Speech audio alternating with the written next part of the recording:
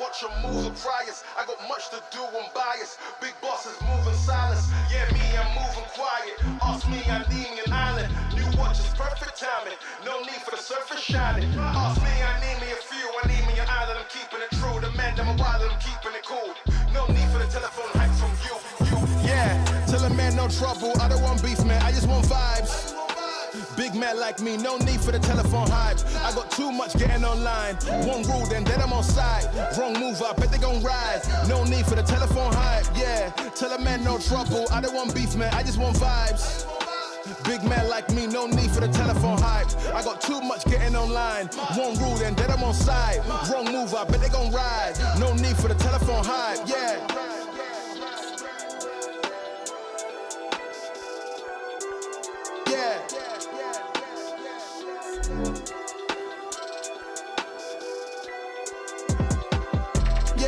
Tell a man no trouble, I don't want beef, man, I just want vibes. Big man like me, no need for the telephone hype. I got too much getting online. One rule, then I'm on site. Wrong move, I bet they gon' ride. No need for the telephone hype, nah.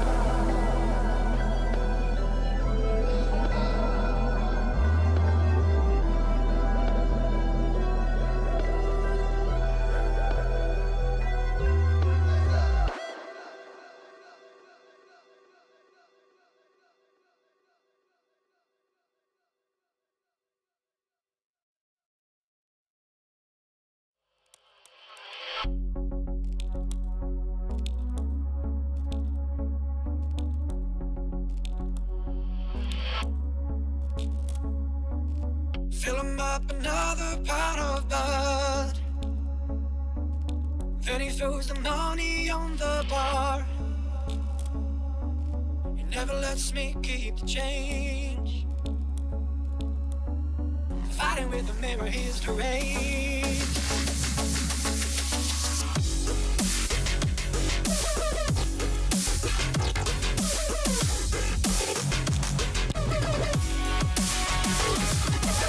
Why don't you smile? Why won't you smile?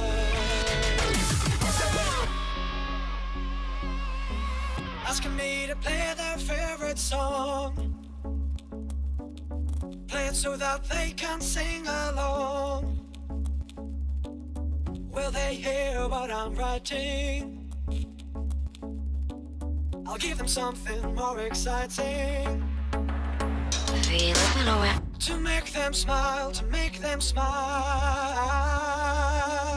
To make them smile, to make them smile.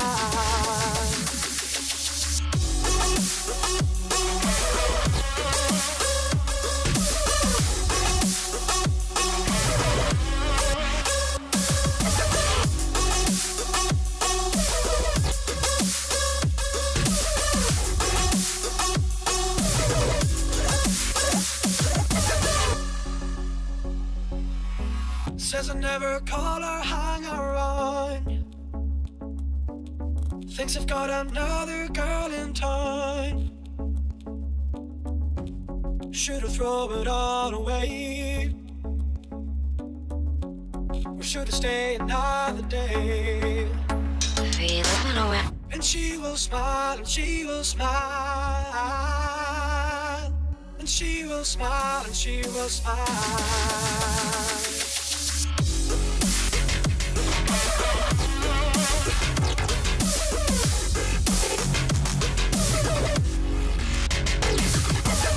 Why won't you smile?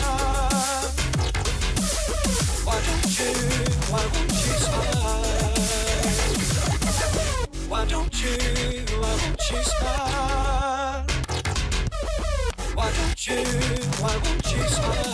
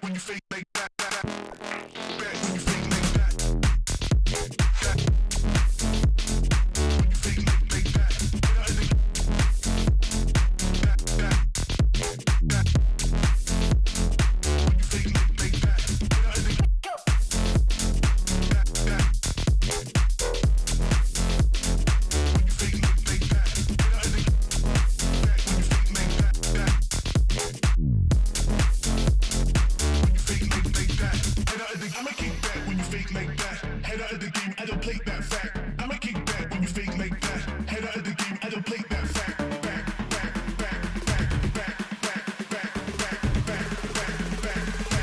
When you fake like that, head out of the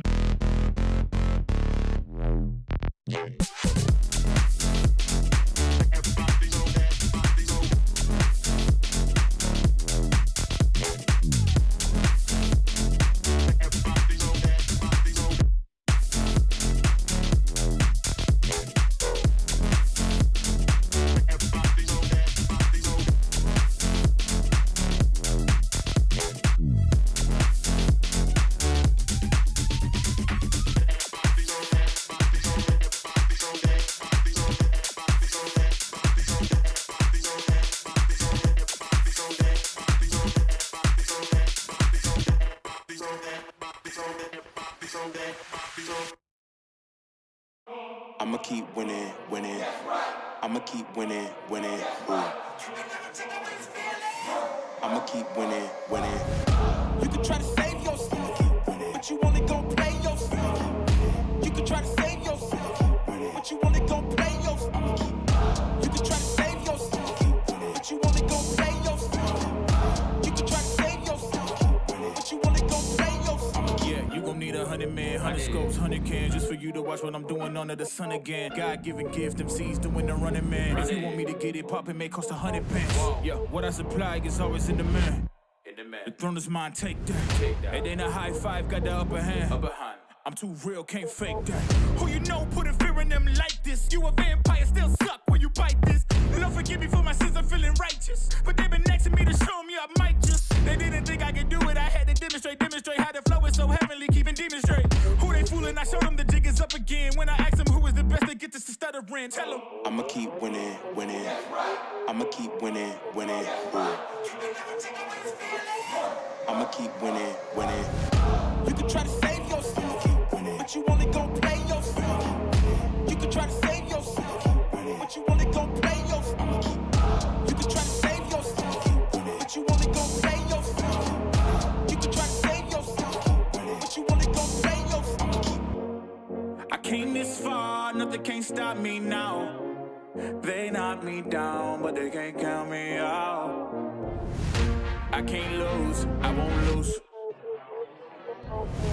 I can't lose, I won't lose. You may wanna save yourself. I think it's best you run away. I won't let you finish. When you came for me, you played yourself. You scream for help. It's a shame that nobody will hit with. No pain, no gain. Watch who you bang with. Make it to the top with the same ones I came with. I shoot my shot, you better know that I'ma never miss. When they coming for me, yeah, I'm gonna tell them this. I'ma keep winning, winning. I'ma keep winning, winning. Ooh. I'ma keep winning, winning. You can try to save yourself, but you only gon' play yourself. You can try to save yourself. You can try to save yourself, but you only gon' play yourself. You can try to save yourself, but you only gon' play yourself.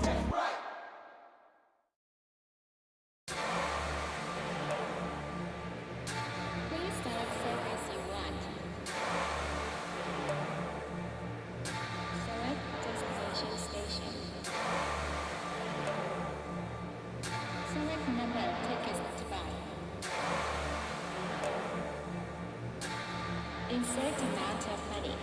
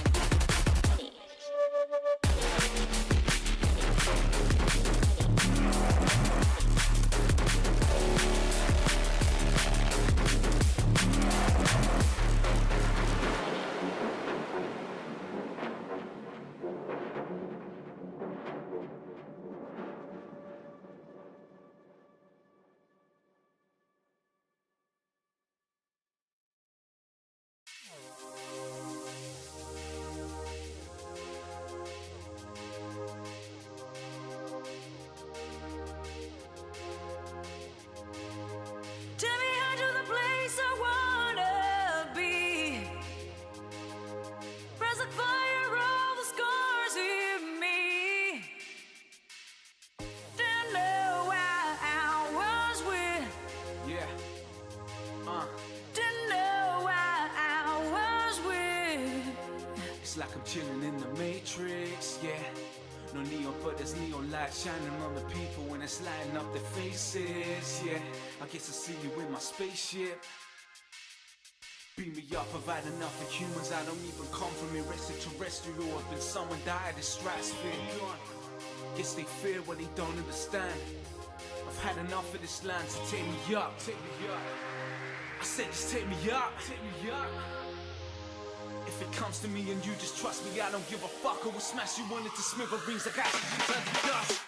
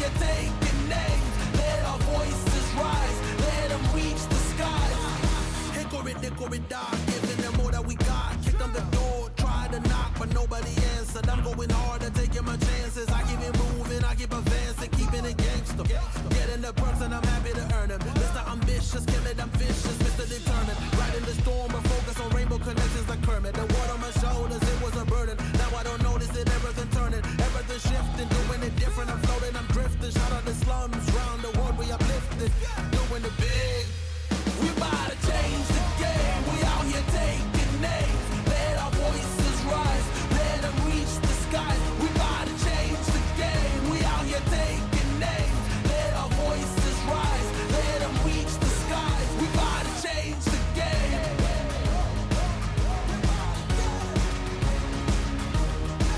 We about to change the game.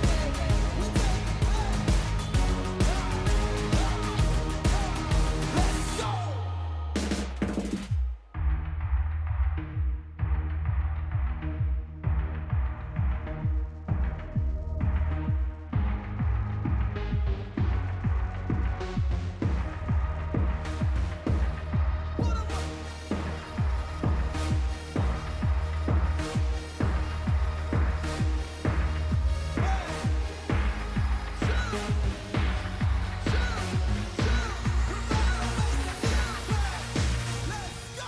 We about to change the game. We out here taking names. Let our voices rise.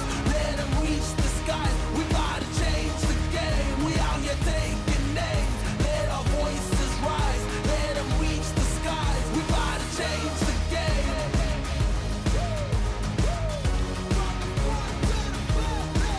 We about to change the game.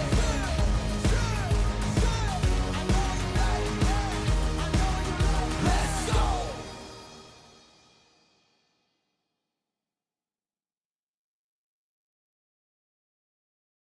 Damn, look at that, they broke the mold. Give you some more, make you overdose. Damn, look at that, they broke the mold. Give you some more. Damn, look at that, they broke the mold. Give you some more, make you overdose. Damn, look at that, they broke the mold. Give you some more. Damn, look at that, that broke the mold. Give you some more, make you overdose. Damn, look at that, that broke the mold. Give you some more. Damn,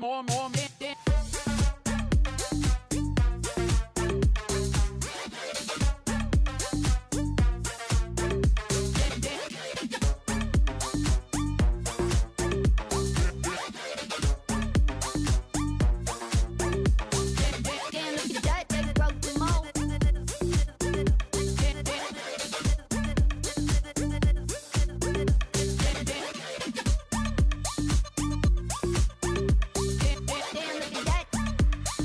Give you some more.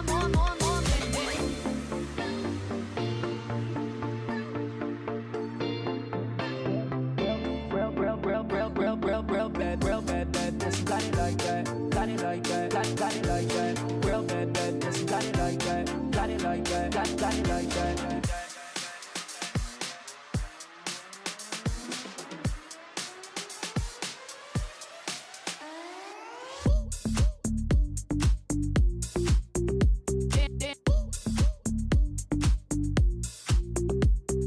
Damn, look at that, they broke the mold. Give you some more, make you overdose. Damn, look at that, they broke the mold. Give you some more.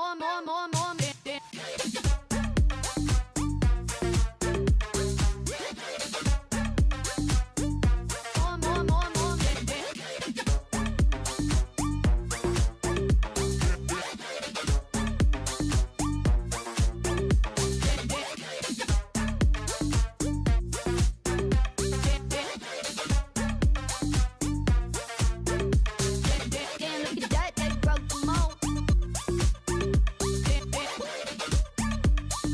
Give you some more.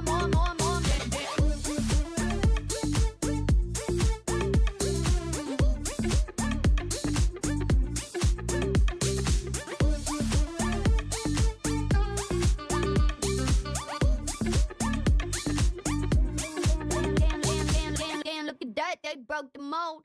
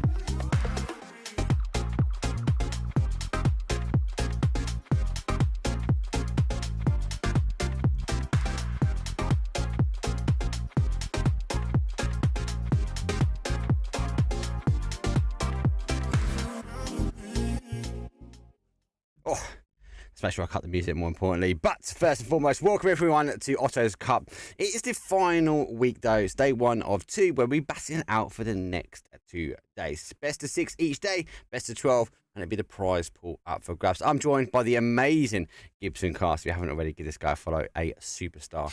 That's why a superstar going to make it, mate. You're already a superstar in my eyes, mate. How you been anyway, mate? You good? Been pretty good. Just finished casting another event in NA over the weekend where one of the teams that are taking part will be playing in. So got a pretty good idea of what sort of performance they're going to get in. But Mark, it's good to get working with you. You know, you and I have had a regular spot going now this last few weeks. It's good to be back on the mic with you on a more common basis. And look, it's always fun casting these events, and it's an absolute stacked lobby.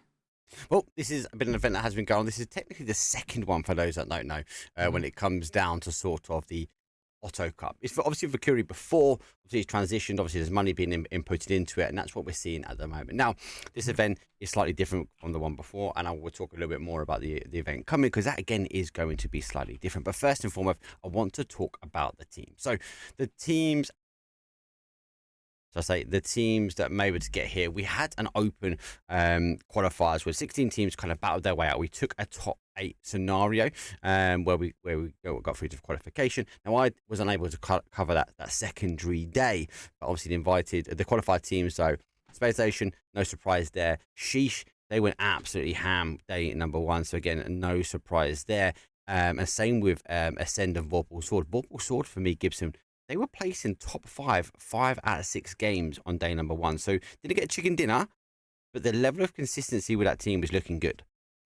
It is. It's one of the things that you watch in a lot of tournaments where kill points are glamorous, yes, but we saw a prime example last night in the event that we worked, the best of 18, where a team had the 4th highest kills in the whole tournament, but finished 12th because they just weren't getting placement points. So for Vorpal Swords, I feel like it's a lot harder to get into the last 4 or 5 teams than it is to get those kill points. So for them to get into those top 5s, it puts them in a really good position, because then they can start farming those kills.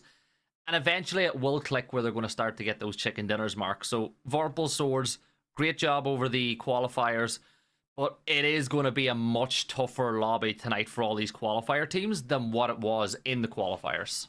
Yeah, before we get into those invited, because it is the toughest set, it's when we tie things down. It's worth noting, obviously, Dr. Nam, WLA, and I suppose all are very struggling on day number 1. They clearly got through the rafters on day number 2. But yes, they now fight themselves now in the other invited teams. 8 teams were invited, and there was a big shock.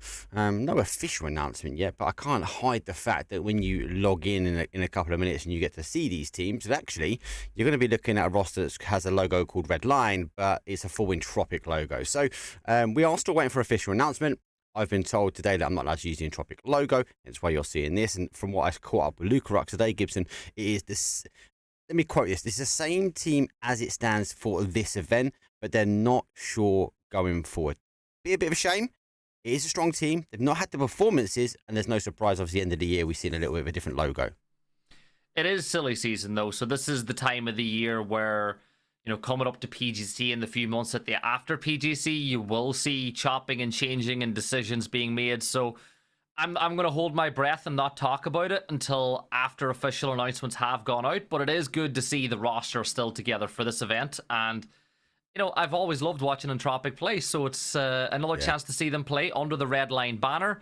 And I'm looking forward to see what they can do. But looking at the other teams that have been invited, you got to look at the invited teams and say, right, Foot, Question Mark, Twisted Minds, and Exalt are the other really big names there. Foot have been very good over the course of this year. They've made roster changes in the last 12 to 13 months, Mark, and with those roster changes, they've had a lot of success. You know, this new Foot roster looks pretty good. They're going to get a lot of confidence, I think, going in towards PGC. Same for Question Mark.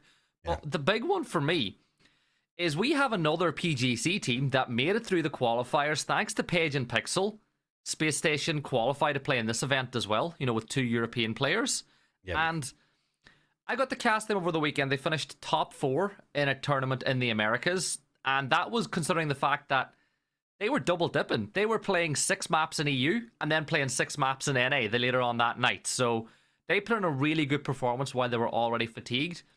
as a purist, seeing the SSG logo back inside of lobbies just warms my heart.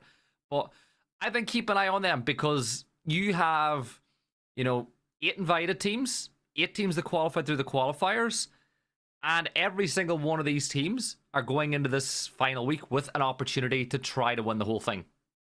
Yeah, it's about the money. We'll talk about money very quickly before we come back to us there. The prize pool, like it was in the first OTTO Cup, slightly more this time. So we're looking at first place, $450, $250 for second, $150 for third. Fourth will take $185 for fifth. So there's an extra couple of slots when it comes down to the money. The prize will be spread across more. But actually, what I think a lot of these teams are playing for is those invited to the next event. They want to be in that top bracket come next time round, because every time they run these events, the prize pool is getting more and more. So from 1st to 10th, we're going to keep an eye on the leaderboard, though, because all those teams will also receive those golden tickets back into, I suppose, OTTO's Cup.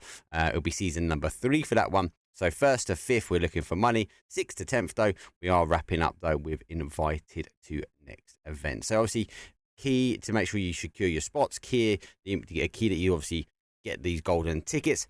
Those golden tickets, though, are slightly different when it comes down to the format they are going, because you guys had so much of a successful sign-up rate. Actually, what we're finding now is we are going to be going to a Group A, Group B, and Group C system, Gibson. But that's pretty much what we're used to when we look at the major stages. Yeah, Group A, Group B, Group C. So what that means, if they're going to do it following what you see at major events, would be the day 1 Group A versus Group B, day 2 Group B versus Group C, day 3 Group A versus Group C.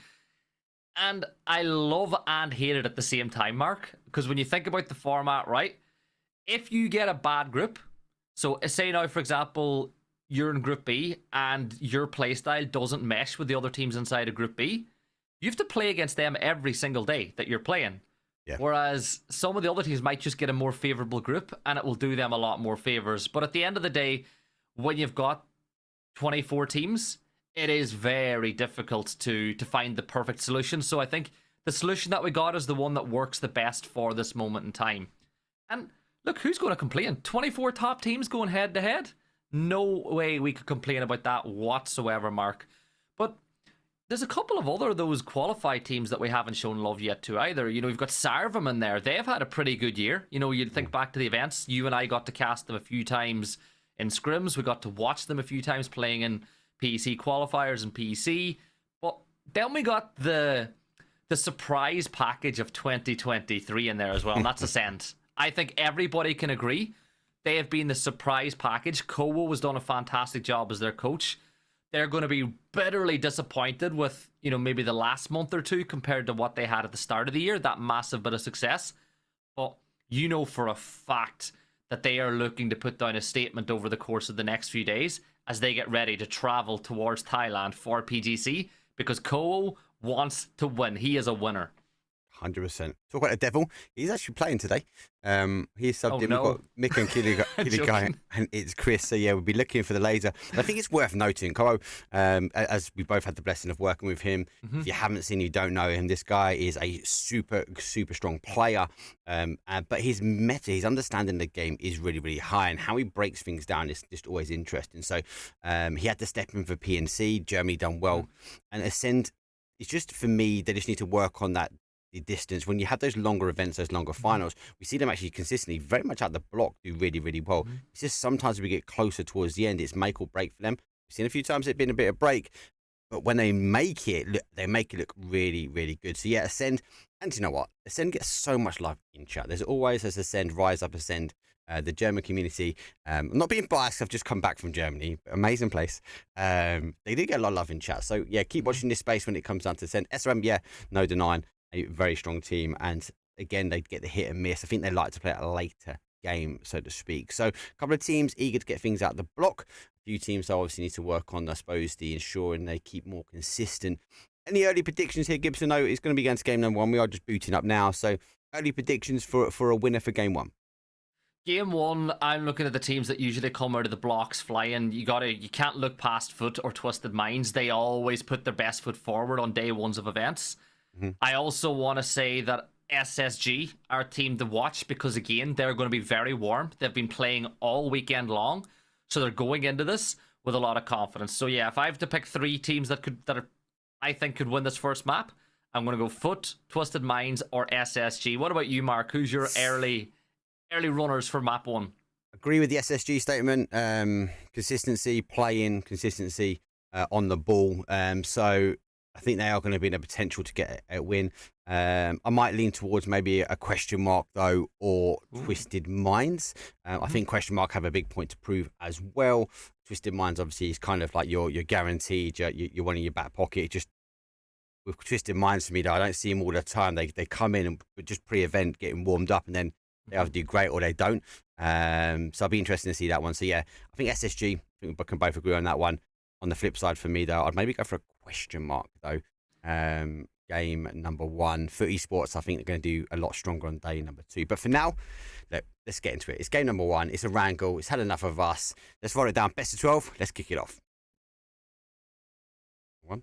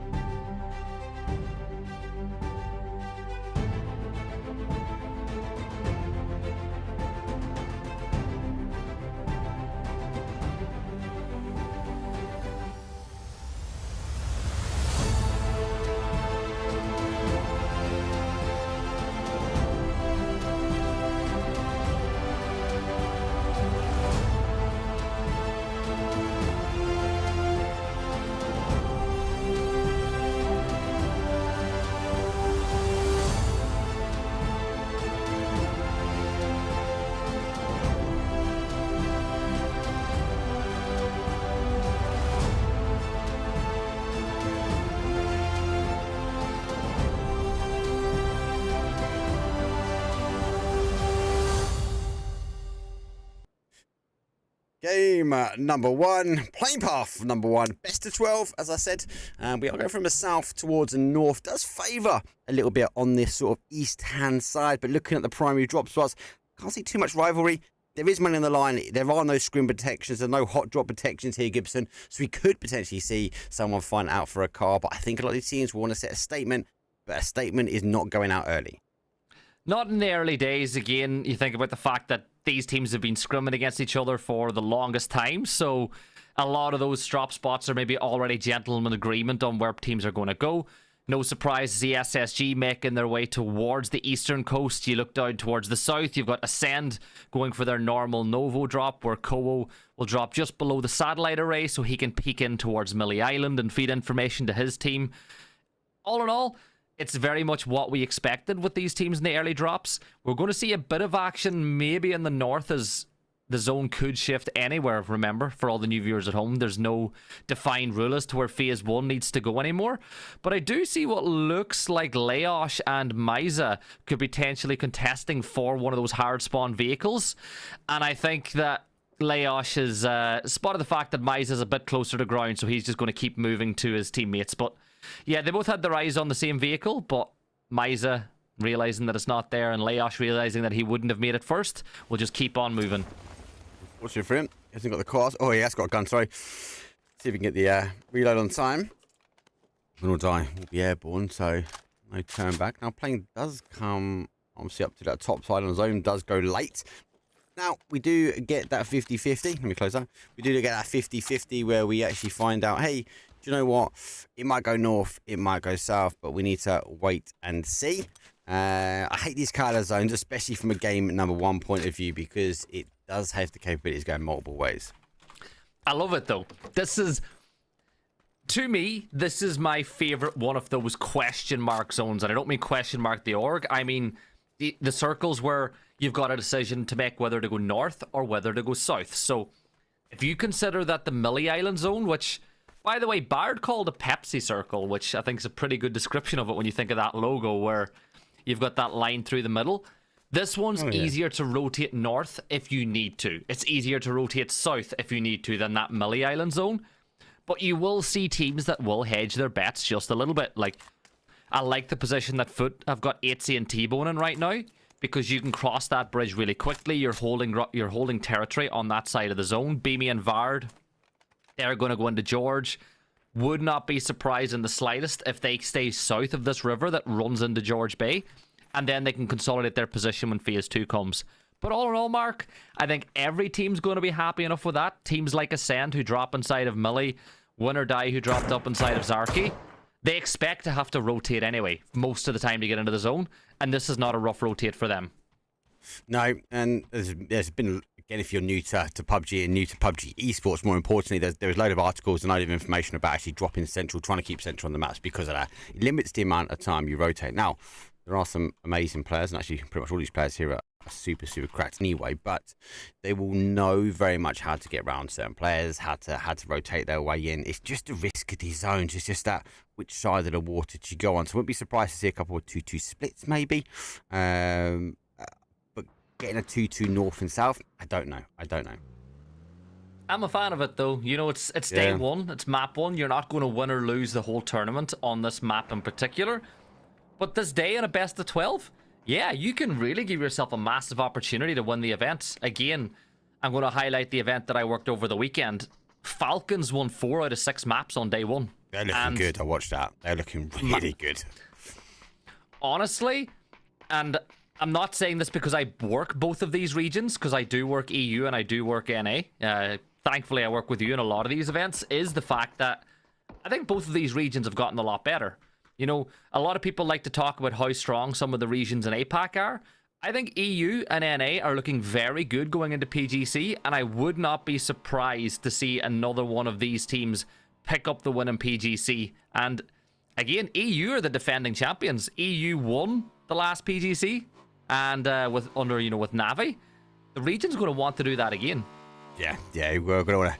EMEA region, then we're going to get some back-to-back here. A couple of teams now lurking on pretty close here, question mark. One of these teams that 4 years running, be able to grind their way here. So, is led by a doozy. Wish they'd get themselves a bloody Twitter account. I'm not going to lie, so I can tag him in their post when they do outstanding. But a doozy, lurking on the edge. I think he's had the cars, though. Zen, taking that kind of split now between the petrol station and the hill. And what this is an area which we do see zones in this way. So Vasquez going to just tuck in this car maybe and just try and keep it. Actually, no, as he says, he turns the other way as he does a complete round robin and does me twice. Yeah, Zucht in Nam. That's the only attempt that I'm going to say to pronounce that team name correctly. That's what I'm hoping maybe Mark, you can do it for us. Nam, I'll go with that as well.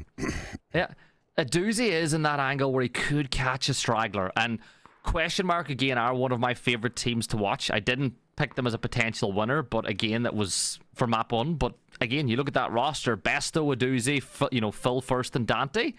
More than good enough. But Ascend will be the first one to take a casualty, as it's a bridge camp that catches them out when they weren't even crossing the bridge. They were trying to go past it, scouted out. They're going to get picked off, and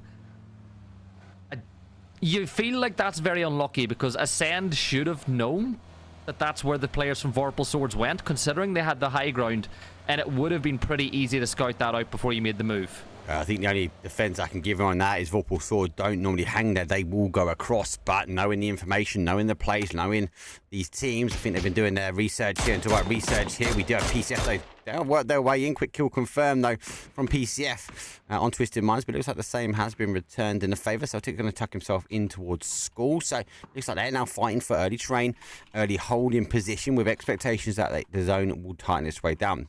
Twisted Minds, another 2-1 split here, but the same for PCF. I kind of would favour Twisted Minds split those. They are holding that corner compound. Maybe that Potato Hill is a interesting hold, and maybe there's a chance it comes back that way.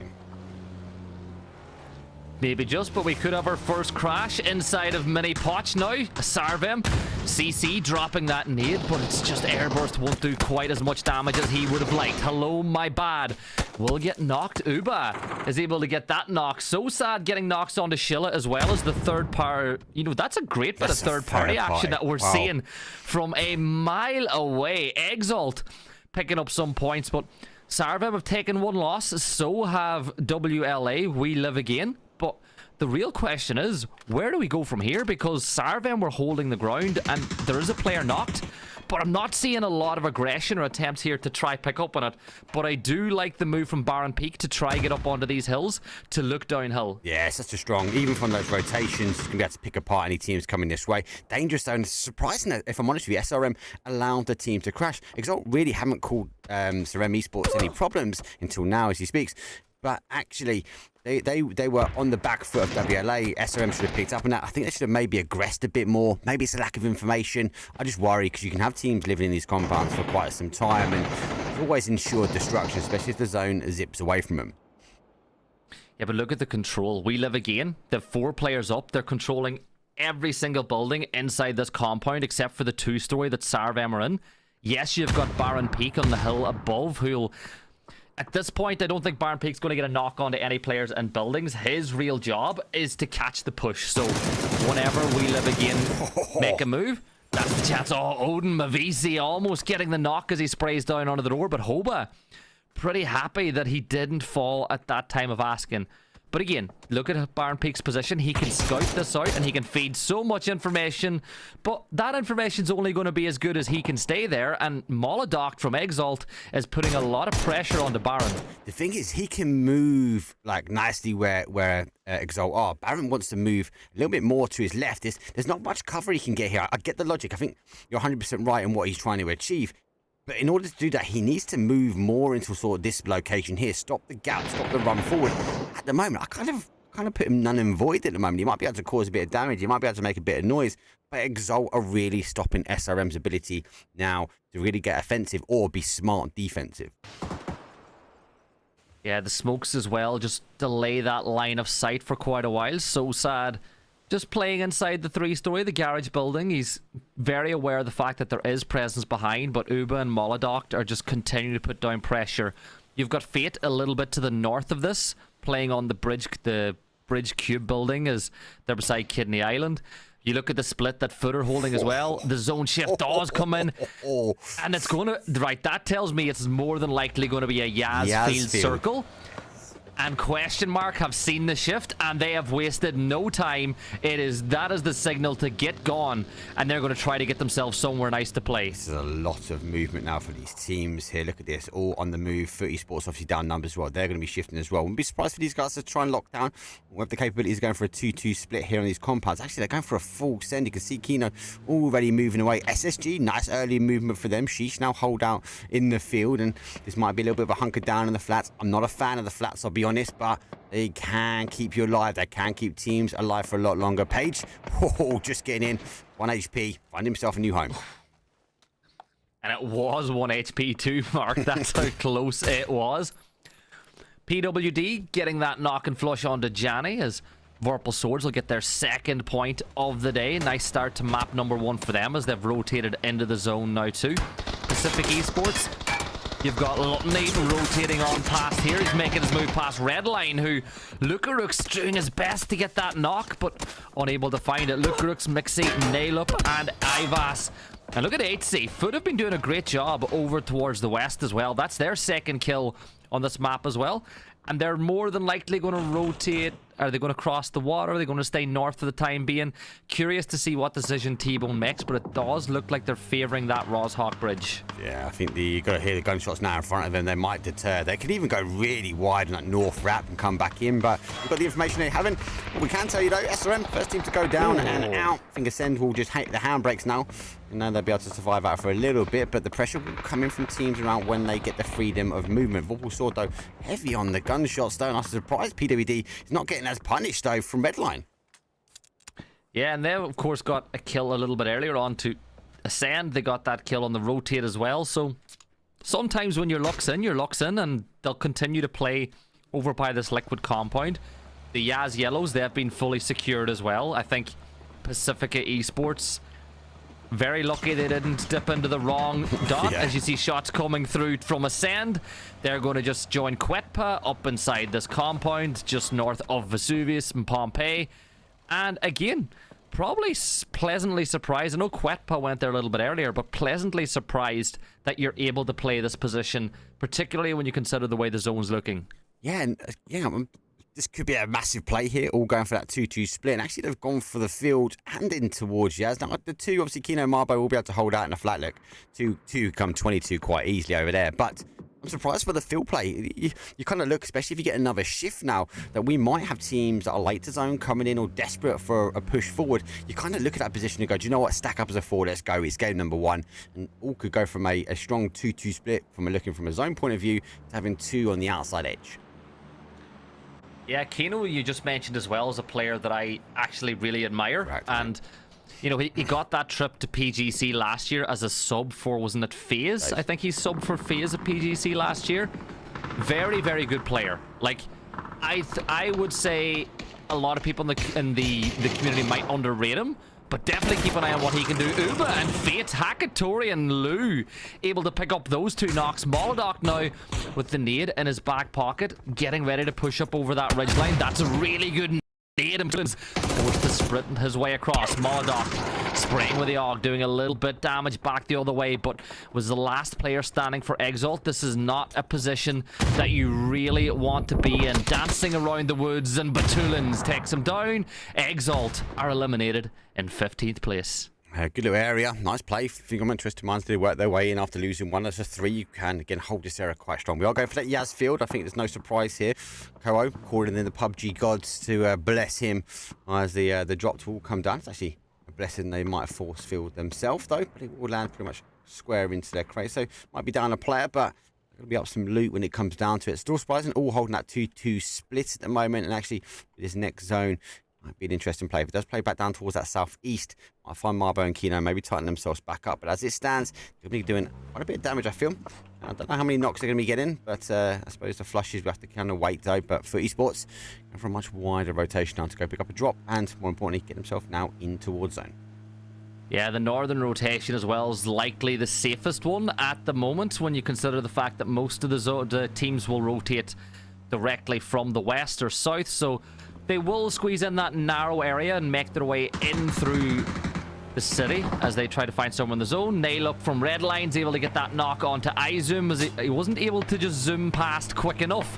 Hoba, now the next player for We Live Again, rotating past Alamo and Liquid Compound and making their way in towards Ascend. This could be trouble. If they choose the wrong dip, this could be a big issue, and they're going to send it right on in. Chris with the FAMAS is able to spray down one. Kobo was able to take down Hobo, and We Live Again. Well, it's a good thing that it's a best of 12 because they will live again, but it will be in the next map. But big plays, and do Vorpal's swords take that crash as a signal for them to push in? It looks like it. They're going to grab this other crater, and I love the decision making from Vorpal's swords. They know that Ascend have just been in a fight. They know that Ascend have already lost a player because you took one of them out way back on Millie Island.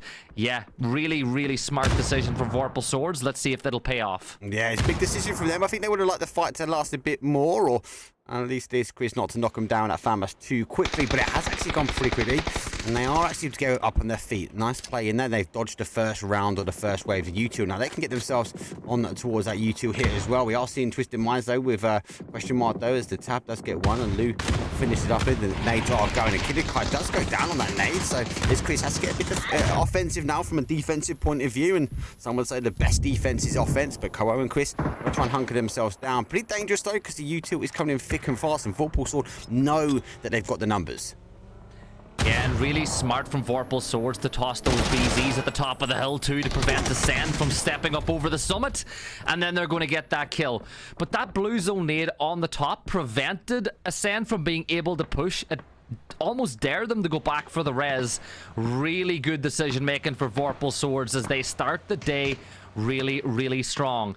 Twisted Minds, Lou sending it in now through the fields inside of Yaz, probably going to look to play by these hay bales. And again, this is Twisted Minds recognizing the circle that we have and just getting somebody inside the zone that can feed information and be a conduit for the rest of the side. Question mark. Looks like they're going to send it in towards Apps, where Marbo is currently playing from against all odds. Another one of those great Nordic players. Steps on top of the nade, but takes a lot of damage. And he's forced to go back inside Apps, but he is going to get traded back the other way. Besto wants to get this flush, and he will. Point is confirmed because the rest of all are looking a little against all odds, just a little bit too far away. But this is a really good roster here. Marcis, Keno, Silers, I love it. Yeah, good roster. Really lucky with that nade as well. We kind of was hoping them to crash on the wall, but didn't quite work out that way. And actually, funny enough, he got enough shots to lure in question mark. Not able to get the flush though, so they're going to be able to get that res here. All against odds, against all odds, right? Down to a 3-man, and they are split. It's a 2-1, so Kino has got to live up to those numbers as they are pretty stacked up here. SSG making the push through as well. We've got them versus Pod. The first nade goes through, and a world of flashes come down. They are flashing to the next game, unfortunately. There's 1-2. Roth says goodbye. This is our space station. They locked that one down firm. He's one of the best IGLs in the world, is Roth. Like, genuinely, I could watch that guy play every single day of the week, and you and I pretty much do, considering that he scrims every single day of the week. But good start for SSG, you know, good start for Foot. We see really impressed by Vorpal Sword so far in the early stage of this one. But Foot, they've got themselves inside of Yaz now. They're holding the eastern side. They've got a clean rotation out if they need to. To me, the teams that I worry about inside Yaz, if this goes south, is win or die, because you don't want to be the last team to leave because there's very little space to play. And not only that, it's very difficult to push through, especially if you're trying to use a vehicle to get out of the city. Yeah, 100%. And look, let's remind everyone, for esports, massive rotation. They were out of zone. Historically, you'd find teams sort of crashing away, trying to sort of thread needles, we say, through these teams. But they took the opportunity to slowed it right down. They are one of the teams that you're expecting to get the win here. And we find themselves, I think, in a later zone. Definitely the zone depends on it if it continues to shift. We know it likes to hold on towards that Yaz for a little bit longer. But with that split either way, it's going to hold on to even longer now. And hey, for esports looking really, really good. SSG, I kind of want them to tie it up though. Yeah, but that zone, I love it. I love this zone. SSG, you know what? They can play on the roofs. Like, if Paige can get up on that top floor, he can vault his way across. I know it's a difficult vault to jump to make, but he can do it. Paige gets that knock on to Tuho as he's able to find. One's going to toss, and I absolutely butchered that pronunciation, by the way, but now this next nade being tossed towards Maiza, just doing his best to get it, but you can just see the corner of that wall is just giving a little bit of cover, enough cover to get that res off. But we've got a big move now. Vorpal Swords, they're rotating up around the eastern side of the circle as well. They're sending it right towards red line. Ivas is able to get himself a one-piece. Lucarux is going to get the player with a FAMAS as he will fall. Red line holding their ground beautifully. One member of Vorpal Swords left standing. Make that none. They're going to drop, and red line move up to 5 kills. And they should get the res, but do Foot see this as an opportunity to put the pain on? It's difficult to hit these shots, but you know what? Anytime someone from Redline peeks their head up, they are going to get fired on. Yeah, that's difficult. I was hoping for a bit more of an Easter shift, or Eastern shift, should we say. Hasn't quite gone their way. Redline, a good dip, and obviously Redline, for those that are not aware, in Tropic there'll be an official announcement to come out. This is in Tropic, and Tropic are no more with this roster. But these guys are sticking together. They are looking good at the moment, but they are on a dip, and Sheesh looking for some kills. Don't forget, on our open qualifiers, these were the ones that got the chicken dinners under their belt. At a good day number 1, I think it was enough now for them to secure. We should see if now a full crash come through. It's a bit slower because his cars are missing some tyres. Definitely slower than what I was expecting. No, not enough for Mix though. He drops one, looking for the second, but he doesn't go. Jedrick's able to get out of his car. Ivar's final player for them, a bit further afield though. Doesn't quite catch the player out on the outside edge, and Sheesh will clear red line. 10th place for them. 9 teams now remain. Phase number 5, and it is a horrible for the frames and the people in the city. Yeah, but I am all about that life as everybody has now left Yaz and migrated into the city as they're looking for a little bit of a chicken dinner meal, question mark. And against all odds, you got Silers just firing from building to building. Phil first getting that angle momentarily, but Silers is a little bit more focused on Pacifica, just to the northeast of their position. You've got question mark losing Dante as Fairest is able to find that knock, but again, this is not a knock that's going to be flushed because it doesn't even look like they're attempting to toss nades this way. And you know what? Getting knocked in an urban sprawl like this is not the worst thing in the world, Mark, because you do get rezzed, and every single one of these buildings will have a helmet or vest of some sort inside it, so you're not quite getting the same damage done to you that you would get done if it was an open field gunfight in late stages. A Doozy gets a nice knock on to Silers. Besto and Kino. Oh, nice spray from Kino. He's got a nade. Can he get the flush? He steps in, but he's going to get knocked back the other way. His nade bounces. Should get this flush. No, 75 damage done on the ticker. And question mark, living to fight another day. But that'll be the end of Against All Odds. Marcis and Silers have been wiped.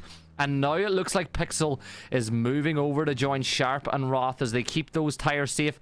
And look at this. We've got some action here with a mortar strike coming through as well.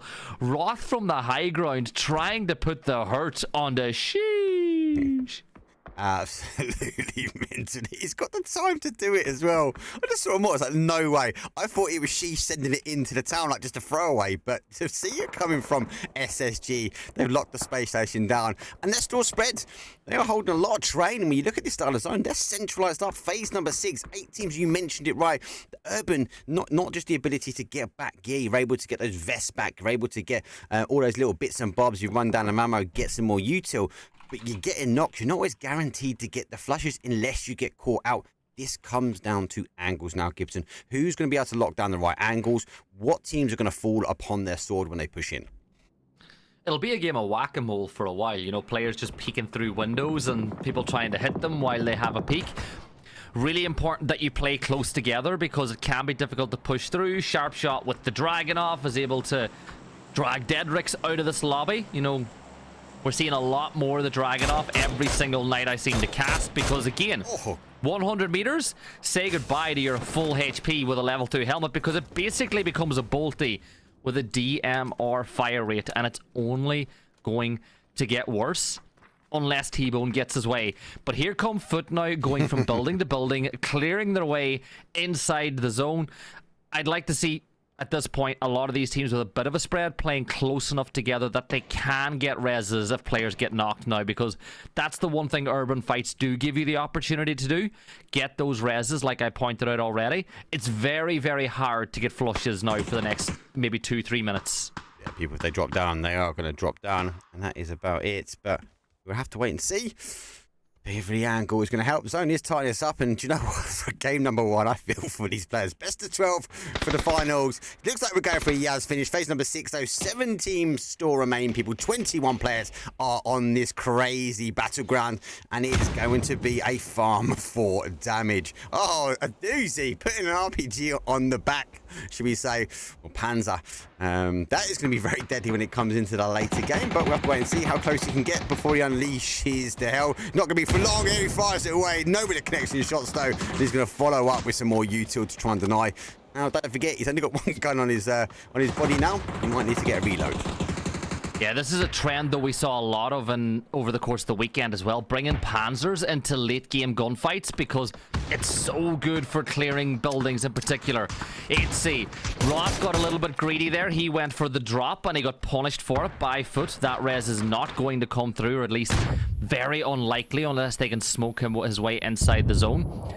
Again, I want to talk about the Panzer again. I love the decision to take it. Quetpa now from Pacifica, looking to wipe out Ferris, who is on the roof. But he's kind of trapped on that middle floor now, because if he goes down, he's going to face the angry side of one teammate, and he goes up to the roof. He's got Ferris to deal with. Beamy gets a knock on to Celtic, as that'll be a point on the board for Foot. Another one for them, question mark, with 6 players still alive. And Mark, this circle, this is exactly what the viewers want to see on day 1. I can't keep up with it. I'm trying to keep up with the kills. I'm trying to get an idea. Beamy picks up the great shots, though. He tries to get onto back burner. Now, don't have PCF know that's him, so they kind of take his position, might be second guessing. Actually, do you know what? He's jumped off, but he's going to be able to get rezzed here because he jumped in front of the door and able to tuck himself back in. So now maybe we're going to see piece. Oh my days, what a blue zone nade, and so he puts down one. Ruson's had to back away. We are seeing another push from PCF, goes around the corner, but win or die, ready and waiting, but unfortunately unable to get towards the res in time. So he's down to a solo now, taking a bit of heat. Question mark, hold out one side, Foot on the other side. It's going to be dangerous. I feel like it's going to be the battle of the guesses from the offset. Yeah, Quetpa now playing the position that Ferris did a little earlier. The nade tossed in the window does 33 damage as question mark look to clear out their nightmare neighbours next door. Foot, they have decided to play on the road. They'll use the wall again. This is not the worst decision in the world for them, as they will have a lot of cover.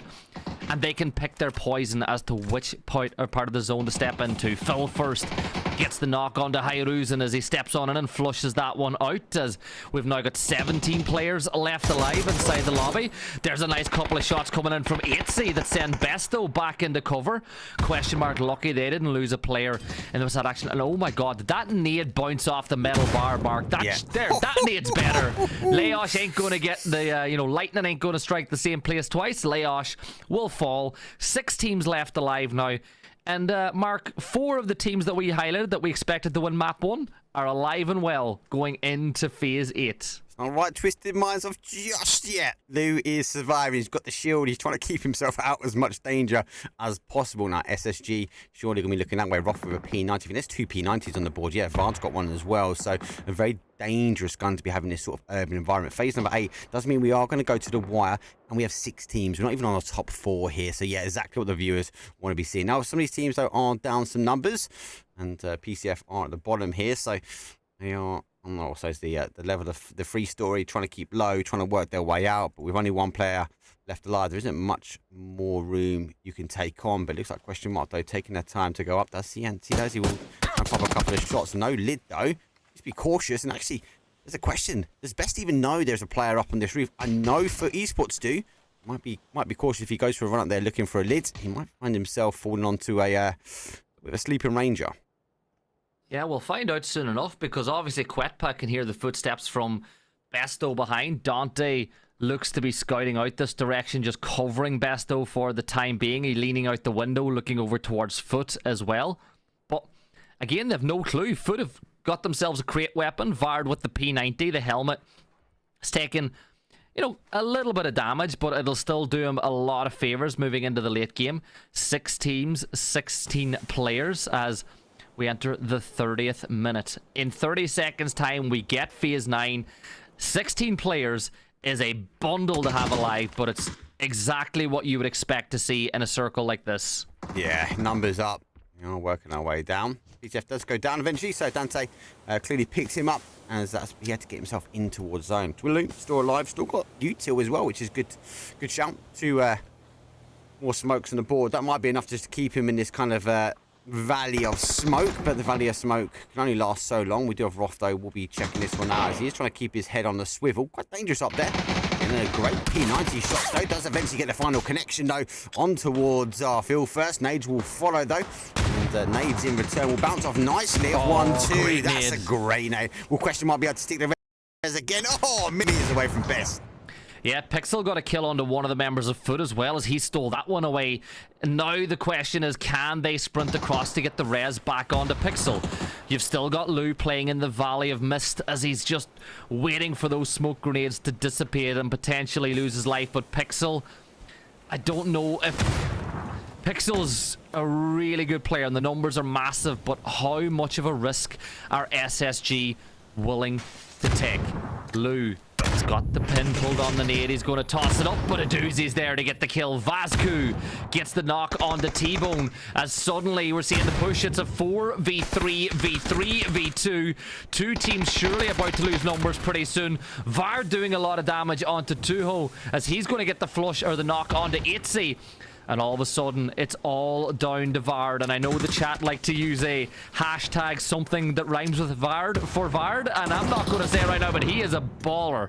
Stun grenade being tossed up. Roth is going to be blind. But again, what can Roth see from this position? Juho is still dropping those smokes as everything's just getting really mad in the mix. You're seeing damage done on the Dante as I think SSG drop the blue zone nade on top of them. Pixel and Roth get 2 more knocks on the question mark. 5 kills for Roth now as SSG are starting to put a real amount of work onto this lobby. P90 versus P90. That's the Roth P90 wins from that position. And there's just 1 member of question mark left standing. It is Dante. He is trapped by the wall. But what a performance by SSG. Pixel gets the kill, and they take a big chicken dinner on map 1. 13 kills, and I said they were the team to look out for going into today. huge team to look out for. They get the kills, they get the assists. Foot, though, a big shout out again for them. They had that wider rotation, that wider split that they needed to get in. They went all the way around the north. They found themselves a little home. They controlled the east-hand side of that zone. They're eventually working their way in. But it came down to Gibson, a kind of a power of the flats, because SSG got the winner chicken dinner. But more importantly, they were the team holding the high ground, and the team eventually conquering the kills at the end of that. And it's a funny one, right? Because if that zone shifted for like north and went deeper in towards the city centre, they would have been at a real risk, because they would have been the ones that had to push their way down and across. But they got rewarded for the good decision they made, because they made that decision to go into those Yaz apartments in what phase 2, late phase 2, early phase 3 mark. So they played it. It's very similar to the way that you look at how the old Luminosity gaming rosters would have played in America, where they got a prio spot very early on, not very active in the early game when it comes to the kill feed, but then they would farm points as everybody else has to move around them, and SSG were able to pick up that win. But we saw a great game from Question Mark. Foot put up a very good performance as well. You know, I know Vorpal's swords went out a lot earlier, but they had a great start to that map. Yeah, Vorpal sword, I think, with the first kill, might be wrong, with Ascend, and I think that was more of an education piece that they knew that they played across, and that Ascend always followed them in. What Ascend weren't ready for those Vorpal sword dropping the anchor, so to speak, on that bridge. Don't think they make that same mistake twice, I'll tell you that. So Vorpal sword got an early kill. And that will be a result for them. Now, obviously going into things, looking at that later zone, yes, Yaz was always a swing back, because sometimes we see it played to the south. It comes to that Yaz field, as we said, the Yaz field, but it didn't this time. It went in towards. So actually, with that rotation with SSG in there, it really played into their hands. Spread wide, they held all 3 flats, didn't allow any teams to come into the flats, even to a degree that kind of forced for esports to come in that sort of north hand road. They pushed them away, and then when they had the middle spot, they had the high ground, they was able to punish down. So good game number 1. We're going to take a very quick break though. We'll be back though. It's going to be game number 2. It's going to be another wrangle though for day number 1. It'll be our final one, but for now, see you guys in 5 minutes.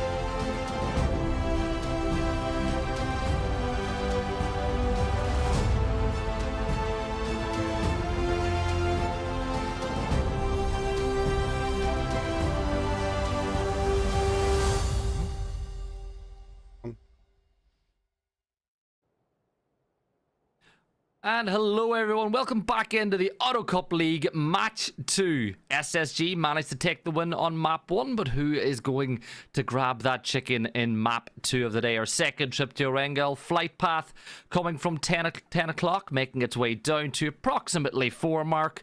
Very nice playing path for a lot of these players, not because it impacts the zone anymore, but because it does allow a lot of these teams, should allow most of them to get to their primary drop spots. It is all about those primary drop spots. They are going in. And the playing path, not bad though, really. I think you got to think when you look at the drop zones here. Most are going to get there okay. Sheesh obviously going to push their way out now. And Tropic would normally go for that mill to power, but with Redline back to the old Brandon. And we haven't got phase here, so it looks like in Tropic. I guess I keep saying Tropic. Redline is going to drop down towards Farm and Milta, but Shisha are going to take that mill to power. A little bit of a swap out from a drop zone here. Whirlpool Sword do a swap over with Ascend as the Ascend go for the not the military base this time. They go for Novo. And Whirlpool Sword return to the normal drop though, so we'll have to wait and see. But wow, that's a bad zone shift. Early on the flight path, give or take. I think it does crest through, but that there is question mark all day. Yeah, it gives them a lot of options now, right? They've dropped. They're probably going to loot for maybe another minute and a half, 2 minutes, but then they got to look at those prior spots. And on a circle like this, Mark, you're looking at places like McDonald's, where Artie is just making his way to. You maybe look a little bit further north towards the the satellite tower overlooking Shrek Swamp, or even a little bit just where looking at where Dante is playing now. There's good. Plug and socket up by a doozy is a good spot to play out of.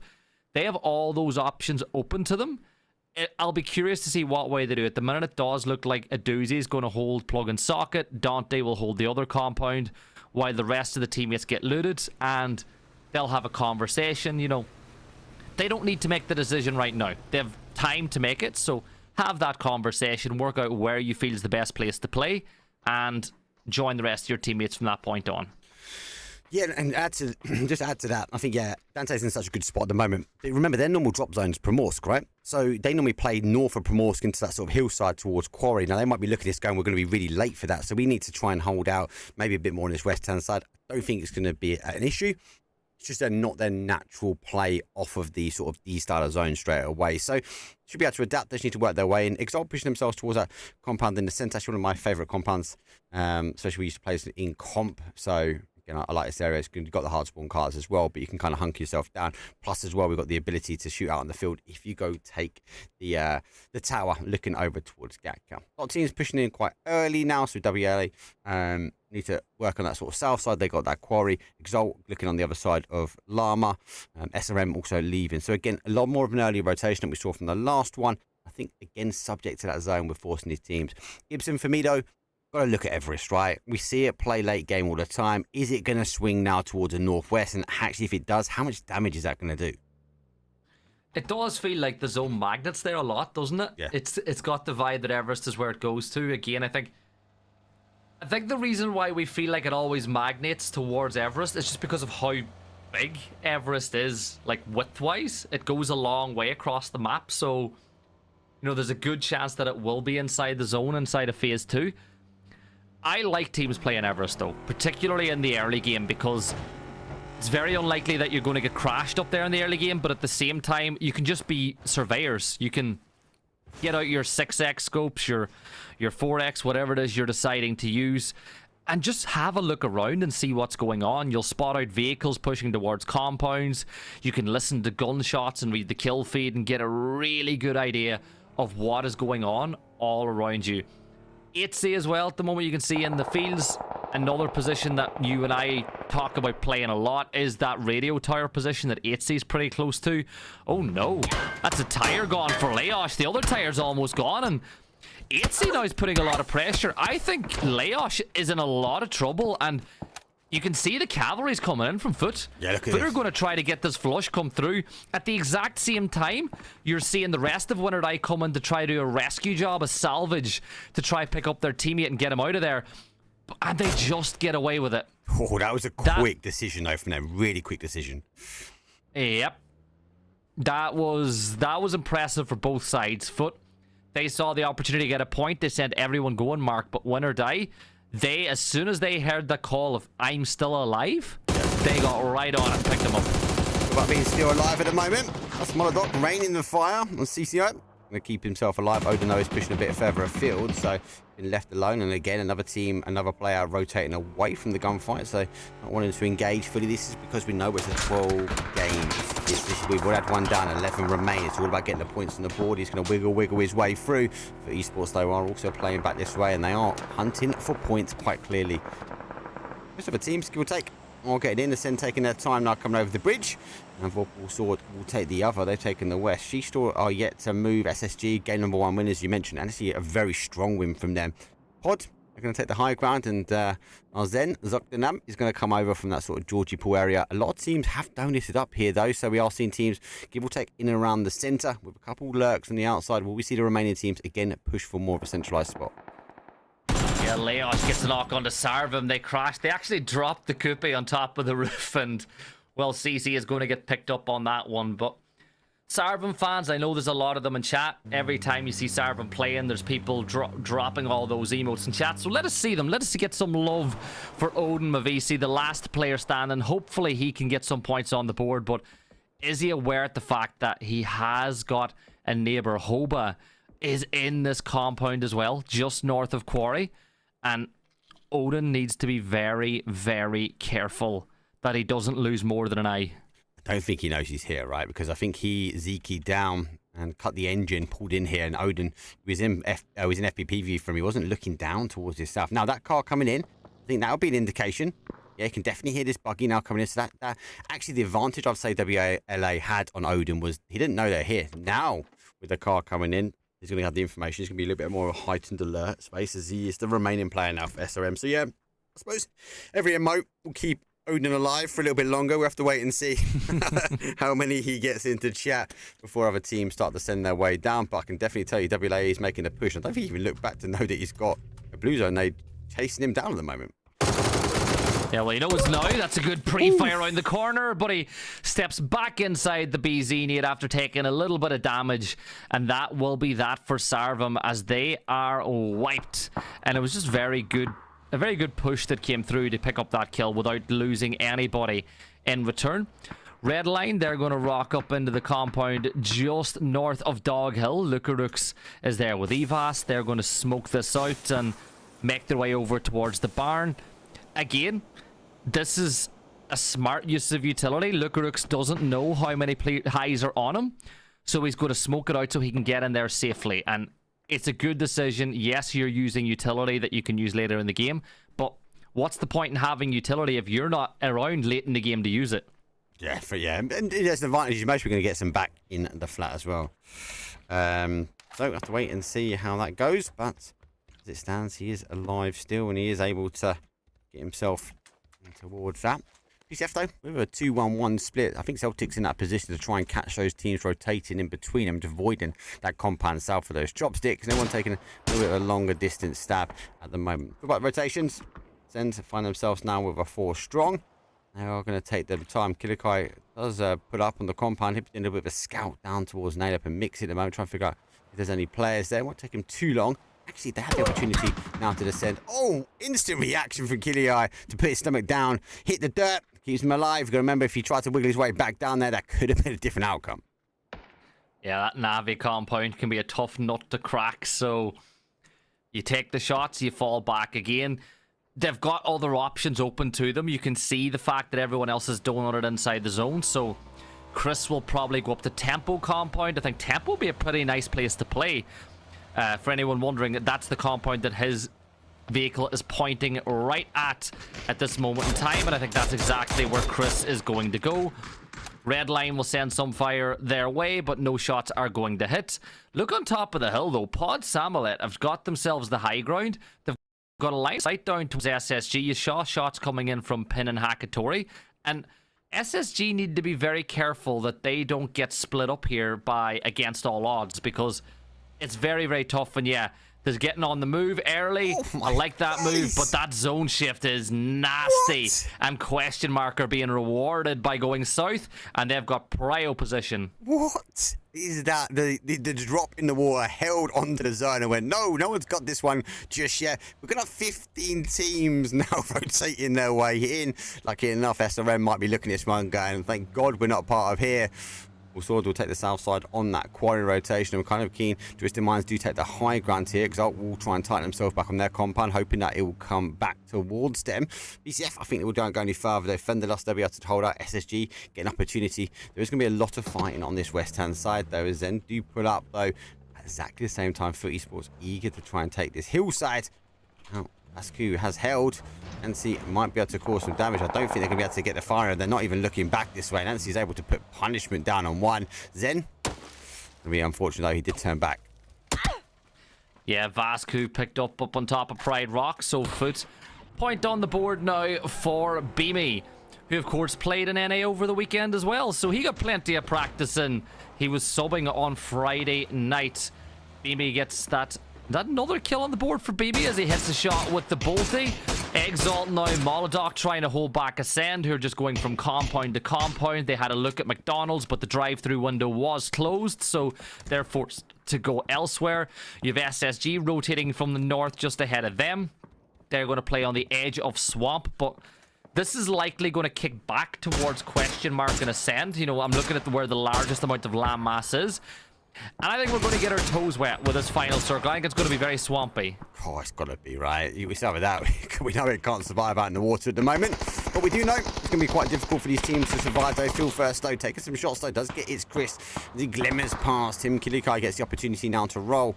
Actually, with SRM going from the compound, going to find themselves 4-man up at the moment and in. It's not too bad. WLA do retreat back to that sort of south side. But again, quite a wide split, if I'm honest with you.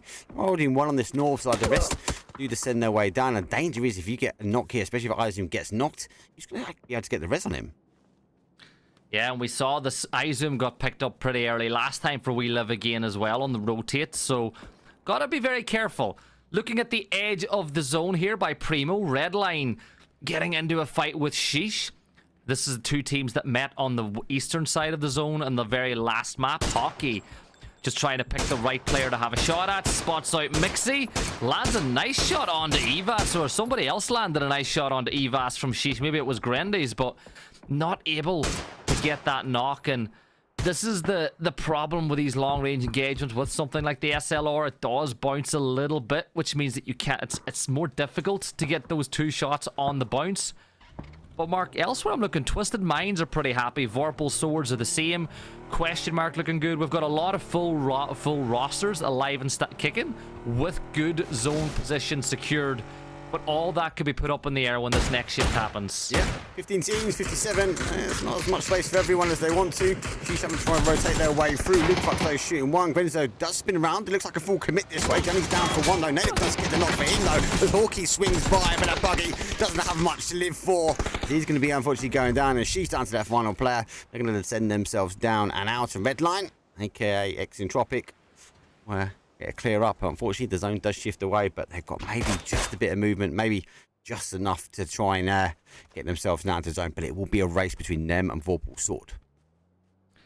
Yeah, we've got 14 teams left alive, 54 players. Marcis will get a knock on his tally as we're seeing a little bit more damage being done to these teams on the rotate. The zone did go pretty much where we expected it to shift for that phase 3 shift. Phase 4 will be even more telling as we get later and later into the game. But question mark again, pretty happy with how things are going.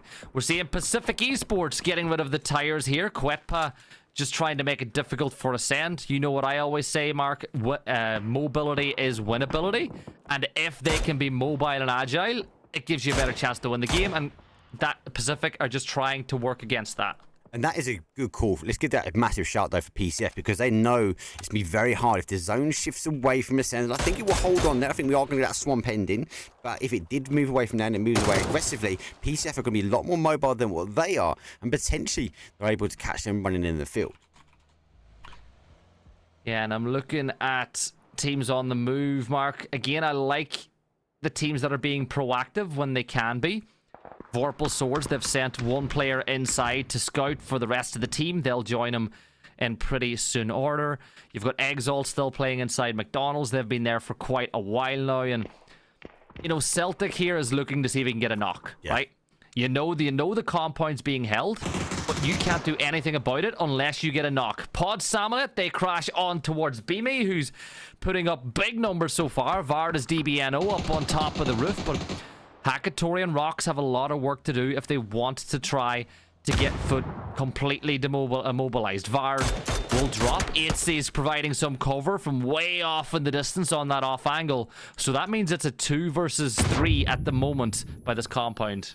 Yeah, it's actually it's one of those plays, the anchor plays you got to guess sometimes. I actually think Anti's in a good plot. He's stopping him coming out and being more aggressive. Can allow potential though, but look at this, Hackatory trying to find the angles, and what an angle he gets. He puts actually the building in between him and Anti, unable to provide the support. Nade rolls just a little bit short, needs to get another one back out. He does go for it though. That Nade's a lot better. That should be, nearly a confirmation on T-Bone. Does take it for 57. Vard is down. Beamy to try and stick the res as quickly as he can, and Anti's got a big decision to make. Do you now close the gap? Do you try and get closer to your team, or do you still hold this outside edge? But the problem with the outside edge, other teams are looking in here and going, hey, do you know what? There's a lot of util, there's a lot of noise, and I can see a lot of people are down. Maybe we can try and get a few more steals and kills, especially if you're win or die. You want to get a couple early or make back from game number 1.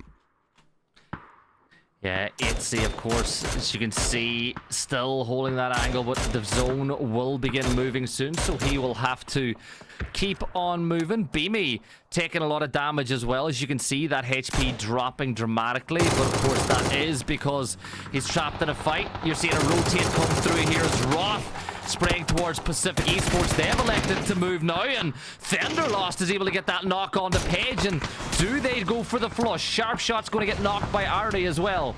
Thunderlost, though, he's going to get knocked as he hits the deck, and Pixel is going to get that res. Roth should also be able to get this res, but it's a battle against time because Uba is pushing in for Exalt, and I think Sharp Shot will fall, and he does. And now Roth needs to be very careful because Uba is hunting for more. What is going on? I can't keep up with it. Zone shift, though, not the way we expected to send it. Have been caught on that run, but PCF tried to make a play for zone already. Exalt needs to still come in, but SSG tried to play in front of them. We saw the action though unfold. A little bit of a split. Uber can be the problem though, but that noise from the bandages might be enough here for Roth just to be picking up, maybe just to see. If not, it's going to be the cars though. They're rotating their way in. Roth on the other side. Uber has lost him, so he doesn't know exactly where he is, as I think he's now second guessing exactly where he's going to be sort of cubby hold away. The rest of SSG on the other side. Page and Pixel could be quite aggressive on this one. You could also argue the fact, actually now he's gone down, do you even play that way? And more importantly, there are too many teams on the hills and the outside edge. Yeah, Roth gets knocked by that nade. He's going to fall now as well. You're seeing Twisted Minds put a lot of work onto against all odds. T-Bone has been knocked by Perfectix as well. Another member of Against All Odds trying to make their way in, but they're going to get eliminated. Page getting a knock onto Exalt, though, as your winners of map 1 are fighting multiple battles now, and they'll do well to get any decent point total in map 2. Beamy running out in the open. 3 kills for him. He's got another knocked player just to the north of his position. Miza wants to go for this res, but Beamy is ready. Oof. He spots him going into the shack. He's got one nade, Mark. One nade. One nade is enough. One nade is enough, and Beamy is a laser when it comes down to his nades. Expect to Kobe. He's not able to close the door yet. It's going for the res now. It's going to come straight in. PCF, though, do get cleared up by our Twisted Minds. Oh, he hits the roof! Oh, no! He's got the door, though. He's got the door. Now he's going to make the push down. Finally get up. He's going to have to try and get the med on. The information, though, is being provided. Going to try and deny the information. Bait out the play. The 3 shots, though, and does clear it up. So doesn't need an A. Beamy is going to lock it down when it comes down to it. And on the other side, though, Bait and trying to lock his way in towards zone. But PCF, going to get down and out. As they did try to make the extension from here. Will die. And SSG will now try and hold out Exalt. Yeah, and Phase 4 is about to become Phase 5, which means that Fate's going to start taking even more damage from the blue. And you can just see the difference on his HP as it's ticking ever faster. Pixel trying to just survive for as long as possible. Again, Ascend are waiting. Did he see him through the shack window? I don't know, Sure. because of the blue zone. It does put you off a bit, doesn't it? It does, but I'm nearly sure that he had that angle. It looks like it's just a a met-off that's going on between Pixel and the last member of Exalt, as both these teams are just trying to outlive one another. Ascend are just waiting for whatever happens on the back end of this one. They're on the edge of the zone once more. You know, I don't feel great about Ascend's rotate options right now because question mark are looking this way. Oh, question mark, win or die. SSG might get involved. Exalt might want to give it a go as well. I have to wait and see. Those shots that are coming from SSG. There's no trying to take them down. Game number 1 winners, but they will go down. It's actually from win or die. Send them whip all the way through. They are clown car in it, so they've got enough guns they can shoot out here, but kind of maybe look at the shack and go, that's the only play we've got, let's try and take it. But actually, they suppose the full momentum gets completely stopped. Brexco's still trying to go. It's Chris is down. The rest of the guys bailed from the car, and I think an element of that was because it came to a complete stop. Yeah, Dante's going to wipe out Chris while all that was going on as well, Mark. We've got Vorpal's swords. As I said, I was really impressed by them in map 1. They didn't necessarily get the placement points that their early game play deserved, but they put some points on the board. Nabat here, 2 nades in the back pocket. They're going to hear Redline parking up just ahead of them. Really good opportunity to drop a nade, but I think they've just fired a couple of shots. And is that Eva? No, it's actually... Yeah, that's Evas that's firing the shots. So Vorpal swords are still being pretty well covered, but they're going to make their move now as well. Twisted Minds having a peek out through the window. But Mark, look at this. Beamy's the only player center zone. He's loving it at the moment. So you got to, I suppose, worth noting at the moment, obviously Beam's going to lock his way down. I think Vorpal Sword are going to try and play that outside edge. There'll be a fight between Vorpal Sword and Twisted Minds, I feel. Redline will just try and hold the inside edge. They might focus their attention now, but question mark for the time being. Trying to catch the rotation. Danger with this area is you've got all these ridges and crevices. You can hunt your way around the swamp here. Instead they do clear up win or die. They tried to get themselves in. Sostico getting some major hits on. Let's put down field first. Nade's going to have to come back through those. He has to duck down. And my bad on to his back foot outside edge. He takes any damage here. It's going to be down and out for him though. PWD trying to help as well. Best down to the last one though. And somehow, some way, WLA holding on to the blue zone and remaining stay alive. Yeah, this is big from them. Look, we've got 6 teams left alive, 17 players. As you pointed out, WLA still alive and kicking. You've got Ascend playing inside the shack as Micah is going to join Braxco as he finally steps in for Kowo. And, you know, we spoke about the fact Kowo played map 1. We got a bicycle move coming in from Batulins as he joins his teammate. But Mark, 17 players, it means that we've got just under an average of 3 players alive per team. A couple of these teams are fighting, you know, with just 1 or 2 players left standing.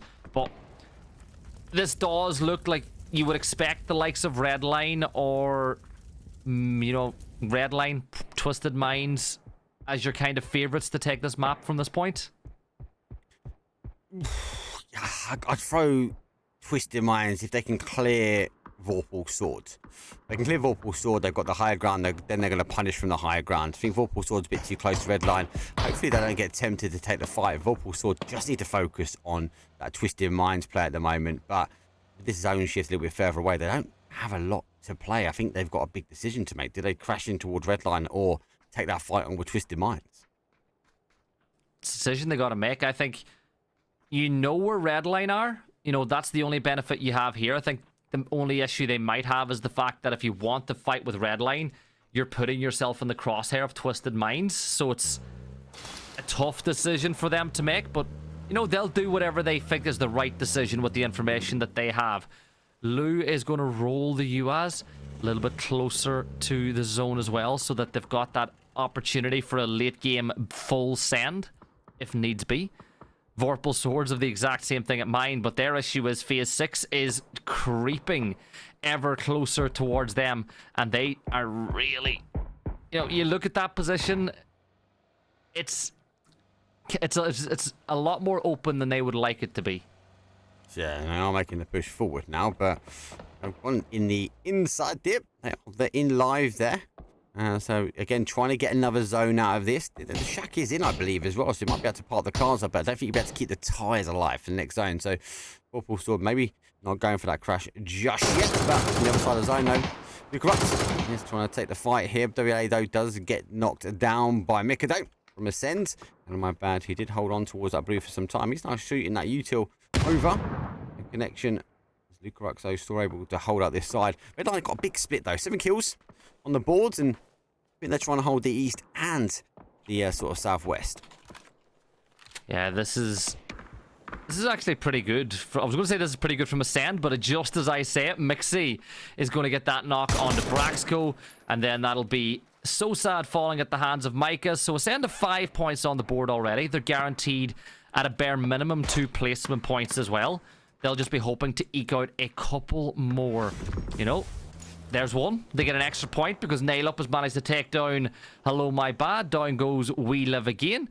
And it looks like the res is actually being pulled off here as well. So that's big for Ascend. And the zone shift is even better for them as they can get this res and they've still got something to play. And all of a sudden, everybody now needs to flood towards them.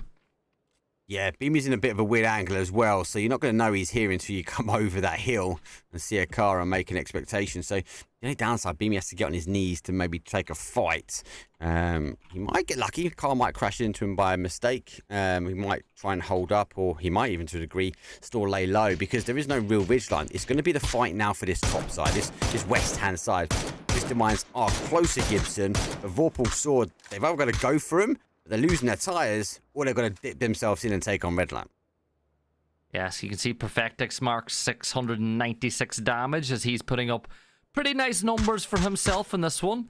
Waiting for the noise of that engine starting, then he's going to fire these bullets, but Vorpal Swords, they're going to step on up and smoke their way inside the zone. 59 damage done on the PWD as you see those shots coming in from afar.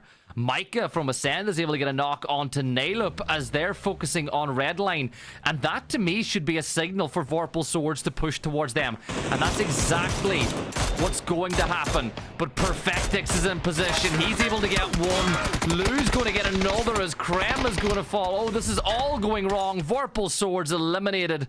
They had to make the play. It didn't work out. Evas went nuclear there, but now he's got to help get his teammates back on their feet. But Mixie is going to get flushed. Lucarux is still alive, but so is Beamy. Beamy's been living his best life for the last couple of circles, and Foot are doing well just to get a couple more points out of this. Remember, they were 3rd place mark after map 1. Yeah. Well, 3rd place in they made top 3 at least. This is the danger now.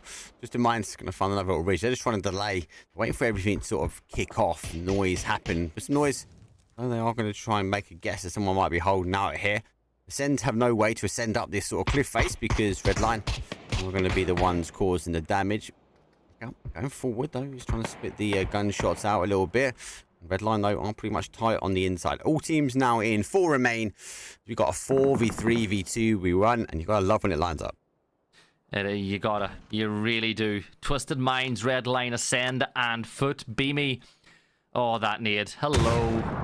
Oh, doesn't quite get the knock. That nade is going to do a little bit of damage. Right, this is 3 nades. The vehicle's about to blow now as well. You know what? Oh, Lucarux with the dragon off from Redline. And the vehicle just made sure. He was dead either way. Beamy was not surviving that gunfight. Twisted Minds have set up deployable shields now on the edge of the zone, but this is the danger zone for the Dragonov now. Every player, I think, is rocking. Most of these players have level 2 gear on, so that's a knock. You hit one headshot with that Dragonov, they are down. And it really has changed the competitive meta market, particularly in the late game. So every team seems to have one as well. Apart from Ascend, they got the 5s on the go. They're just going to hunker their way down. 6 kills for them. Do you know what? Ascend have done well. They had a long rotation in. They weren't the first team in. They got caught in a little bit of action as well. I can see this kind of Twisted Minds versus Redline and the powerhouses, and that's just going to really favour Ascend. I will say Twisted Minds know that Ascend are there. As we heard the gunshots, we heard the action. So I don't think they drop a ball. I can't see Ascend sneaking their way some major kills, but they are really low down. But let's go look. No vest, no lid, sharing out some meds here for them as well. They are pretty much down and out when it comes down to you two as well. Yeah, but they're alive, and that's all you can ask for, Mark, at this point of the game. You know, you got to be in it to win it, and they are inside the top 3 as things stand. With them, though, what they would want ideally is for Twisted Minds to fight with Redline and then give them the opportunity to third party, and that's exactly what's happening, because with these two prone behind the vehicles, They've got some cover, and Twisted Minds can't see them. They can only see Redline. Evas is going to come under a lot of heavy fire, and Micah taps away, but in doing so, Perfectix now is about to pull the pin on this nade, and is this going to be pulling the plug on Ascend in this map? That nade bounces a little too far. Micah steps up and gets the knock on Delu. Ascend are coming to life when it matters most. Redline trading reses over on the other side of the map, but just as I say that, the blue zone gets involved. Ascend are going to drop even more utility over. It's a 2 versus 2 as they're pushing for the win. Braxco gets a nade knock onto Perfectix. Oh my god, it's all starting to heat up. Redline, don't forget about Nailup, still alive and in the action. He spots out Micah and does a lot of damage, but we've got 3 to fight. Nailup, you absolute demon. There's another one for Nailup, and he spots out Micah. Nailup goes ham, and it's all of a sudden a 1 versus 1 mark. 13 kills. Nolip putting 7 underneath the belt. The Tabs going for that 1v1. One-man machine going in here. Nolip looking good, though. He's going to chuck a nade forward, though. Doesn't quite know exactly where the Tab is. Tab plays up and over. Will stay with the man himself. He goes for the flush. The information gains, but he only gains the win to Twisted Minds. Nolip on fire. Twisted Minds going to get a 18-point kill. Oh, that's a big win for Twisted Minds. Mark, 2 of the teams that I said would win maps today. I listed out 3. I've got maps after 2 maps, so I'm not doing too bad on my predictions. But honestly, I feel like I'm heartbroken for Redline because Nailup deserved to win that map. That play at the very end, the long range spray, the flick to Braxco, and then the 1-tap onto was it, who did he get the 1-tap onto then at the very end? But it was Micah, right? I think he was the one that's further back, yeah. Yeah, what a play. That was such a big play from Nailup. And what a great second map, Mark. But unfortunately, that's that for me. I joined you very last minute again for this, but I've got training tonight. But I was like, you know what? I want to cast with my boy Mark because it's always good to be on your channel. So viewers, by the way, I'm talking to you directly now. I'm not talking to Mark. This is my moment to interact with you guys. So look at me in the eyes. If you've got any Prime subs, show this man some love. He puts on this show. He makes all these overlays and graphics himself. He does a fantastic job. He's observing. He's producing. You can see from the background, he has invested so much into this. And he will never ask for Prime subs. But if you have Prime subs, guys, throw them the Mark. He deserves all the love he can get. The man should be working PGC, not covering Auto Cup here on his own channel on a Monday night, so show that man some love. But Mark, look, it's always good, and thank you for having me. Mark, you're always welcome, mate. Appreciate the love, mate, as always. So thank you very much, Ross Gibson. If you haven't already, give this man a follow. I said he does cover a lot of the NA stuff and the EU. So again, make sure he's in chat. Make sure you go give him some love and support, and he might even join us for a couple of games tomorrow. But for now, let's go through for a quick break. Great game number 1. SSG pulled in. Obviously, Twisted Minds, so close out game number 2. Quick break. We'll be back. It'll be Tego.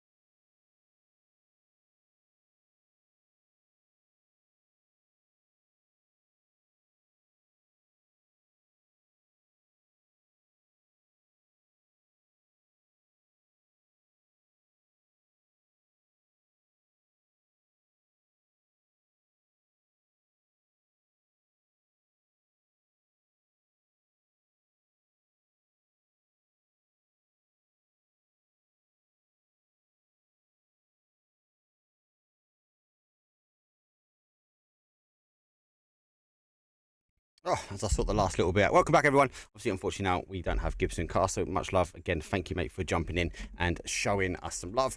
He'll be back, hopefully, tomorrow, touch wood. We'll get him in for a couple more games. Always enjoy casting and chilling and chatting with Gibson Cars. For now, though, we are going to transition our way now towards Tego. It's going to be map number 3. It's the one and only Tego for today.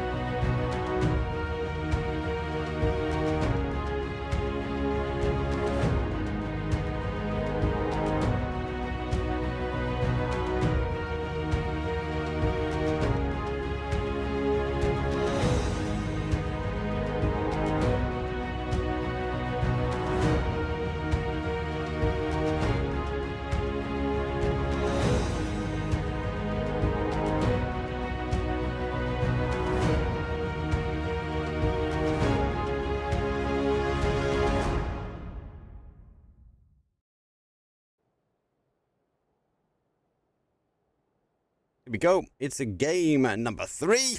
Tego, it's on one and only. We are waiting for leaderboards just to update. We have a longer delay because we requested we had a request to have a longer delay for stream. The leaderboard obviously do reflect. So at some point, I will try and cover off the leaderboard, the points on the doors. But for those that have just joined in, SSG, Space Station Gaming, got game number 1. An impressive ending, actually, from Yaz, which is very, very deep. So it's to sort of close out and very, very hard. And they made the kind of a aggressive early push at the same time we saw from all. Then we got, obviously, the play from Twisted Minds, who were trying to play their way in, but Redline trying to hold out. And they ended up doing amazing work, obviously, down to a one-man army. Twisted Minds moved out of sight, out of range. So for our game number 3, or flight path though, from the southeast across to the sort of west hand side. Again, we've had good flight paths. It's not too shocking. I suppose maybe the question mark really is on that first one. It was very shallow onto that east hand side, but still the capabilities again. Ortego, a little bit different. We do have a lot more fighting early on, especially around this sort of top side Norfolk terminal. I do watch for the Exalt drop and sheesh. Yeah, normally go at it. We'll be going for one. Gets the one tap though. A lot of damage would have come through on the other side. Poor Molodot though. Got the MK. Taking his time. Fate. Let's get one. Turns on the others. Art's final player is a bit too far away. He's got a Panzer in his back pocket. Looks like a Vector as well. Hasn't got the mag on it. Sheesh though. You have one down.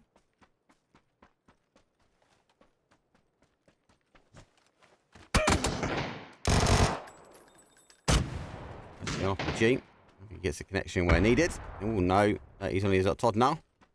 Oh, also pushing. Now PCF could get involved in this. And unfortunately going down and out. Sheesh. What's he doing? Oh my days. The admins are obviously working on it regarding the leaderboard, so they are aware. Thank you for the messages. Thank you for the DMs, guys, as well, and to let me know. I will have a little look as soon as I can, and I'll try and keep you updated. Little time. Come and have a little look over here, WLA. So, no, very much on that east-hand side. That red line, for those who are not aware, is kind of the no return, just as good as descending to the depth. So, there's a proportion of the zone, should we say, that is out, so 70% decent is in. We do have that river in the middle. We do see it play back towards that river as well. So these teams will sort of situate themselves up on the top side as it comes. Only everyone else, give or take, are in their normal drop zones. Don't forget, we only have one Tego and one Vikendi. So if you go down now early here, you've only got one other opportunity for a Tego. Now, it'll be tomorrow. It is a best of 12. 6 a day. We'll keep Otto's cup away, should we say. Let's see these teams. I'll figure out how they rotate in. I will say though, Tego has lightened up a little bit though. It hasn't as mad as it was before. These teams are starting to learn about those rotation shifts. SRM, I'm sure I'm going to be taking that plane rotate, that E pickup, and that's it. Odin does drop the bag down. Big good shout for them. They'll be able to get themselves in ahead of a lot of these teams. There's a favoured pickup. for this style of zone. Red line, which is the old was the old Entropic, was Entropic before. Red line, then went Entropic. Entropic, obviously, I'm going to put the official announcement out. But I don't think there's no surprise this time of year. We haven't got the results as needed, and the big events haven't worked out in a way, because we do see the rosters and that changes, and the org changes around this sort of time of year.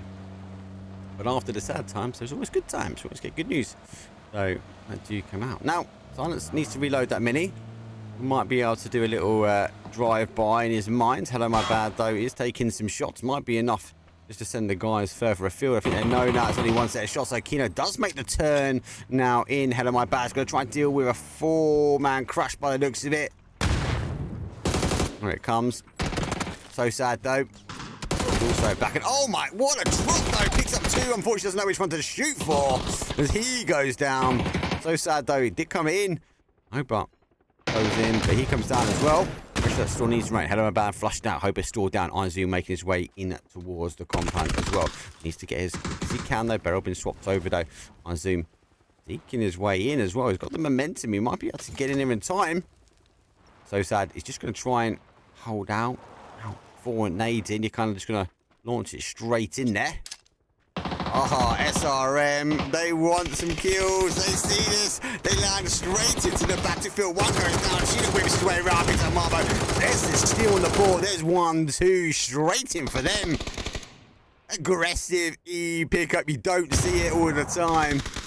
All nothing down to 2 themselves, 3 themselves.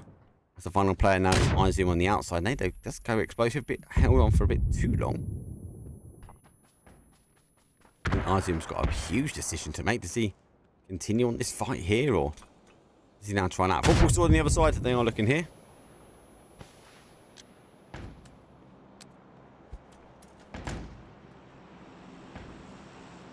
Going to continue.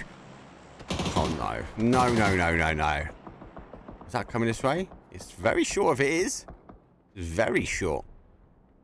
Someone didn't get the trigonometry on point.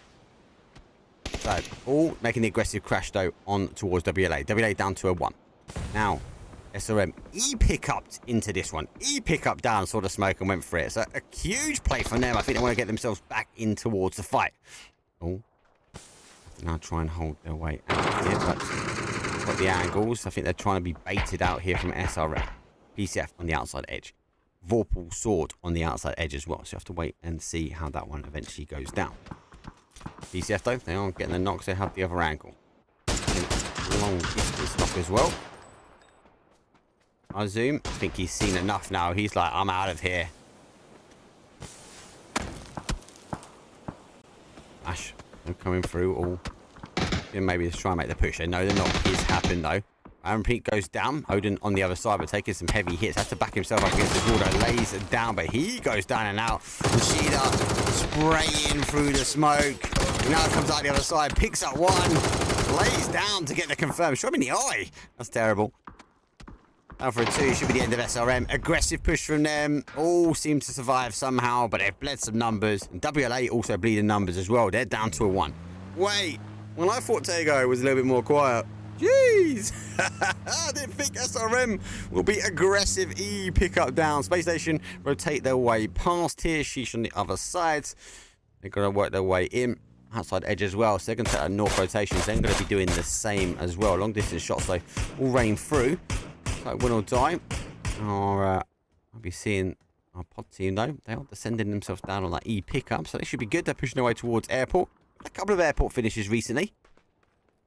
Been very much on that sort of south side of airport.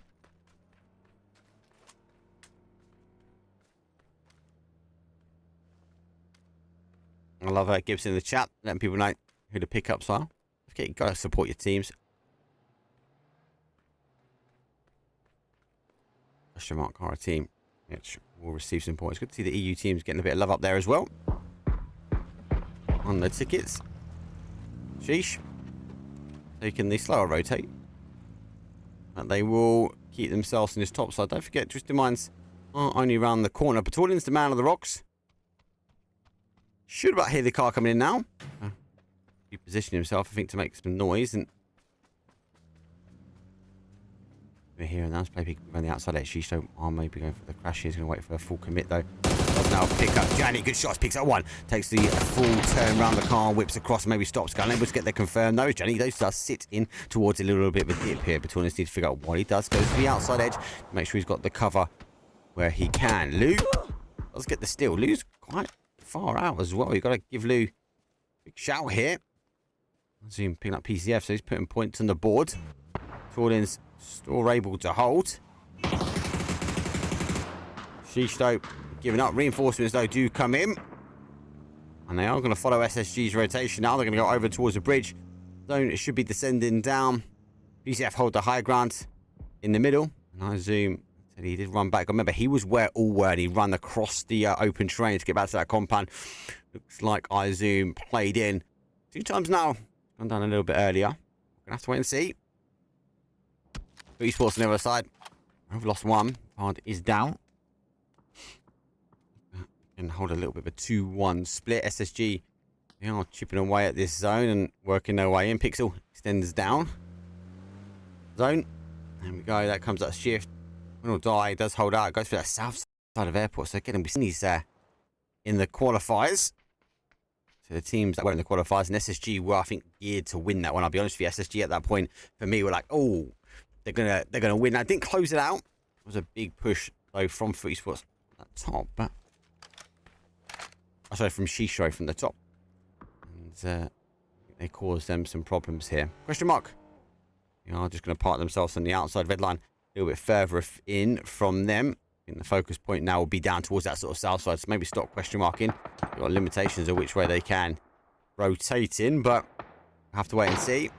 So Shisto. That's played all the way in against PCF, who have come off that high ground. They've tightened themselves up. Ornament at the top here. Org in hand. Off, though, from behind. Purple sword, though, on that rotation as well. They're going in and around, win or die. They're going to try and take as much as they can when it comes down to real estate. I think he knows exactly where they are. You can see they've pulled up. It looks like it does get one. Now we can hear the footsteps. Orky overextends too much, doesn't know. They've got players below. They do lose another one here. Final player for them. Nade in hand, just to fight in the tree. It's going to be quite hard. Does get the knock where he needed. There's actually going to be Twisted Minds that's going to end it for them. I get the steals, but they also 2 kills on the board. Spiral between is putting 1 apiece. These other teams are in. Hakatori. He's farming. He's loving it. Zen do want to stop that, but he's going to provide an element of pressure. They have lost 1 box going down towards Zen as well, so be cautious. They can't extend over towards him. Does actually catch that car moving down. They are trying to push the angles on the other side. Pixel. There again. Can be sneaky on this one. This is what I love about this map. The ability you can hold out at the bottom here.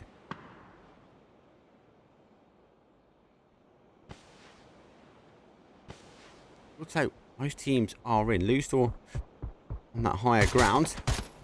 Zen. I like the creativity. They are trying to stop Hakatori, get a few bits and bops. Free gear is up.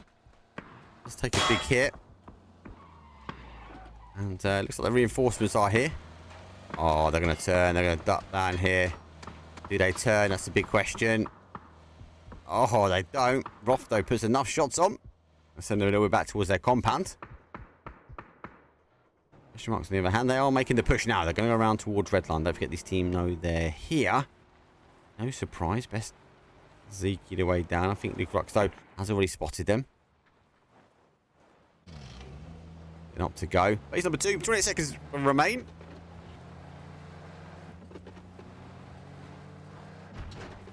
Not a lot of question marks up. Pick them apart. Let's wait for the zone. Can't quite get it centered here on the screen, unfortunately, guys. But sword outside edge. Send taking their time as well. Worth note, Ko stood in. Vexco is now playing.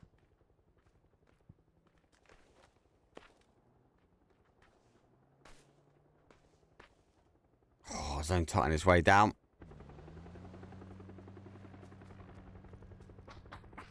Oh, be blessed, though, because Twisted Minds continue to go. I assume, unfortunately, getting caught here. Twisted Minds get the E-pick-up rotate. I think the eyes in the sky from Lou would have picked that one. Town is free. Town is empty as well. Teams might take a depth spread attempt now to make their play. And Pod needs to get their way. The Sendo hit on the outside edge. They're okay. Ooh. Take the shots, though. Redline holding outside edge as well. Compound, but we're going to be looking at this town. At what point do you work your way in? Foot on the north side. They want to try and control any teams working in from north to south. SSG. This is where they were caught last time. They got caught on one of these outside edges. Sharp shot, though, making the rotate in now. Zen against their side. Roth, though, might be pitched here waiting. Do they know they're here? You come from behind. Shots, though, do come over. Scav. That's some damage. Oh, well, if not anything else, they know the team on the other side, though. SSG down to a 3, they'll be okay. It gives Pod the opportunity now to take that sort of ridge line they were in. Send no need to move just yet. 12 teams remain. Red line, though, hold the outside edge. And I'm able now to pull the zone slightly in towards more of a centralized view. There you go. Middle tie, hold compound. SSG compound. Zen compound. Foot, give or take on double compounds now. Beamy is waiting for a crash here. I don't know if he's going to get it. Pod might make the play. They are looking for the crash now. Beamy, nade in hand. Nade does go out. Goes round the outside edge. Get lucky enough on the push here. He was going to try and hold the angle. Antsy, look, he's already making a move out. He's going to try and come in behind these guys, cause them huge problems. This is a great move from them. He Zeki'd his way down as well. And he's ridgeline put to perfection.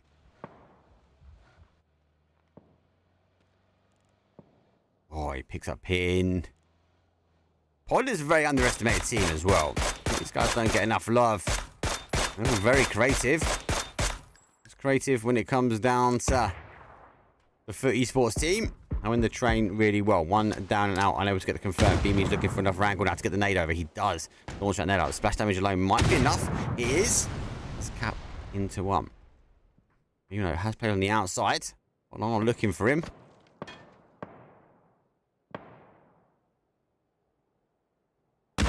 On the other hand, now he's going to try and work his way in. Outside edge, face number 3 does tickle just a little bit.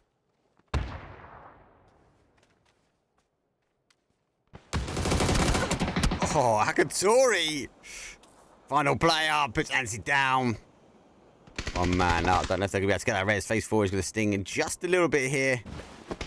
Tori going up, over, taking the high ground. Zone has shifted further afield, has gone to town. So we are seeing our teams descend their way in. Maybe constantly trying to create angles. He's gone back the other way. Nate does go out.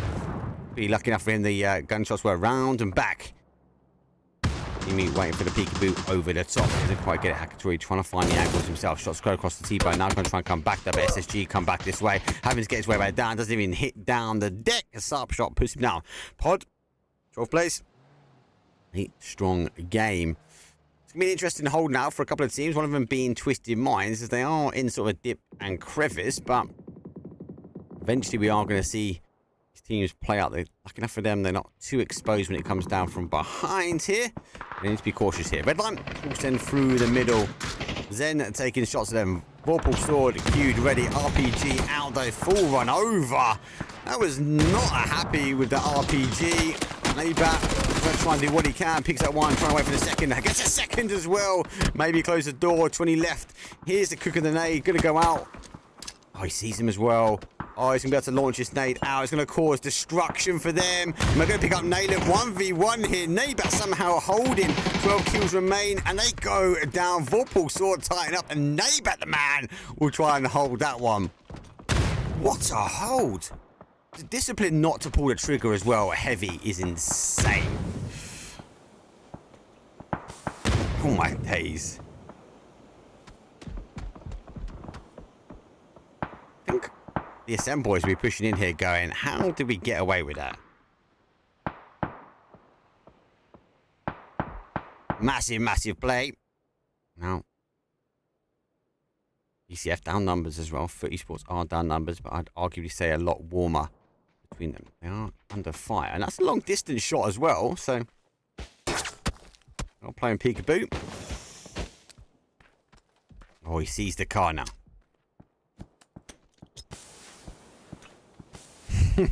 All the prime subs are coming. Gibson, thank you very much, mate, for the love and support, bro. Always love. You're going to be telling me I owe you a few beers or something off this one. Pushing down. No way. Rodman comes out. T-Bone able to spin and get the shots down there. The SSG on the steal. T-Bone, final play for him. Nade's coming over. Should be sucked up by that car, surely. They do 4. SSG on the push forward. Petunis does get sharp shot. Who is trying to play forward for this one? Celtic, though, on the big nade, trying to go uphill, but going to be very difficult as T-Bone able to hoover up as much of this damage as he can. There comes a good molly. Does hit. Actually gets the connection. Try and get a quick med on. Does. And actually cuts it. Goes over towards the full med. Is leaning his way in. Look at this. Twisted Mind's making a push forward as well. Pixel. I'm trying to get defense here. Let's go down. Celtic does full 30 spots. 10 teams. Or 10th place for them. 9 teams now remain. Twisted Mind's making a push here. SSG. Game number 1 winners. Playing open field. Open train. The only thing keeping Pixel alive is the smokes at the moment. M249 in his back pocket. Store taking heat from Spyro. Roth now going to try and tighten up and try and cause some damage, though. Pixel refusing to go down. Eventually going down towards a nade. Roth gets here just in time. And cut the handbrake. The nade goes straight out. Second will be doing some damage. PCF getting involved here. Does pick up 1 and 2. Yeah, to now get the res. Roth needs to get up pretty quickly. Celtic will be coming over towards the top here. PCF might not have exactly the information that is required. He does have some time. Smoke be a bit of an indication. Let's see. Got the molly. Oh, he peekaboos on the outside for the fakey smoke. And she goes for a blue zone nade. Doesn't quite work out for himself. And PCF able to survive this one. And gets himself a car zone going down towards the town. Second town ending really here.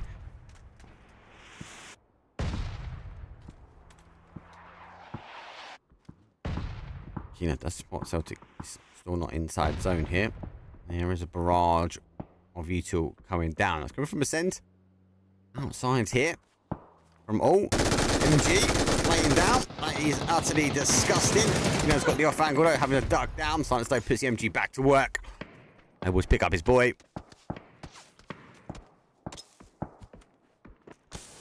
One thing I never say, thank you very much to the community. I've never had a hype 10 before. Thank you very much for the love, people. Honestly, it does mean the world. I don't even know where to start. I'll start with Gibson. Thank you, mate. Back to the action now. Question mark. They are going to push their way in. Only 1 kill. They are prized in towards the bottom of the town here. Will not die. Oh, also low on the kills.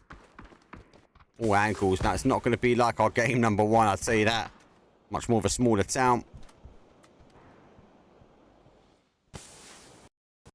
It does hold just outside, just a little bit of train for a couple of teams to survive. Question mark, though, get the nade. Who's a no? Does get down what? He's down himself. The nade goes for out. Extends though, works the way down and will die. Do pick apart. Oh. And 1. Question mark, pick apart the team. 3 kills now on the board. Zen have been taking their time. Low kills for them. Zen, I think they're going to be low kills. They are on 0.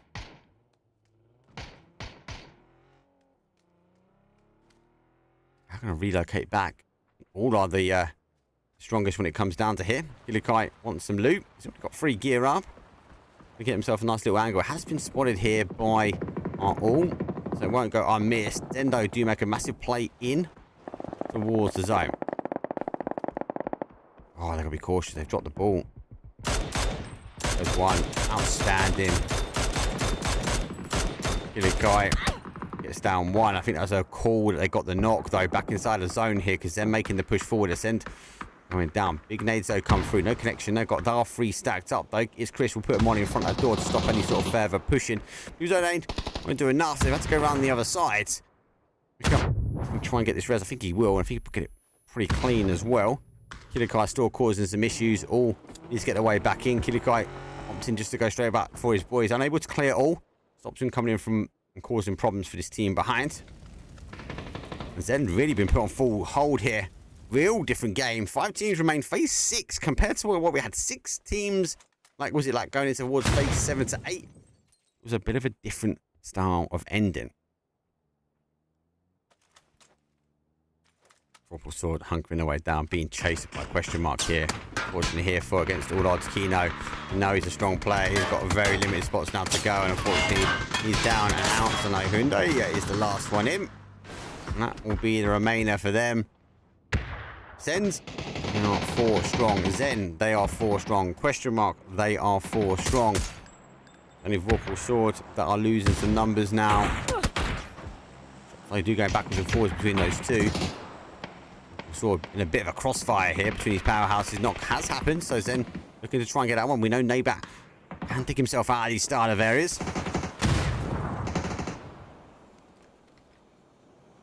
Doozy, kill confirm. Neighbor tucking himself back in 4v1 here. As a fight for the town store commences then. Needs to try and focus their attention over towards, I suppose, the Ascend team up here, but with a 3-1 split. Here's the one focusing down, trying to stop Gillikai raining shots out on the other side.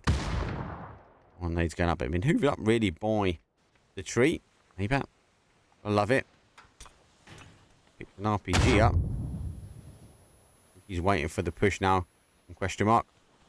I think they've seen that he's got. He's gonna be waiting for Doozy. He's gonna hear it. Catch. Oh, he missed him. Goes out the other side. Doozy was not happy that Neighbor tried to hit an RPG on him. Hands up. Not effective that time. Going down to our final numbers now. Question mark, fighting hook or by crook, all are written. I think Ascend had the better control when it comes down to the zone. They hold most of the real estate as they have been blocked out. Mika's been the one that's holding question mark on the other side. It'll be limited when it comes down. Looks like they are going to be backing away. Ascend going full back to tighten themselves up in their corner. This for me, Ascend is trying to stop them being in the middle of Zen. I feel like they're going to play back and squish Zen in towards question mark here. Zen. A bit more of a bigger fight out the side. Gillikai is the one at the front line with that, and using the buildings to cover against question mark is a good shout.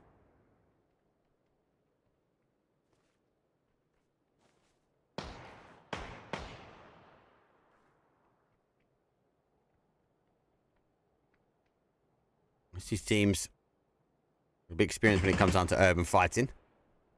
Zen, Send, and question mark. Question mark were the ones that were in the late zone when it came down to games number 1. For those that just joined in, we actually had a yes ending game number 1 here. The guy trying to cause as much damage as he can. Don't forget he has a Panzer in his back pocket as well. It's Chris. He's the one who's going to provide, I suppose, more information, but he's also going to be in line of sight a bit more. Let's have a look to get Nade off. Zone, bring it up, Send, look at that. You can see they've held this pizza slice really already strong now.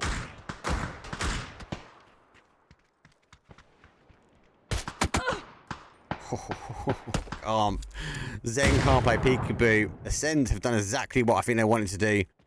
And that's apply question marks pressure towards them. Store 4v4v4, and actually from what we think was going to be an early end game, we might be going all the way to the wire here. And the guy, I don't know if he's doing it. I think he wants a knock. He's going to go send that Panzer straight through the front door. Nade's though coming back. Scav does get the damage required that he wanted. It's Chris coming down, trying to take an angle himself, though they are being pushed out the other side. It's Chris though, there gets one. Surely it's going to be a push now. There's that knock. And Pans up. Does it confirm? I don't think he'll go for that Panzer now. Doesn't need to. He's waiting for the player. Oh, it's unfortunate. Doesn't get the damage needed. I'll have a try. Zen losing one. 4v4v3. Oh, and question mark refusing to be told what to do. Eventually chipped away at it. Get a knock either side. Zen down one. Zen also down one. Kill confirmed though. Stolen from Zen. So they pick away that one. Scav though goes down to that nade. Great nade actually. They are very much on the outside edge. Question mark. Looking to chip away. This one does pick up fuel now. Good shots. 4 times sprayed over the M4. Car is going to go.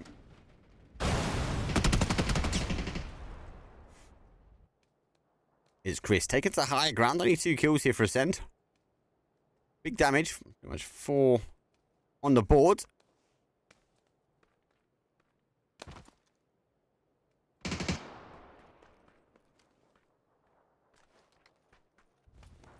Worry about how it's going to go. Question mark. Still chipping away at Zymika though. Still holding that middle edge though. Then eventually going down. It's going to be a 4v3 at the end of things. Obviously played his blade here first. Middle zone. It's Chris. Go down the other side. Mexico is back in. Obviously subbed out for Koa, who was covering him.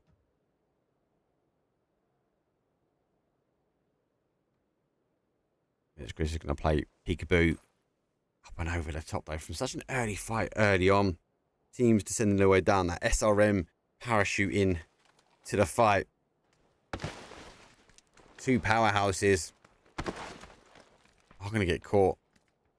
It's Chris though, comes up, does C1. Good shots though coming in for him. Trying to be creative as well on one side. They are on the dot. Ascend. Mika couldn't get any closer to the dot. It's Chris though, going to be one of the first to move, but so's Question mark when it comes down to it. Going to try and run the gauntlet of the buildings. I understand it's Chris out on one side. It's going further down, further afield. Mika goes up to the high spot. Hopefully he's not going to be fighting when it comes down to the meds here. Question mark though, still pushing their way down. Let's go.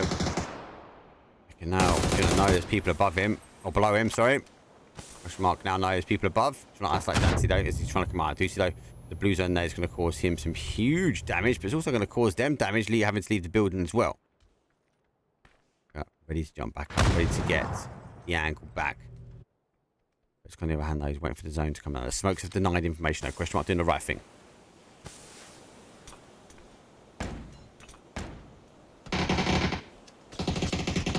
Oh, big push going forward. Uzi down, 3v3. Got to keep these smokes on, they've got to stop the angle. Now they're going to try and pick apart.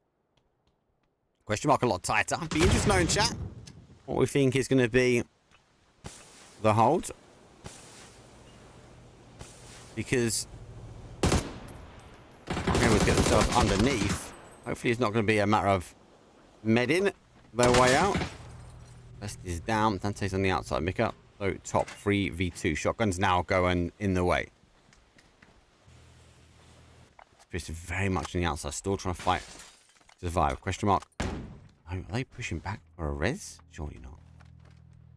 Shotgun though for Dante. You can hear the footstep. Shotgun versus shotgun. Feel first though. Does get Mika down. 2v2 at the end. Dante needs to get pushing forward. He's seen the door. Shotgun goes down. Let's get one. And for the second though, it's Chris though. Takes a face full of bullets. He's on the run. He's trying to get away from it. It's Chris survives, but not for long. Question mark will close it out. 12 kills. And that was a tough game. I suppose you got to remember these teams at the end, they were centralized up for some time. In the sense that they pushed themselves in and the zone eventually came back towards them and didn't have the kills. We saw Question mark come alive when they started to play towards that 4-ball sword. And it was only really to that late game that then warrants this sort of this action here, because Question mark put the kills, the damage and the assist, but again it came from a mid to late game. They were on 0 kills rolling to the city. The ending was in the city. I do like what we saw from Ascend, high IQ play from them as they disengaged from Question mark, trying to force Zen into a bit of a sandwich, but the winner chicken dinner comes very much though from Team Ascend. GG's, game number 3 done, dusted and under our belt. Good game, good game. Never a fan of city endings. We've had 2 now, give or take, and actually both of them have been very, very different. We saw the height advantage flow from game number 1 from SSG, and Question mark obviously sweeping their way through a little bit more different as they timed, sort of chipped away at that zone when it came down to it.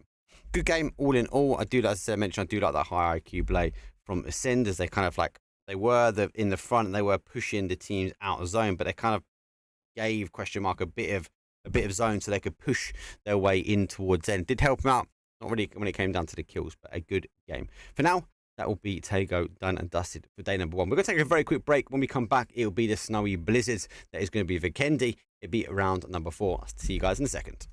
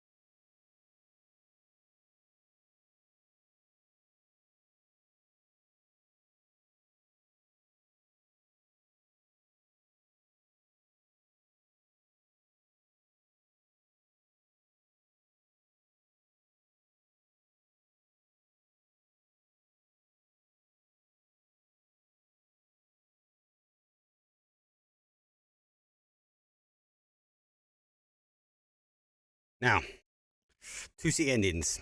Can't complain. Definitely for day number 1. For those that just joined us, thank you very much. Obviously, everyone that got involved in the hype train. It does mean a lot. Never had a hype train before. So much love. And I think Gibson kicking it off. Much love again, mate. I've got a lot of time. If you haven't already, give us a cast a massive, massive follow. Best of 6 each day. Then we are 2 days. Day number 1, though, for the finals. Our 8 qualifying teams are fighting off against our 8 teams that were invited in. We are aware Trial's not updated, so I can only apologise at the moment as it stands. We are working, or the admins are working, to get it sorted. We can wrap it up at any time. We can look at the Trial at any given time now. For those obviously keep mentioning in Entropic, Entropic are red lines, so wait and see. There is an official announcement though coming out for that. But for now, it's the Snowy Storms. It's going to be Vikendi. Map number 4 is coming up.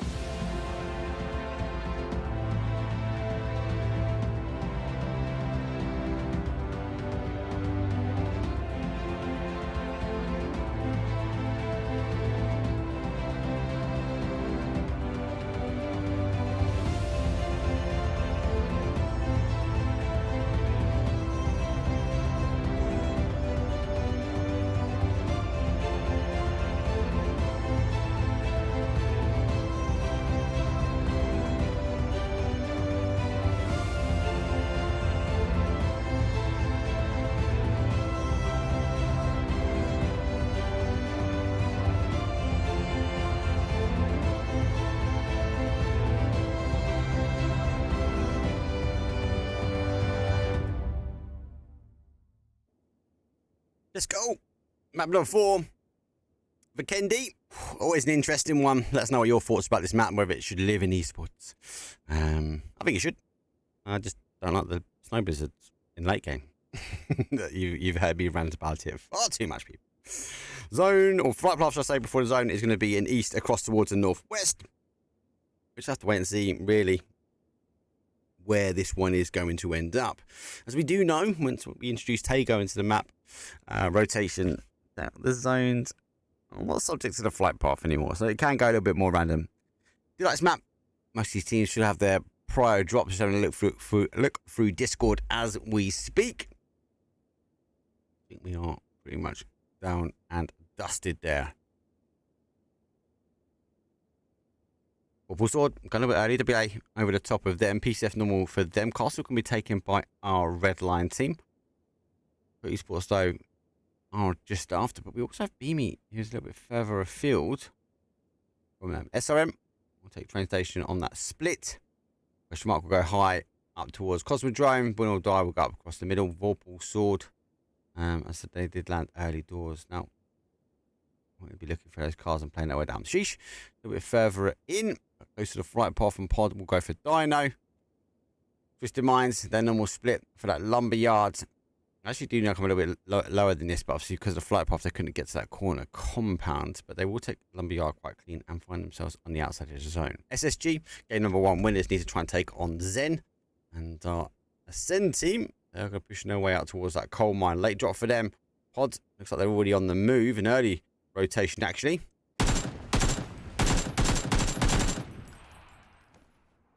Scabby is going to try his chance here. Pod working their way now back towards zone early. Try and get a little bit of real estate. Get it plain. I do like this map. A couple of reasons, right? Because of the high ground, the high terrain that we have. It is a little bit open in certain areas, but I think that can be adapted and played. It's just a blizzard I'm not a fan of, right? I do like it early game. That's okay. We'll have to wait and see how that goes. But actually, you know what? When it comes down to things, you can't generally moan. It offers a high terrain. You can hunker yourself in. We see zones play that way. The little dips and crevices you can play kind of feels kind of like a Miramar a little bit. These little bunkers and etc. Maybe it's not as favoured at the moment because it's a bit madness. No one really knows the timing. We'll wait and see. We're sort of looking to get the move on as well now. We'll Die now playing their way in. Well, obviously you had that early rotate. Oh, the MP5, sorry. It's a difficult gun, shall I say? And surprising, we've got it in the game.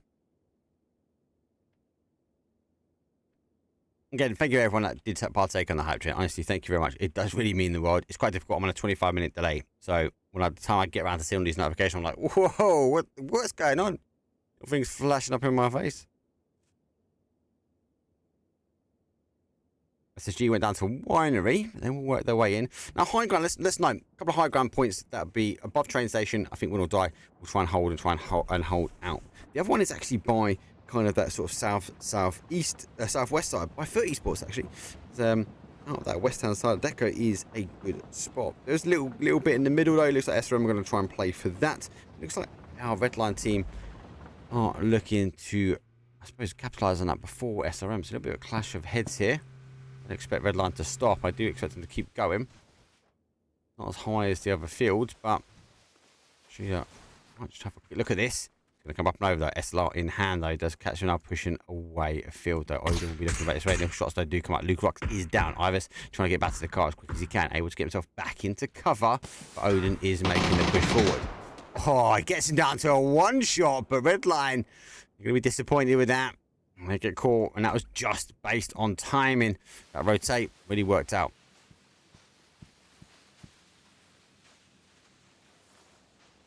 T-Bone zekied his way as far as he could to ensure I haven't been picked up. Beamy will be doing the same. Red line somehow, some way up here and centralising up Nalip. We know he can be a bit of a beast. Down to their final player, Mixie. He's on the run now. He knows he's not going to be able to get this one. It does allow the boys to get close to T-Bone. Spots that Sheila. He's looking over back towards that bike. Now the third bike action. I don't know who they're fighting. I'm going to be looking at this side and going, do you know what? Oof. Let's go. They go back and forwards though. See though, on that off angle, storing the off angle, he's picking up the kills where possible. SRM though, down confirmed. Now Bimi is down, so they are trying to push forward those, and he's on that anchor kind of hold. I think he's just trying to be more creative when it comes down to the angles. Gina rotates further in. They'll be able to pull back and get that res where they can. They do. Fancy is down. Mixie actually a solo player for Red Line. He's trying to get anything he can. And what he might be able to get a confirmed kill on the boards here is to catch him out in the open. And with that knock, with him trying to collapse through with that fight, hasn't left the field just yet.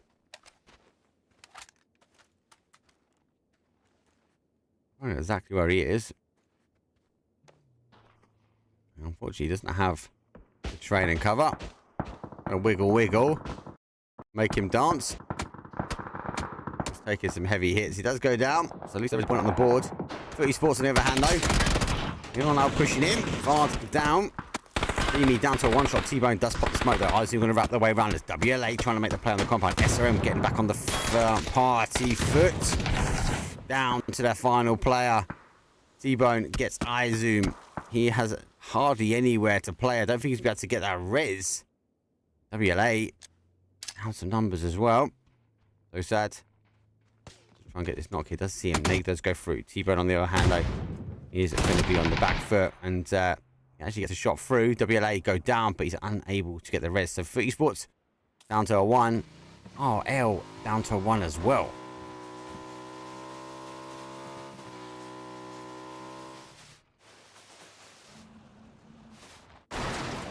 Oh.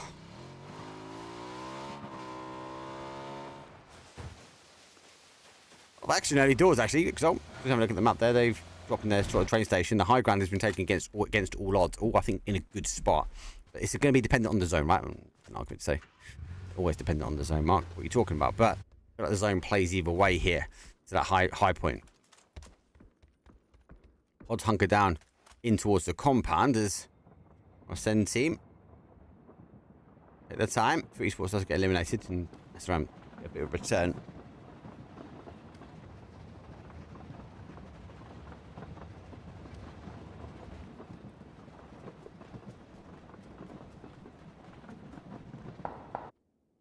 Who just put the mortar on? terrible. Good spectators clip there. I love it. So everyone, let's see the differences from the games before. Everyone hunkers down, centralized up. We saw people take those compounds. The Kendi, very different, wider splits. This is why we see, because of the open train, this is why we see third-party action. This is why we see a lot more of it here. This is why we also see a lot more when it comes down to late game third-party action on the outside edge.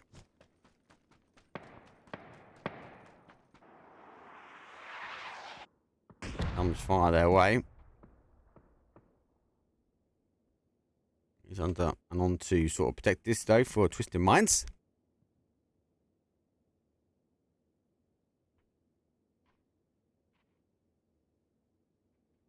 This team's going to be this one.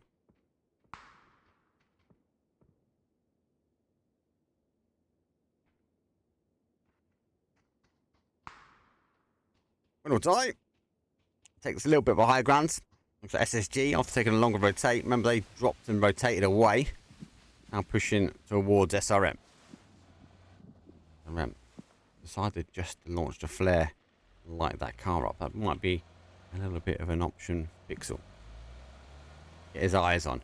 Look at the difference. A lot more wider split. A lot more teams just sort of chipping away at the zone. A lot more teams holding what they can when it comes down to high ground. Or it's a compound split.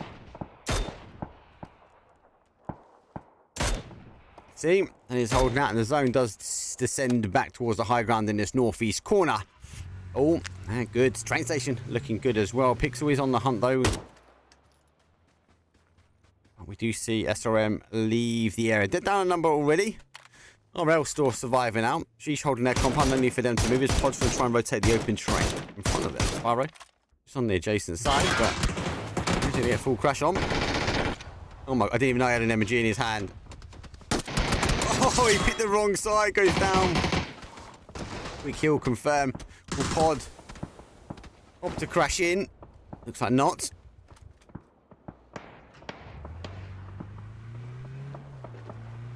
And do you know what? Take it and give an MG up. That's going to be picked up pretty quick on the other side, though. Exalt having to crash, though, because Vorpal Sword trying to play for some high terrain here. Nice dips and crevices. Fate having to dodge, duck, and dive, but dodged into an area he can be spotted. PWD, such a strong player. I had the pleasure of interviewing him.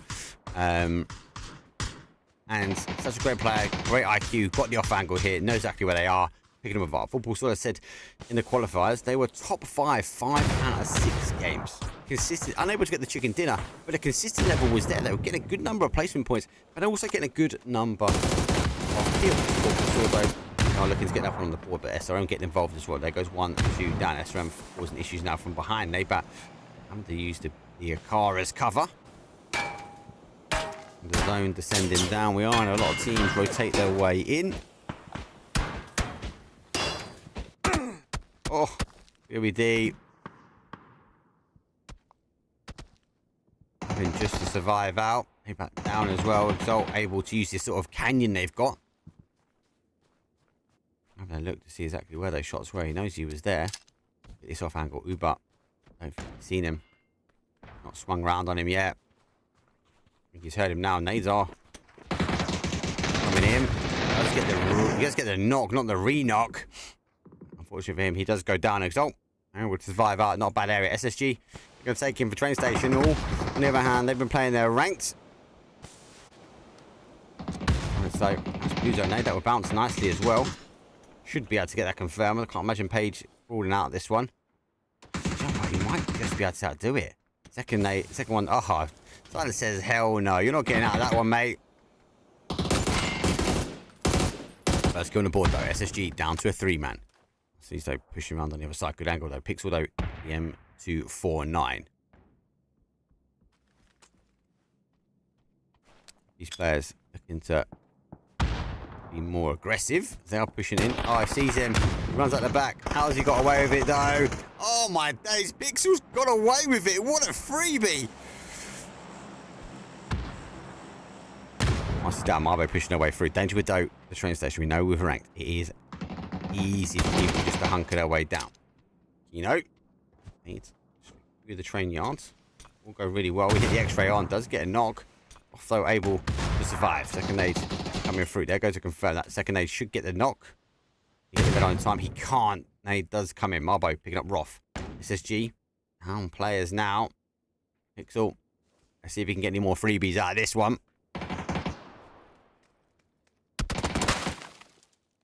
I know where he is. Closing their way down. Marcy's still down. Unable to get the confirm. Pixel trying to find a way out of the toilet, but unable to do so. It's already moved around, so maybe trying to get the shots underneath the car here. We are going to just start launching util. Hopefully, they launch a nade towards Marcy's, but didn't. Pixel looking to try and get a confirm up himself.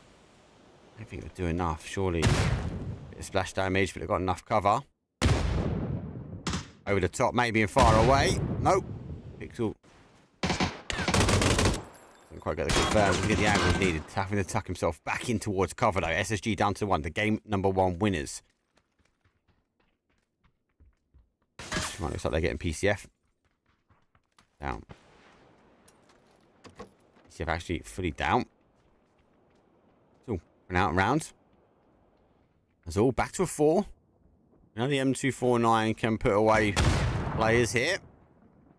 I'm looking for a little stack and go. Here comes the play. He's on the outside edge. Snow goes down. Good shots, though. Actually, oh, it nearly puts Kino down. But not going to be enough. Back for the other side of the zone, though. Sheesh making the climb towards our win or die team. Actually, are disengaging.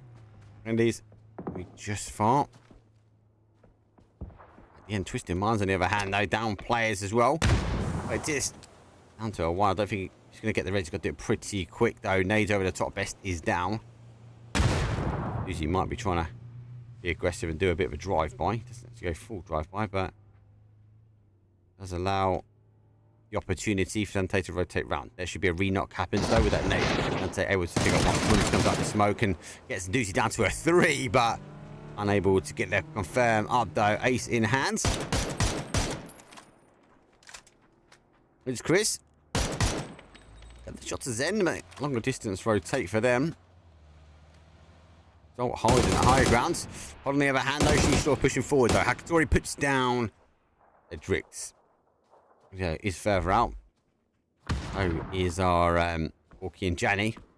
They're going to be down to a 3 very soon. Ascend on the other hand, though, they're going to try and work their way in. Outside the zone, phase number 3. 10 teams remain. 33 players left. And they are pushing down towards the same way, though. Now I saw Zen rotate here. Zokdanam.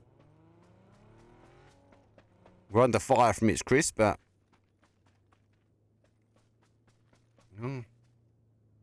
infirm a little bottle. Sens don't have any more information. And I've got to figure out how they get into zone. So Chris waiting for those cards to come through, waiting for the fight to happen. It doesn't quite happen, but the zone does fall back this way. So but these two to really engage.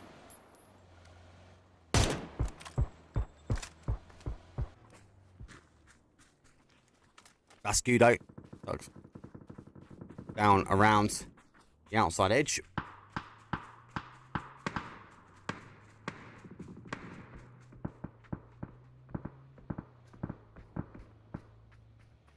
A lot of teams getting into a better position of open train.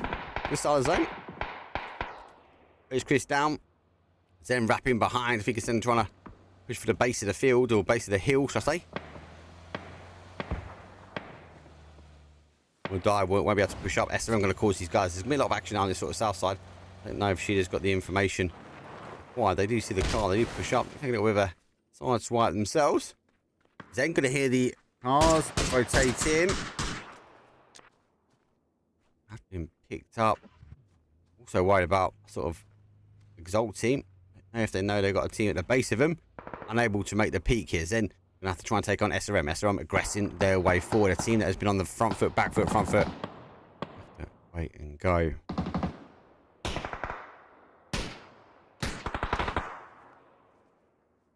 So now find themselves in that middle zone, that middle complex. But yes, leaderboard is now updated, which is good to see. Oh, the Abbeys are on point, peeps.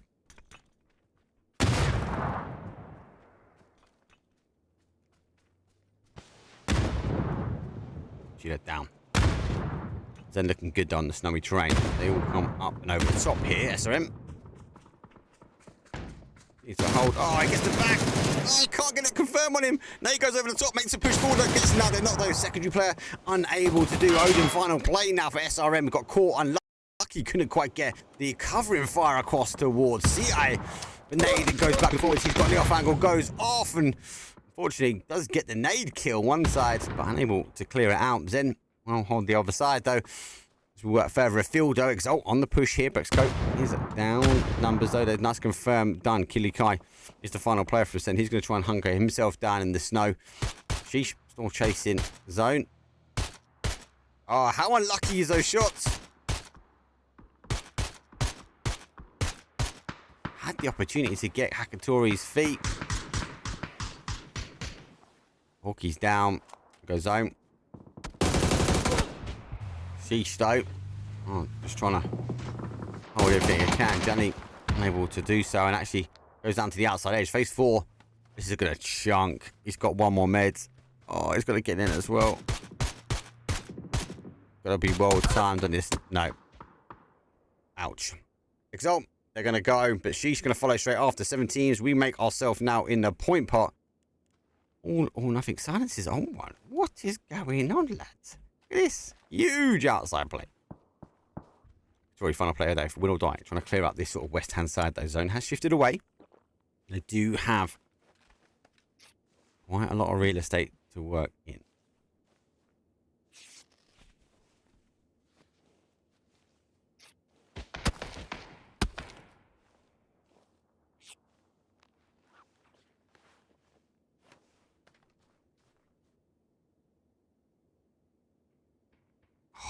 No way. Oh, no, he missing the shots. He's the car play by. Looks the shot. There's no secondary players. Going to have to duck behind. Pod goes down, though. 7th place for them. Now to figure out exactly where. Too much damage comes through. Oh, he's unable to clutch up. But he does get Marcy's the longer distance for him. Asku is down.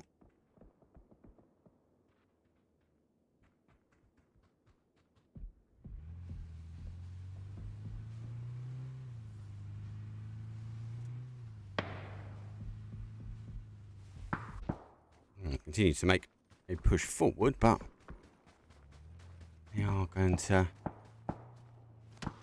try and hold out.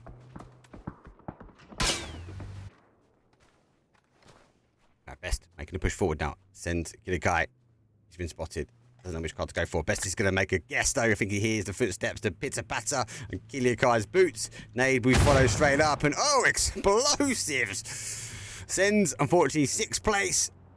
Question mark rotating. This is what I mean. Why are there the bloody snowstorms now? Why?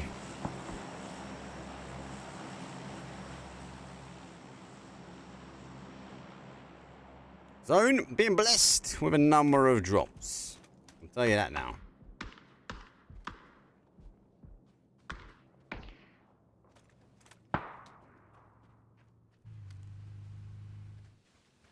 Install odds. Cleared their side. RL, red line, who were down to a 1, felt like off the rip. Now surviving in a top 5 position. Got some big numbers here though.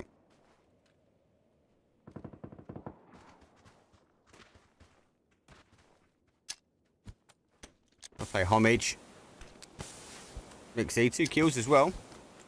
So he's been able to pull something out of this.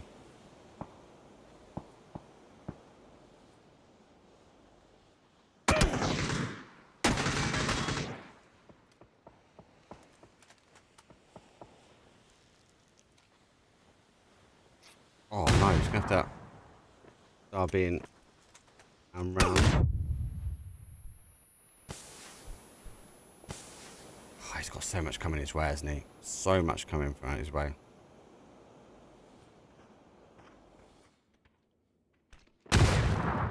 Util on his back burn up.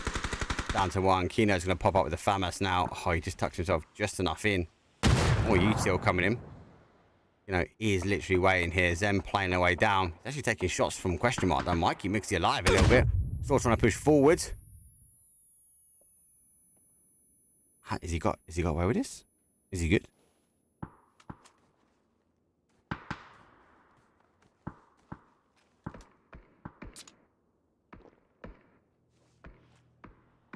He's actually have, you know. I don't know if Marbo knows he's here. I think he's heard Marbo. How much punishment you can take outside a zone here. See, he gets another med on. Now makes a stand up. Can hear the player. Wants to try and push forward. Go. Doesn't quite see what he needed to. Marbo itching himself forward. Gets the med on. Now he's looking away information. But Marbo here in the pitter patter will find himself to remain. But clear. Question mark. Have been hunting this way. Then, on the other hand, they're going to clear that sort of south side. Will Die are going to be happy with their section. Uzi nades out. You know, might catch this one though. Barrage does get caught. Doozy does go and lays down the law.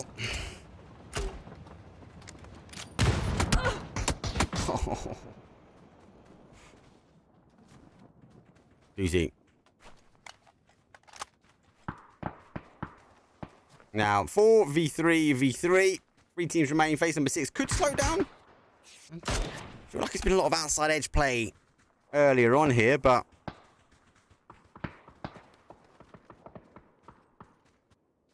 again, chip away at the zone, but all are in. Zen are the ones chasing 7 kills for them. Looks like they are sharing everything they can now. And I suppose with the temptation of drops in the middle, gotta be cautious. Dante, Uzi, hold one side. Best to feel first on the other. Question mark.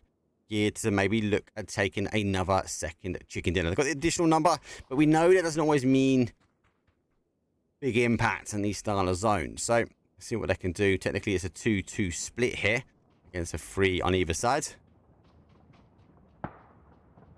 My money's on the Bears. Wonder if they actually going to record it. How many bear kills we get in the comp? Is a Doozy getting attacked by a bear? Or was it just... I'm seeing things now. You guys mentioned bears. I saw things. The snow's playing with my mind. This is the downside now. Zone shifted away. Question mark. I've got to tighten themselves back. I think for me, go back north. Best feel back. Play back towards this north side. Come to the bottom of the screen and rotate your way back round. Then they are on the outside edge, but they've got a ridge they can play a little bit further in. That ridge will get an exposure towards our win or die team. But win or die are going to try and deny question mark entry now in towards their zone.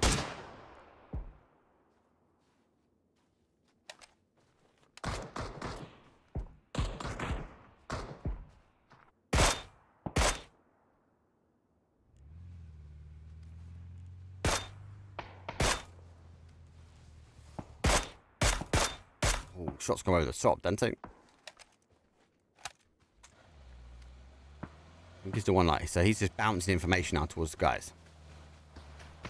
Now he needs a Doozy to take on that pressure. Doozy looking to try and get Haruzen further afield though. Good shots though. Do rain out, but doesn't quite get the connection needed. Haruzen is causing the problem for these teams. Question mark are in.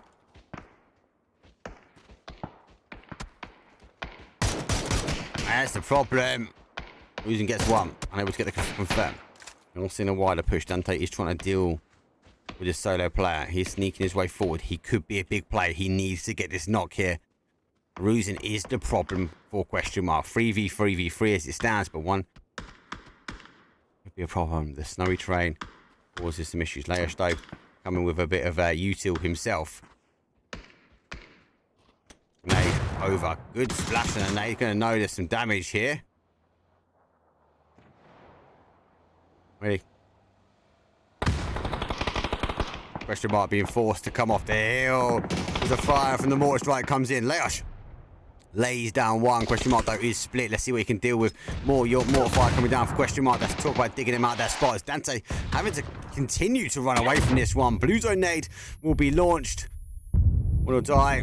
Will be under a bit of pressure. Dante still working his way. He's down some numbers. Best as to confirm though. We are seeing a rewrap though coming in from Zen. Question mark down to a 3. Oh, now. A doozy going back, going, hey, why are you trying to do this to me? But he gets caught. It's actually been caught from a strong angle. 2v1, v3. Mortal Store coming out here. First down. He's really getting a, I think a 2v3 at the end. And Arsenal hammering Mortifier in. Late game, Mortifier. Oh, if you cleared it up on the mortar, that'd be insane. Question mark had the harder wrapped all the way around. Then they have wrapped adjacent though.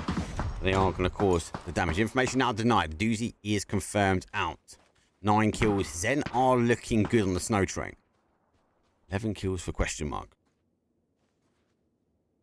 Paul Sword, waiting for a victory from you. 100%. We'll talk about it actually during mid-game, but I've sort of just struggle getting that chicken dinner, but consistently really good. Like, Bill first has picked up the Zen play on the outside edge. That's cute. Cracked vest. He's playing a little bit of sneaky. Christian might looking to, as I said, get back-to-back chicken dinners. By doing that, they've got to pick apart. Now, the team is pretty split. Vascu does play peekaboo over the top here. Nades will be coming in return. Now, Dante fuses just to launch one just yet. Phil has got one in hand. See the player's head. 3 times head over the top. For some damage. Doesn't quite get the opening. This is down. Comes down towards the edge. Phase number 8. Phil first out looking to make the push all the way around. Though Dante a little bit further back. Though Phil first be driving that position forward. They haven't quite seen each other yet. We'll now see the player though. Has to lay down. Wait for the reinforcement. Gets knocked 2v2 when he comes down to it. Vascu though comes up on the other side though. Final play now for them. Actually 1v1 in the end. And oh my days. Just get there in time as question mark. Put a back-to-back chicken dinner on. 14 kills. 24 points when it comes down to it. Jeez. Winner, chicken dinner. Kills go to question mark. Damage goes to question mark. But assists go to Zokdanam. Good game. Good game all in all. Right. I'm going to take a very, very quick break as hopefully I'll be joined by an amazing one and only. But for now, we'll see you guys. When we come back, is going to be Miramar. If you get 2 minutes though, give us a bit of love on YouTube. It's the first time actually casting YouTube, Facebook, and for our Twitch. Obviously, I'm just trying to go whatever platform you guys want. Make sure you get the content out there. But if you give us some love on those platforms, we much appreciate. The more love we get there, the more exposure we get. The more people we get watching PUBG esports. And in return, I hope we get more people playing in PUBG esports. So if you want to find out, if you want to get you and your team involved in these style of events, hit me up on a DM. I'll see all the Discords that I've got and get you and your team in, depending on what region you are. Anyway, for now, quick break. I'll see you guys in a few.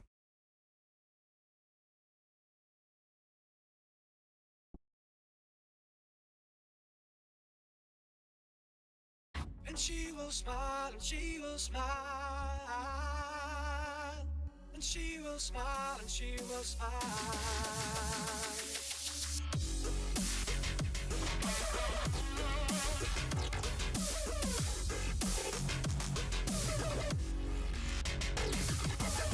Why don't you smile?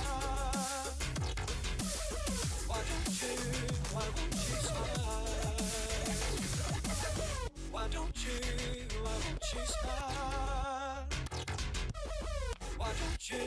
Why won't you smile?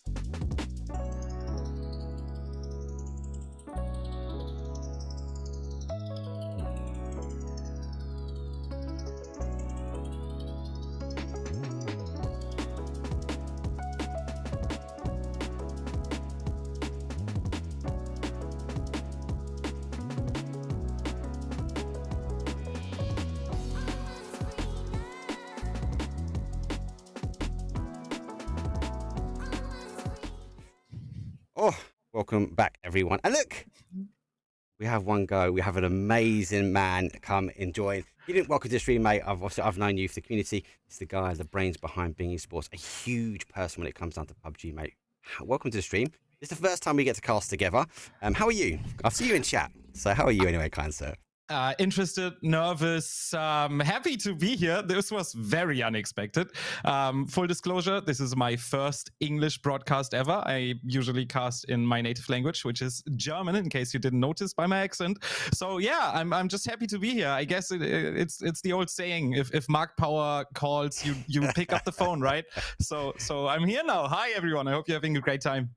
If you haven't already, give this man a follow. Make sure he does pop something in chat. We are on a slight delay, but more importantly, let's get it straight into it, though. Final 2 games here are going to be for Miramar, and they are coming up.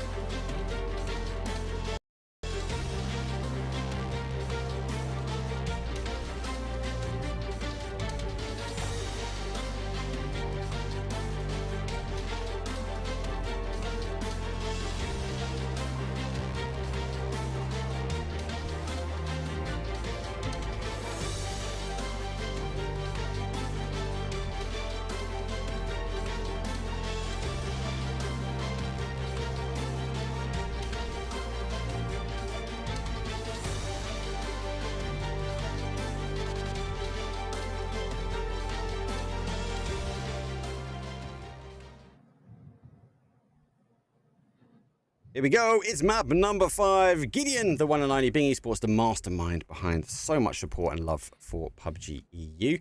We get a good flight path, though, because we get a northeast down towards the southwest. Does favour a little bit, though, getting down towards the southeast corner, but we know the flight path is not subject to that first circle, so it could go anywhere, but I think these teams will be happy with this one. Yeah, that has obviously messed with the rotation meta quite a bit in the recent months, those changes to the flight path not having to cross the first circle. So will be very interesting to see if we have a first circle with a Crater Field Center, for example, or an El Pozo Center. That might be very interesting. Might be quite good for those guys jumping out very late here. Ascend, of course, being that team, as they would have a very favorable rotation very early. But yeah, we'll see. For the first circle, first we take a look at a potential hot drop in San Martin. It's interesting because I wouldn't know this is win or die's drop. Now, they took it in the open quals, and I've seen them in multiple events try and come down here, but I'm surprised they've gone for this. Now, both these teams need points. So I think with 2 games left to go, is this a fight? Maybe it's a survival. Is this a fight? Maybe declare it, or maybe, because we now know the leaderboard's updated, to try and ensure we get the team closest to it down and out. Win or die. And get some initial shots. They got the cars, though. They're on the opportunity now to disengage. So it looks like they are going to play away in the zone. You jinxed it, mate. It's going like that Craterfield way. We've got Twisted Minds are going to be happy with that one as well. And I wouldn't be too surprised if we maybe see our Win or Die team disengage and go up towards the high ground in that northwest corner of San Martin. Yeah, that would definitely make sense. We have 2 high priority areas here, the one around the power grid, and then obviously everything around San Martin. The way the 4th circle meta works, these will likely be, one of the 2 will likely be the area where the game will end. So I think that this is a hot drop that you don't really want to play out too aggressively. Also, Twisted Minds already showing how important all of these individual compounds are. There we see their first player heading up northward. This is also one of those really, really strong compounds, because from here you can play both into the San Martin end circle as well as back into the power grid circle, where his 3 teammates are currently looting. So I assume that the team might stick to him later towards the game. I don't think they will keep Lou's spot, if I'm honest. But let's see. I mean, they are a team that gladly plays 2-2 splits every now and then. And with the current position on the leaderboard, they are very far in the top. They might want to look for some more kills in this game in the first 2 rounds. Yeah, it's first 2 zones. It is that best of 12, isn't it? And yeah, the leaderboard is now updating, guys. So that been a big shout for them, obviously getting that sorting turned around. Question mark, no surprise. With back-to-backs, they are jumping up there, should we say. But Twisted Minds, they are chasing. They're a team which I know, obviously, on the rotation, actually, event that you guys run. When we got to talk to Batalions at the end, they actually was in a position he prefers to chase when it comes down to that second game. So they want to ensure that question mark, SSG, teams like that don't get away from them, that they are putting themselves in the top spots. But actually, we need to wait and see. And talk about top spots and winning. Purple Swords, I know they're getting a little love in chat. These guys are so consistent when it comes to getting to top placement area. They have yet to put a chicken dinner on the board.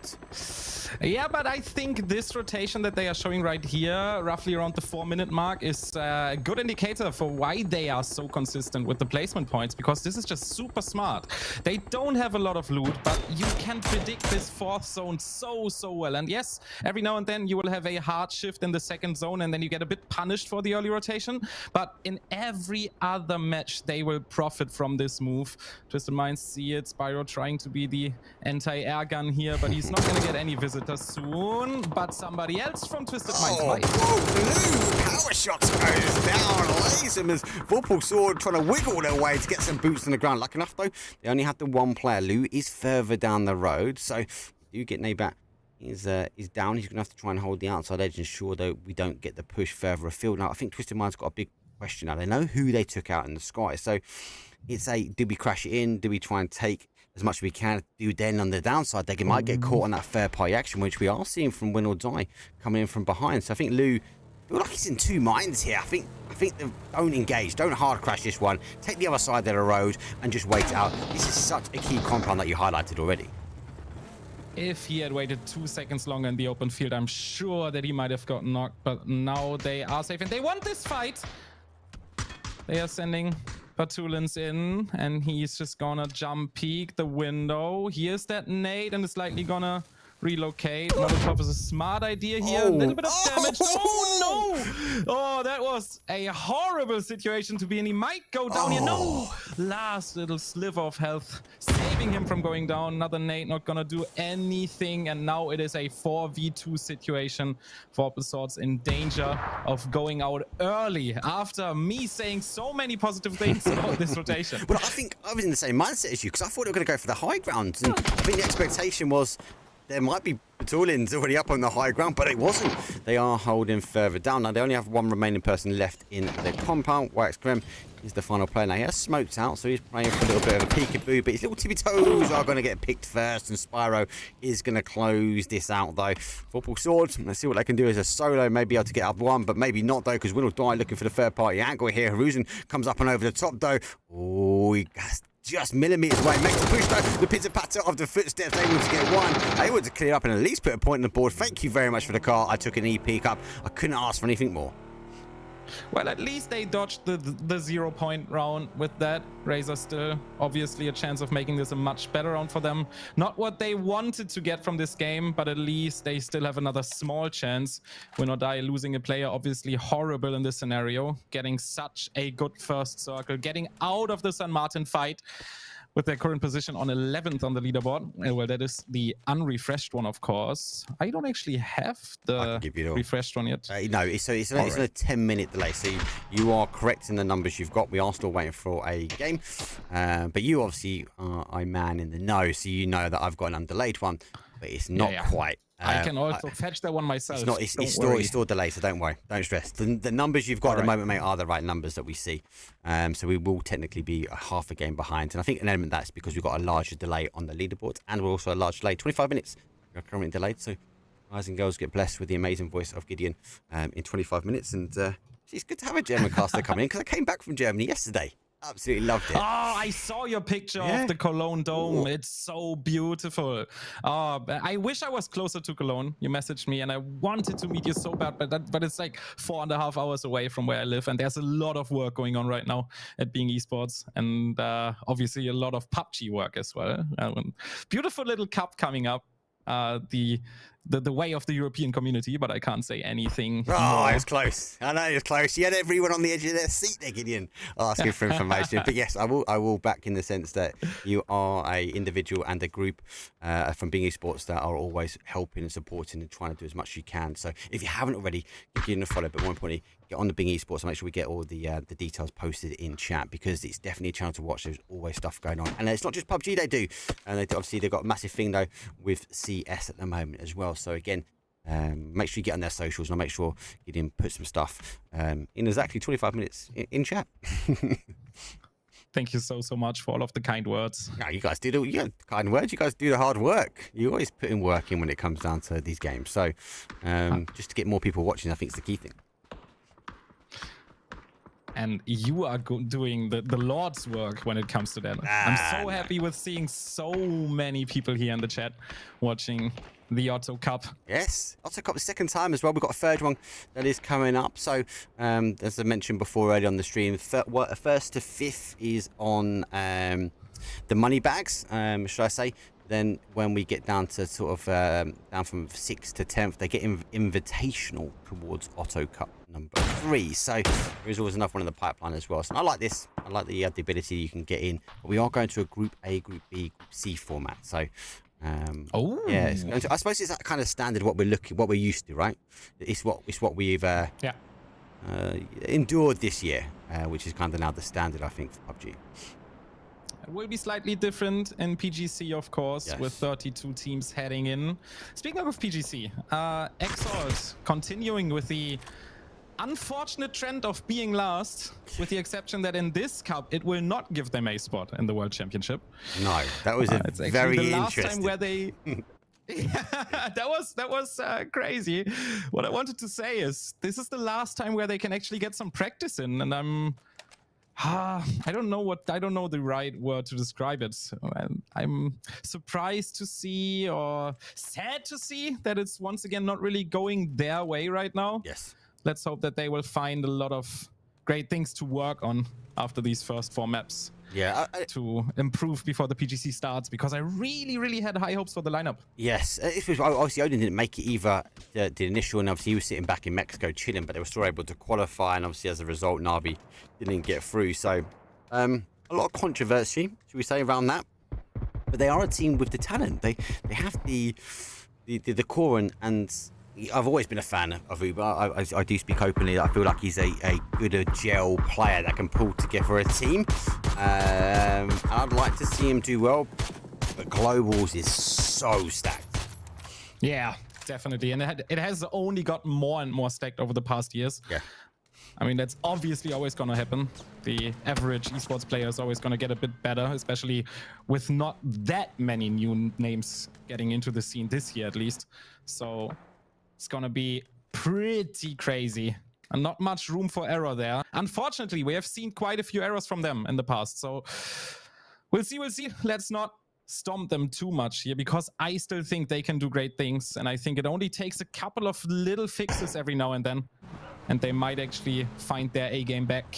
Oh, a little bit of a car flip here. Voldemort is not going to continue with this one. Looks pretty impossible to flip it back. All right, so let's continue with one car.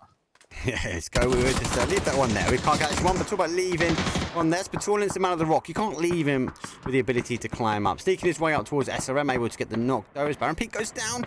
We do have Odin CI a little bit further afield. Now the rest of the Twisted Minds though are pushing this way, so the pressure has been put back on. Odin trying to disengage again, and seems to be the final players always left in the fight. But unfortunately this time, Rishida is going to be get in the car and go a little bit further away from the guys. And I think with the zone shift down to the south, I think not a lot of people expected it to come this way, so a few caught out on that rotation. Savim, if you want to continue the talk about the individual teams, is one of those teams where I'm really interested to see how they will be performing in 2024. They showed a lot of great performances this year. Didn't quite go all the way when it comes to PGC, but nonetheless, very impressive how well they played a lot of the individual events. If they had a better start to the year, they would have been the one to join PGC. Maybe we would have even had 2 Turkish teams then. But yeah, wasn't quite enough in the end. But let's have a look at Ascent. Oh, Brex actually gets the knock on Grandis. That was very important because now Sheesh is outside blue zone where they have to be really careful and they might actually not fight all the way through. Oh, Brex can't be safe though because there's one player in their back, but everybody else from Sheesh gets annihilated by Ascent. 4 kills for them, 1 for Sheesh. And Ascent continues 3. Ah, it's difficult though. She's done so well in the open qualifiers. They were the ones heavy hitting when it came down to those rotations and getting into the right spot. We did get a bit of a spectators blip there, which we do get on the esports server sometimes where they were in the car. They did make the crash, and that's where you saw the players kind of like, they just teleport away there. Ascent, we know they like to play on the outside edge, German team. They will hold as best they can. And you know what? Picking apart Sheesh there, they're going to have a complete opening. I'm going to be waiting for the zone to shift. Fortunately, just a little bit further afield for them. They might see them fighting towards that graveyard. PCF will be looking to that fight as well. I think these teams are expecting it to play back towards the southeast, but 2 games so far here, Gideon. We've had city endings, so I think some of these teams will be looking at compounds like it is possible. Yeah, I think the next one is going to be an open field one. We know quite well where the next zone is going to head. It's going to go northeastern, if I'm not entirely wrong. Foot Esports currently fighting against the top dog against question mark. Phil first is going to go down against Beamy, so at least a little ray of hope for Foot, but they are still not out of this. Dante also going down. Doozy wants his piece of this fight, but he will be waiting. He decides to turn around and head towards Besto, his last remaining teammate. And they're not in zone, are they? It's be super interesting as well. They're not. Oh, 46 alive after 14 minutes. This is so insane. It's going to be quite a fight. A lot more players actually going down. Uber knocked, Vasco knocked, Hober knocked. Uber also flushed now, so Exalt -1. Last player of Sarvem trying to get around the south side of the circle. Redline is not going to really anticipate somebody coming up from that side, I think. So it's a good chance for Schiller to maybe make it into zone number 4. And the way that this has been going, he might actually grab at least 1 placement point. Yeah, just go for it. These teams are rotating their way around. Question mark, obviously, Doozy going back for his boy. Get 3 sports are not in zone here, so these guys have to figure out what they do when it comes down to getting in. Go for the wider route, trying to go up and around that Miramar side. That will block out for esports, but you can already see him on the movement as well. They know this is what question mark are trying to do, and Beamy sort of leading the charge, trying to get ahead. This is going to be a fight very much outside of the zone. They've got to get themselves as far over to the east. It's going to be close. Oh, will they actually stop? Oh, I thought they would maybe stop and try to go for the fight, but no. They made their way safely past these 2 last players from question mark. Beamy and T-Bone will be ahead in this race for a spot in the zone, and they will be the ones getting it, actually. Taking the dirt road. That's a really nice idea. Let's look where their journey is headed. Right above them, Ascent just made their way into the zone. Oh, I don't quite like this, to be honest. Why are they stopping? The rotation was such a great idea, but now they actually choose to fight against Ascent for the hilltop. Yeah, the thing is, they don't even have the information that Ascend are here yet. They've not popped any shots, and they surely going down the dirt road would have been a better option here. T-Bone, on the other hand, though, he'll be scouting his way forward. Now, I think he's seen the car, so caution on hand. He's just now picked up Kirikai, and it's Chris, so information gained. Foot will now go and try and go on the offensive. And it looks like we are getting Beamy, though, on that reload. So 150 in the tank for him. For esports. They've got information. They have got everything. So it's the closest one to them, and hoping for them to play up and over the top. Limited space, limited time. Is phase 3, so it tickles a little bit. It won't be that much. All right. They made their way out safely. Beamy almost able to knock a player. 4th circle went pretty far southeastern, actually, not northeastern as I anticipated. Oh, that might be a really great nade. Besto knock a doozy. Can he win the fight? Yes, he can. What started 5 minutes ago is continued right here, and they might actually kill each other entirely as they are taking a lot of blue zone damage. 3 damage ticks coming in right now. Beamy has to take the first aid, heads for the safe zone, but has to be careful. If a doozy would peak right now, that would surely be the end of Foot Esports. But both teams aren't really likely to make any placement points from here, to be honest. Beamy with a better chance, of course. Aduzi flashes, but Beamy heads to safety. Gets 2 hits, but makes it behind the tree. And now he has all the time in the world to play with while Aduzi is under pressure. Yeah, and now he's out of meds. Only 4 bandages, so he's got to push his way forward. Nade that goes over the top. That can cause some splash damage, though. Doesn't get the reload on, but has to throw out that nade again. The second nade, though, goes forward. Descends on down and out. 13th place for them as Beamy loses a little bit of his cover, but it's third-party action. Aduzi's praying any kind of med. He gets one, but I think he's left it too late now. It's going to be pretty tight when it comes down to it. And does he get it on time? He does, just about. Aduzi leaving millimeters away from it now, and maybe getting a second chance to fight Beamy. Oh, that's a good one. Oh, my Oh, that's a great one. Insane. Footy Sports 12th place. And Aduzi is going to try and work his way now in. No pressure, really. Redline on the outside edge, but we'll come back to them shortly because Exalt are taking a fight. Zen is going to be down a player as well. They are trying to work the win. What I'm trying to work out is if they know Scav is just lurking pretty close to them. If they manage to win this situation without losing any further players, they will actually have a really great spot with the high ground in the northwestern part of the current circle. Fade has to be careful. Scav now seeing him shoots maybe a tad too early, therefore only gets a couple of points of damage out. The nade is also not gonna amount in anything, so now his position is clear. There's another team creeping up on the road as well, so right now the situation gets more and more dire for Zirkdinam. Yeah, WLA are having a few spectator blips, but they are going to get the smoke, use the smoke all they can. Now, with obviously Scav taking those early shots, his position's been exposed, and with Art was coming down, going towards a more of a southwest area, trying to take the high ground. They have really focused their attention now on Zen. Zen trying to take the opportunity to get away. Nades are coming in. Pod are taking on. I don't think Zen know who that is in front of him, but they might do now as the nades are continuing to rain forward. The head of my back comes out the other side. He gets a knocked over. He's down some numbers, trying to chase ahead of the zone. Hober confirm he does go down. Zoom try and use that jammer pack to the best of his ability. Nade comes out, but it's a side swipe again. The teams are just focused on the outside edge. Exalt coming in from the hilltop, one of them getting knocked, but still they have by far the best position right here. Oh no, they actually lose Molodog. That's so sad. Scarf also going down to the zone, not giving up a kill point. But now we briefly saw on the map how good the position will be for Exalt, as we have to jump right into the next fight. Pod Samulate actually not having the greatest time yet today, currently sitting in 15th, won't get a lot of points in this game either. No, it's going to be very difficult. His zone does shift away. Actually comes a little bit more, I think, to the west-hand side. I thought he was going to play a little bit more east than where it is, but obviously Pixel from SSG, Space Station Gaming, with the old friendly fire, for those looking at the names thinking that's not the right logo.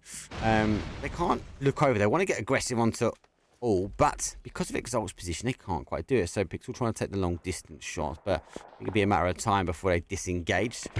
We do have 2 AWMs. I think we're on the battleground. I wonder if it is Chris's has been picked up, but user nade coming through a sharp shot, trying to hold the angle. They've got to clear the fight really quickly, get in. They can't be sitting on this one.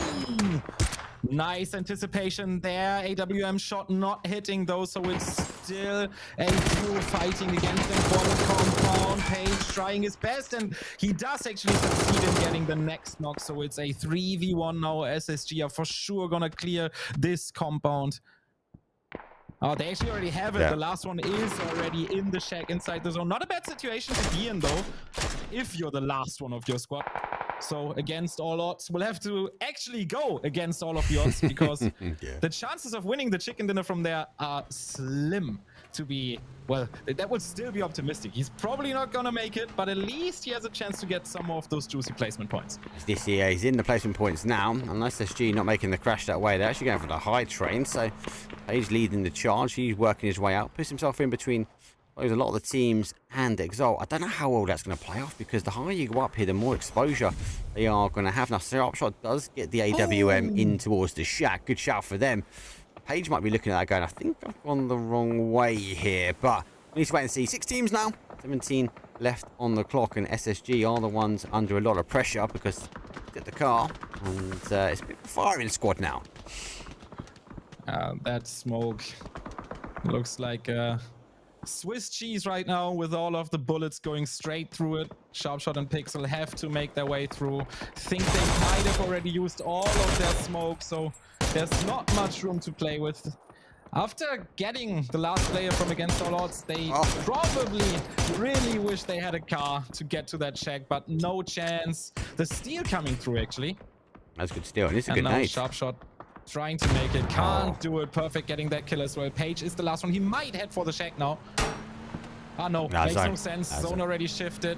He will try to get further into the zone, but he will be taken down very likely. Lou not hitting the shots, but somebody else will. Hey, look. Let's get PCF on the other side, though, and I do like Page going for a little bit of a donut. Building momentum. It wasn't just for style points. Just building that momentum to get that car up. If he did try to go straight up there, I think he would have been the end of SSG. They do levitate themselves now up towards a higher ground. Now, Exalt will still give or take in. They've got this little shack they can play. They've still got a car.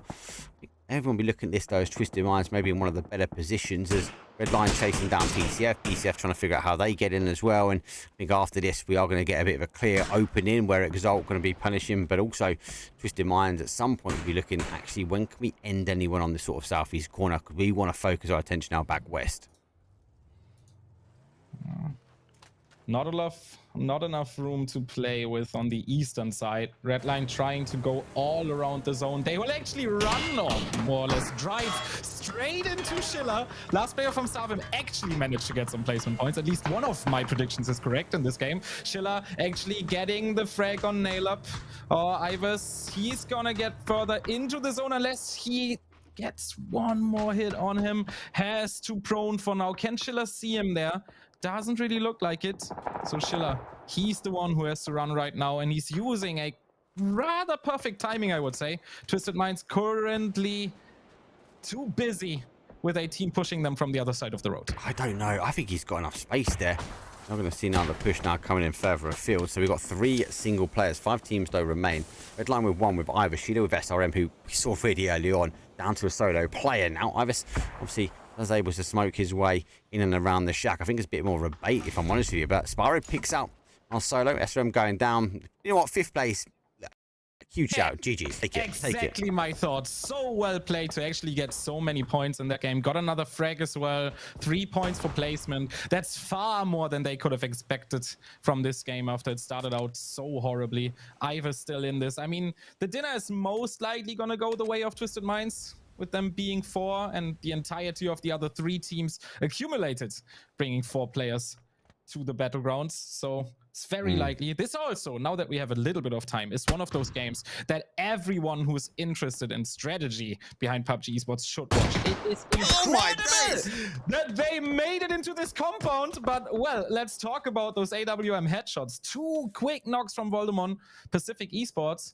Will they actually get a kill from this? Potentially, because Exalt is pulling the trigger on the breach into the Italian building. That's such a high IQ play there, Exalt. Not understanding the numbers were going down the compound. And if they didn't take this move now, they were unable to take it later. Twisted Minds going to be sort of split. Lou able to get up once and be back to a 3. I kind of are going to be right now at Pavectis there at the moment. Between is unable to get to him. Exalt, outstanding movement, outstanding play, and actually Redline, give or take, is able to get a bit more freedom of movement, might be able to wrap up towards his high ground, and we've maybe seen Exalt come down. But look at this going, I think this might be clear, Gideon. Yeah, I think he actually has a playable spot there with that tree. Very close to the zone already right now. Voldemort, he really wants that frag. He should know that nobody went for the rest, and that's why he's gonna throw the blue zone nade this way. Will it be enough? It might actually barely be. Let's see if Perfect's gonna get some damage. Oh no, it's a centimeter shot, I think. Oh! It's just enough. Twisted Minds losing a player. Beautiful play, and a really, really well deserved. Really well deserved. Oh, punishment going back, though. Twisted Minds were not happy about that. But I think the winners from those 2 knocks was Exalt.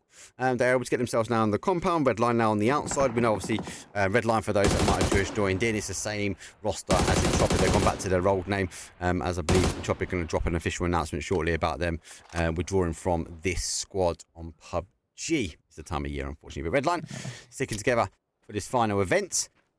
Down to 1, able to get a bit of freedom of movement. Batorn's on the other hand, though, he's now checking off that east side, and he can work his way forward. What it does go in, 3v2v1 at the end. You've got to question, though, do they know that 2 is maybe not a 3? And if they know it's a 2-1, Actually, where's Ivis gone now? As if they do work their way to try and make a push on towards this building, he could cause them huge damage. I think Twisted Mind still clearly has the upper hand here. I mean, they didn't have a really difficult fight for the entirety of the game. So look at all of those nades that they still have. All of the utility is being used right now. Blue zone nades, Molotovs. Oh, next blue zone nade straight on to the last player of Exort. Runs into the flames once more. And now he's down and out. Exort eliminated. Ivis trying his best and actually getting at least one knock. Oh, he might actually play for the kill. He can just wait it out here, I think. Long nade. I don't think that's gonna hit, but yeah. Oh no, gets taken out before he can get the final kill. 12 kill dinner by Twisted Minds. Yeah, 12 kills. I do like it, trying to get that confirmed. That's a bit of a Kobe nade dream, but I'm able to get that. That's a winner chicken dinner. No surprise here. Twisted Minds obviously picking up the kills, the damage, and the assist. So winner chicken dinner. Game number 5 is under our belt. And that there is a strong game. You've got to remember as well, Gideon, they were later into it. They rotated their way there. We saw them obviously push their way towards SRM. We saw that early fight. SRM able to get out as a 1 and try and fight out towards the end. But when they locked that compound, there wasn't many people that really pushed him. And actually, it became a later game where we saw them, I suppose, climb their way up towards 12 kills and get the damage. Yeah, that's exactly the point that I was trying to get across when Voldemort suddenly killed 2 people with AWM headshots. This is one of those games that you have to analyze when you're anybody else in this game except for Twisted Minds. The fact that they got that compound for themselves with the position that they chose in the first zone where they had to fight against the hot drop by Vorpal Swords, the mid-first round hot drop with the emergency exit, that was pretty incredible. Then also rotating above Sarvem, killing all of them except for Schiller, and then still getting that compound. Somebody else must have been way too slow. Yeah, you can think, you look at those compound shifts, you know, actually, how the hell did they get away with having it for free? I think a little bit of that, though, is because of the zone shift. Obviously, we, as me and you, I think, expected to play it more towards that west, and it retracted very much down towards that south-southeast. And as it eventually worked down, we saw these teams rotating and Twisted Minds able to hold out. Anyway, for now, we are going to take a quick break. Gideon is going to put all the social Bing Esports into chat. We will come back with our final Miramar, though, for day number 1. See you guys in a couple of minutes. Should have thrown it all away, or should have stayed another day. And she will smile, and she will smile, and she will smile, and she will smile.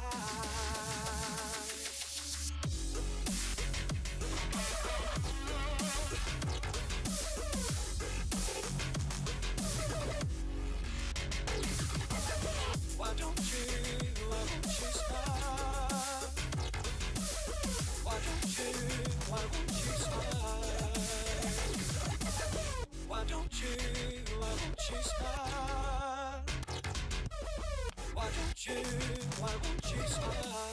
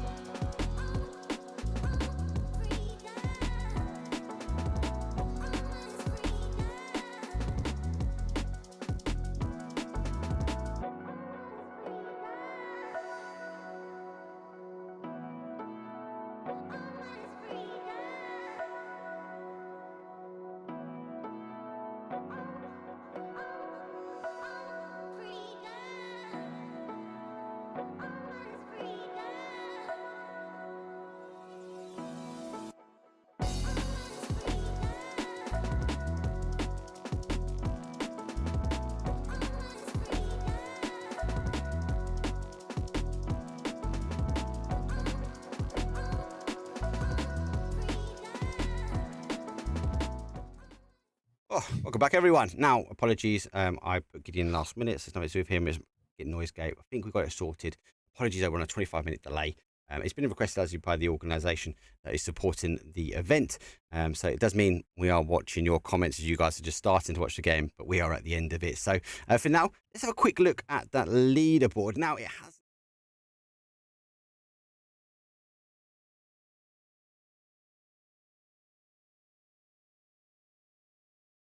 You can get a little bit of imagination because we're going to have to add that last game on technically. So this is 3 games, not 4. Definitely doesn't include the 5th. So it was kind of the halfway point into this one. But what we do know, question mark got the win, no Gideon, for our game 3 and game 4. So they will be levitating their way up. And Twisted Minds have put their second chicken dinner on the board as well because they got game number 2. And more importantly, they put game number 5 on. So we look at these numbers. There's some more to be added on. But generally speaking, it's kind of as I would expected. I'm a little bit surprised with SRM and Sheesh because she's done so well when it came down to the open qualifiers. Yeah, I guess looking at this, Twisted Minds will have jumped to second. Likely, Space Station Gaming also got a couple of kills in that last game, so they also made quite some points. Ascent probably dropped 1 or 2 ranks, I would say, maybe even 3, as a couple of teams actually got quite good rounds in this 5th game. Exalt, maybe not in 16th anymore, but they will likely still remain somewhere in the bottom 4 teams, I assume, because they didn't actually get that many points in the end, but they got themselves a 3rd place, so that's at least 5 placement points for them. Yeah, I think a couple of little movements on the leaderboard, definitely to be expected once we get those 2 other maps in, but question mark, Twisted Minds and Space Station should still be quite clearly on top. Yeah, I'm obviously message admin, guys, and I'm still chasing it, guys and girls. So we will get you scores on the doors as best we can when we can. If we can't, we can obviously drop the links, etc. when we leave, though. We're still waiting for the final player to jump in. So my take, obviously, up towards this point here. The question mark clearly are pushing. Twisted Minds do not want to let anyone get away from them, so I think they're eager to try and close that gap down. SSG, they're doing so well, Gideon, because they're playing NA and they're doing EU at the same time. So these guys will be finishing today and obviously going to other events. So they're really putting the grind in when it comes down. For any obviously for that qualification, they're trying to get every last bit in before the World Series, obviously the Global Series. Ascend, I think you're right, they might have dropped down a couple. Redline, I don't think they're going to be happy with that last game because what it does mean, when they went down to 1, yes, they got the placement points. Yes, obviously trying to close out for a second is not as bad, but I think they want to be trying to farm more points. You can remember at game 3, they're on 25. They didn't do too much when it came to game 4. Game 5, yes, they got placement, but only a couple of kills on. So it'd be quite difficult for them to ensure they've closed the gap enough because Twisted Minds, question mark for me, they're all going to be teams that are levitating. Now, we do have our final game. We are best of 6 each day. There is one more day to play after this one, though. So for our final game today, it's going to be another Miramar. Obviously, it's the new remastered Miramar, but we'll throw it straight over. We'll get into it now. It's going to be game number 6. I'll see you guys in a second.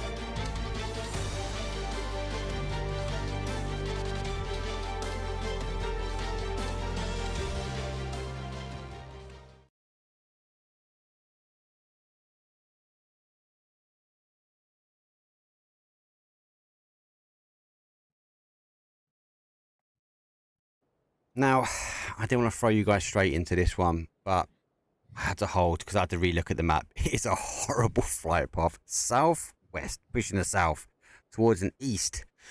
Tempting for a northeast. Getting it's so far down this southeast corner. I think the only advantage is it doesn't follow the same rule sets anymore, right? Yeah, it's basically the flight path of the last map, but slightly worse. And the last one wasn't that great either. So this one, it would actually be really fun if it went all the way to the northern west side of the map. I mean, the way these teams have a lot of experience, they would still be able to cope with the stress that would be inflicted on them. They would still be able to find a good rotation, but it might be quite fun. I mean, with the emergency exit and all of those other tools that we have now, it's very possible to quickly rotate. We saw Vorpal Swords trying that in the last game. Didn't really go out the way that they wanted it to, but it was still a good idea in my opinion. Like, the results don't always give a good indication on how good the move or the idea behind it really was. One of those things where you'd have to really analyze if you should have just fought better against Twisted Minds, for example. But we have a little hot drop there to the church, right? Yeah, Sheesh fighting against Pacific. Sheesh cannot get away from hot drops today. Obviously, them Pacific, though, are dropping this normal zones. This normal for them, though. Sheesh obviously have to fight here very quickly before this one kicks off anymore. I think Vorpal Sword made the right choice. I think they second guessed. I think they were going to go for the high ground, but they didn't in the end. I think they then went, oh, let's go safe for the compound. But actually, that time round, it didn't work out for them. Oh, and right now, Sheesh actually getting 2 quick knocks onto Pacific. There is an S12K in play, so this might actually wreak havoc on the enemies, and it does. Straight through the smoke. Grandis being knocked. Thunder lost the last one for Pacific. Sheesh just have to make sure that they don't lose anyone now. Thunder lost trying to get the second knock, but he does actually not get it. So Sheesh will actually be able to replenish the entire squad to fight straight into this zone. That is quite good for them. Straight on Los Leones. Yeah. Pretty nice zone for the plane path, I must say. I have to add one quick thing. Whoever made this chat question, you clearly missed the best sounding PUBG gun. It obviously is the M24 suppressed. I always love to describe it as a typewriter being thrown straight into a concrete wall. It just sounds amazing. I actually think the MK or the Dragunov at the moment, it's very unique, that sounds. Yeah, true. I don't know if it puts enough fear into people at the moment compared to a P90. Someone hears a P90 and it's like, oh, I ain't going that way. So what, going that way? We have got Vorpal Sword. Now they on game number 1 were the Conquerors and picked up a kill though from Ascend. Might be subject to a little bit of their own medicine. Vascu though is holding out, and they will be looking to come over the bridge. We'll stay close with this one at the moment. There is that new bridge with the remake of Miramar, so they can play back to midway of that trick in that drumstick. So on the other hand, though, they might also rotate in behind Vorpal Sword and take a safer rotation. Good zone, as you mentioned, especially when it comes down to that flight path. I was a bit fearful that we might get an island, but we didn't this time, so thank God for that one. But this does give us a couple of options. It either plays down towards that southeast, right? Or we get that crazy, crazy west zone where we get a lot of people maybe push their way through Los Leones and they come out, and then it just becomes a bit of a mad zone. If it goes north, I've had a few from this. That Cantera, that new area, is not bad. Actually, better than it used to be. That plane crash before, not great. I kind of like this area. I think it's a bit too close to the edge, though, Gideon, for this one. I'm going for maybe a southeast. My inner child wants a west. Redline appears to be agreeing with your assumption. At least they seem to be grouping with Lucarux. There is a fourth option, however. Yep. The fourth zone also fits perfectly directly on top of Los Leones. That would be the third city ending for the day. No way. Obviously something that a lot of the teams really don't want to see. Oh, Redline might actually go straight into SSG here, by the way.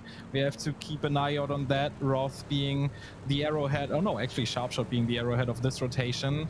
But I think they will stay clear. Mixi actually possibly seeing that rotation. Yeah, we saw him break on the minimap. So they are waiting right now to make sure that they can get all 4 of their players into this compound. They will really not like it that SSG is this close, but yeah. This is sneaky because Mixi hit the brake, so he's waiting for that final card to come in. He's literally following. Redline are hunting down SSG. Now, they've taken some shots at Pixel. Surely the comms are Pixel's going to go back and around and follow the rest of the team in. So Mixi needs to maybe not keep on the pursuit, should we say. But you're right, Redline are right on top here. And I feel like Redline have laid a bit of a trap. Oh, but let's hope that the trap does actually work out in the end. This is one of those situations where you have a first zone straight center on top of your loot spot, and you still lose 2 players early, and then you have a kind of horrible game. It's also one of those games where I would really not know what I would do as Redline. If you get first zones this beautiful straight on top of your loot spot, I always seem to not have a clue on where to go. It just feels way too good. It's overcomplicating, isn't it? Nailip, though, takes some shots. Sharp shot able to duck back in, but not that sharp of a shot, though. When Nailip hits those headies on top of you, though, he is split. Nade will come down. That will be hoovered up, though, into the Miramar trenches. Nailip understanding and seeing this is coming through. I think they just need to identify where exactly the players are. They know one is not with him, so now it's a 3. I think Nailip's just trying to figure out though, how many people here. Rothko now popping his head up. I think that's going to do the maths. 1 + 1 = 2. We know one's further afield though. Roth goes down to a 1 though, and then the M249 rains fire out. But Lucarux is laying some of the law down himself, and that is a very well executed plan. And SSG, down to their final player, now needs to maybe descend it and pray that we get a Lost Leones. SSG actually had the plan of getting Pixel on a flank. He wanted to get some more really nice shots out on red line, but well, it was way too late for them to win this fight. Another snake that has been decided early in this match. Exalt also losing players once again. Uber knocked, Molodok knocked and flushed. And look at how far they are spread across this position. They have no chance of supporting each other. Yeah, that is a very, very wide split. Just keep an eye though, because Gunnar are working their way in.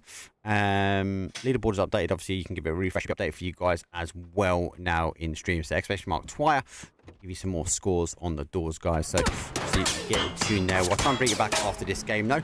But yeah, 5 games are updated now for that leader. I was very close before game number 5.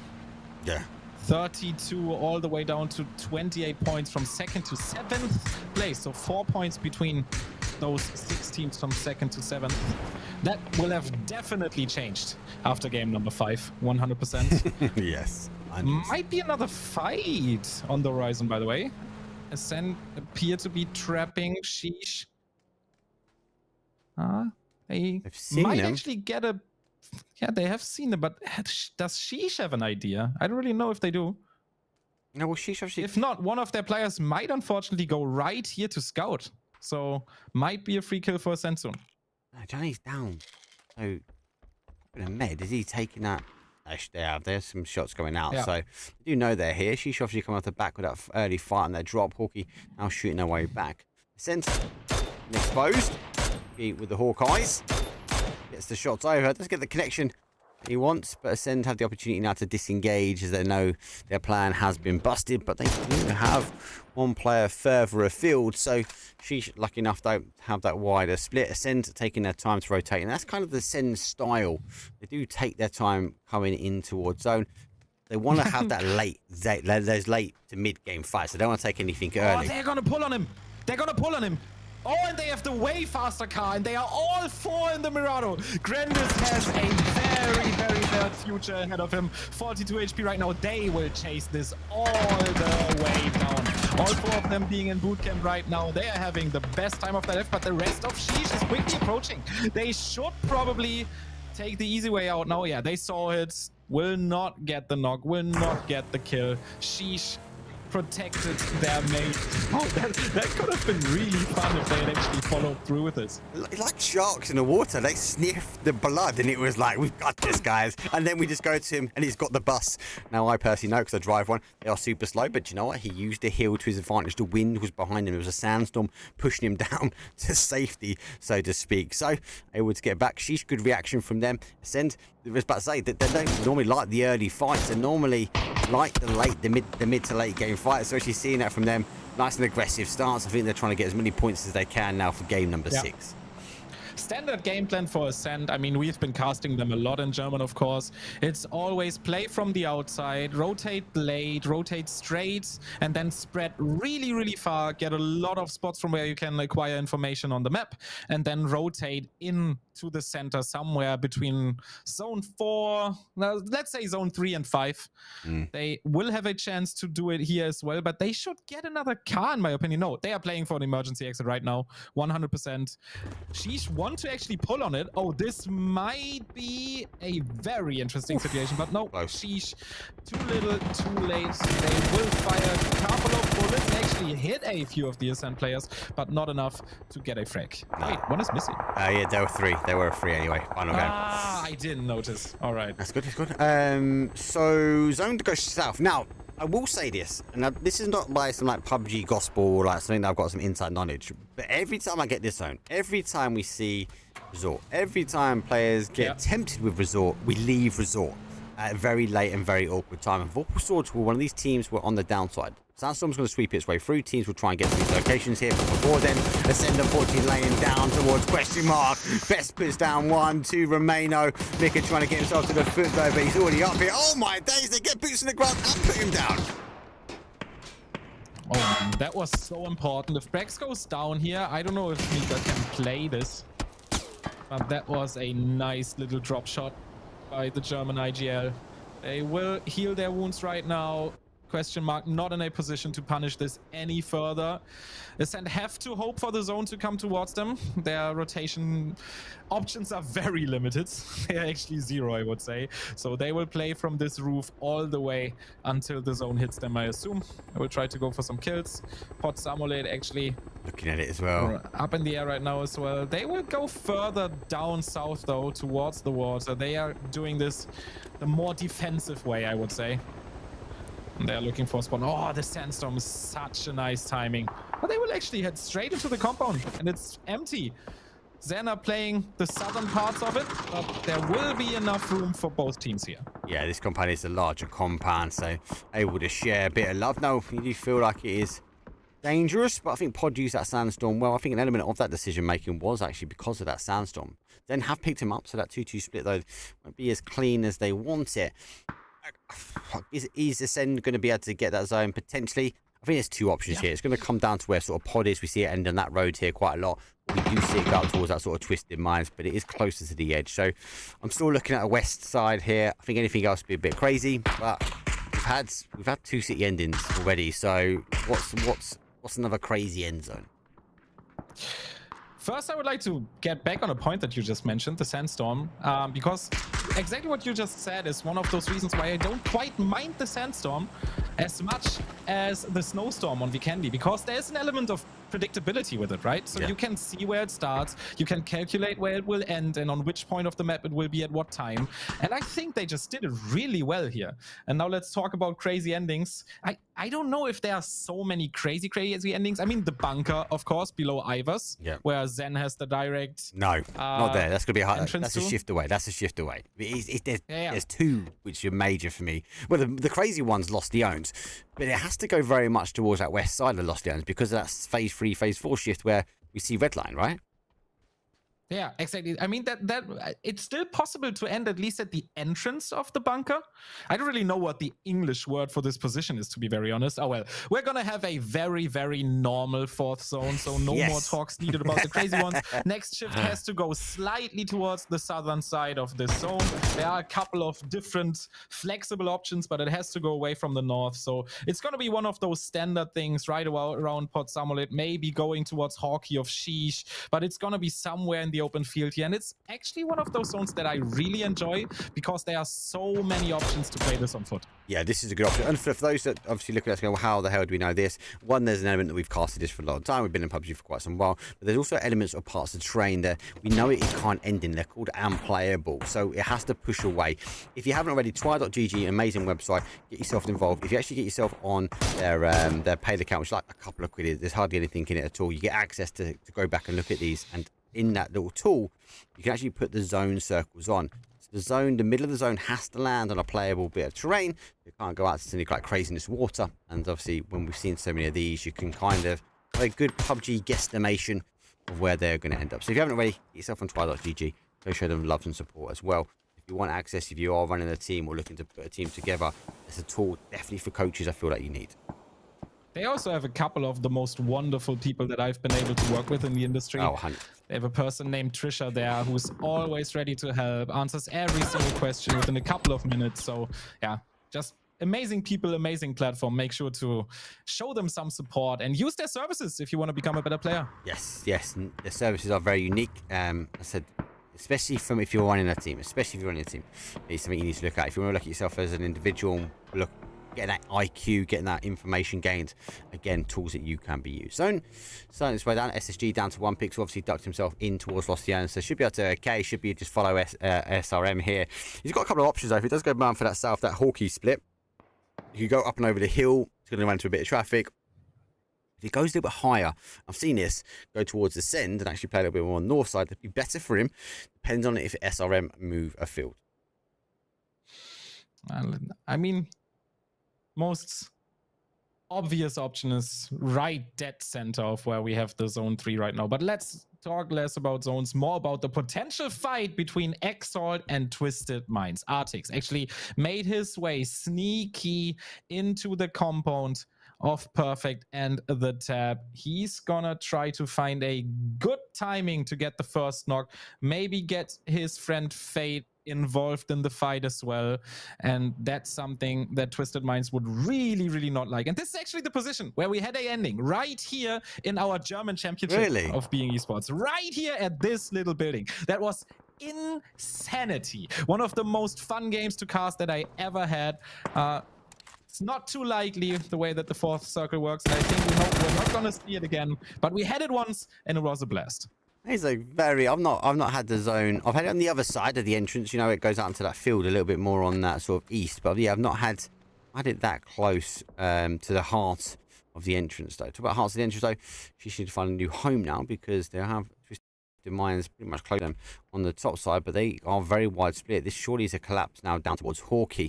Dr. Nam and Podstore will survive here together. They will maybe have a joint effort of these teams working in. Ivers puts himself in a bit of a bowl. I'm actually a bit worried because these bowls, you tend to find teams like SRM or someone that comes in late. One nade can cause major amounts of damage, especially if a 4-man comes in here. WLA might be one of those teams as well. Do you know what Zergden Nam actually means? Do you know what the team name stands for? No, I don't. It actually is, we are looking for a name in, I think, Dutch. And the fact that they have been looking for 4 years now kind of worries me a little bit. Seems like it's stuck. Love it. All right, let's look at Fade against Lou. Actually, a fight that has not ended yet. Lou got a couple of good shots out, but then Artix from the backside helps out his teammate. And now Twisted Minds gets punished for standing so spread once again. Nobody can actually help their fourth man. He is going to be flushed, just as AC will be in this situation where We Live Again are pushing them. Very difficult as well. WLA making the rotation in. Didn't quite get the connection in the shots. Beamy though is tying himself down. I think Anti's just going to try and get himself now to get as much information as possible. Resmoke will happen. But yeah, he's just going to go try and get some information. Yeah, confirm that he's in the shack. People go, why did he crawl to death? And it's now because they are just going to try and fire and close him out. So they want to take this fight now as a 3. Good confirm for them. WLA do go down. Vorpal Sword though, up stronger. They've been on this south side for a while and they're now pushing their way further in. It's like a little bit of a raining fire down. Pretty much on point to the smoke as well. But Foot Esports having nothing of it. They've already got to draw their fight now with Vorpal Sword. That more than 10 seconds earlier, it might have been a double kill. Yeah. Eliminating players from two different teams, actually. Vorpal Sword still in the fight, still having not lost any players in the situation. Vard is trying to be the first one to knock a player from Vorpal Swords, but he can't really do it yet.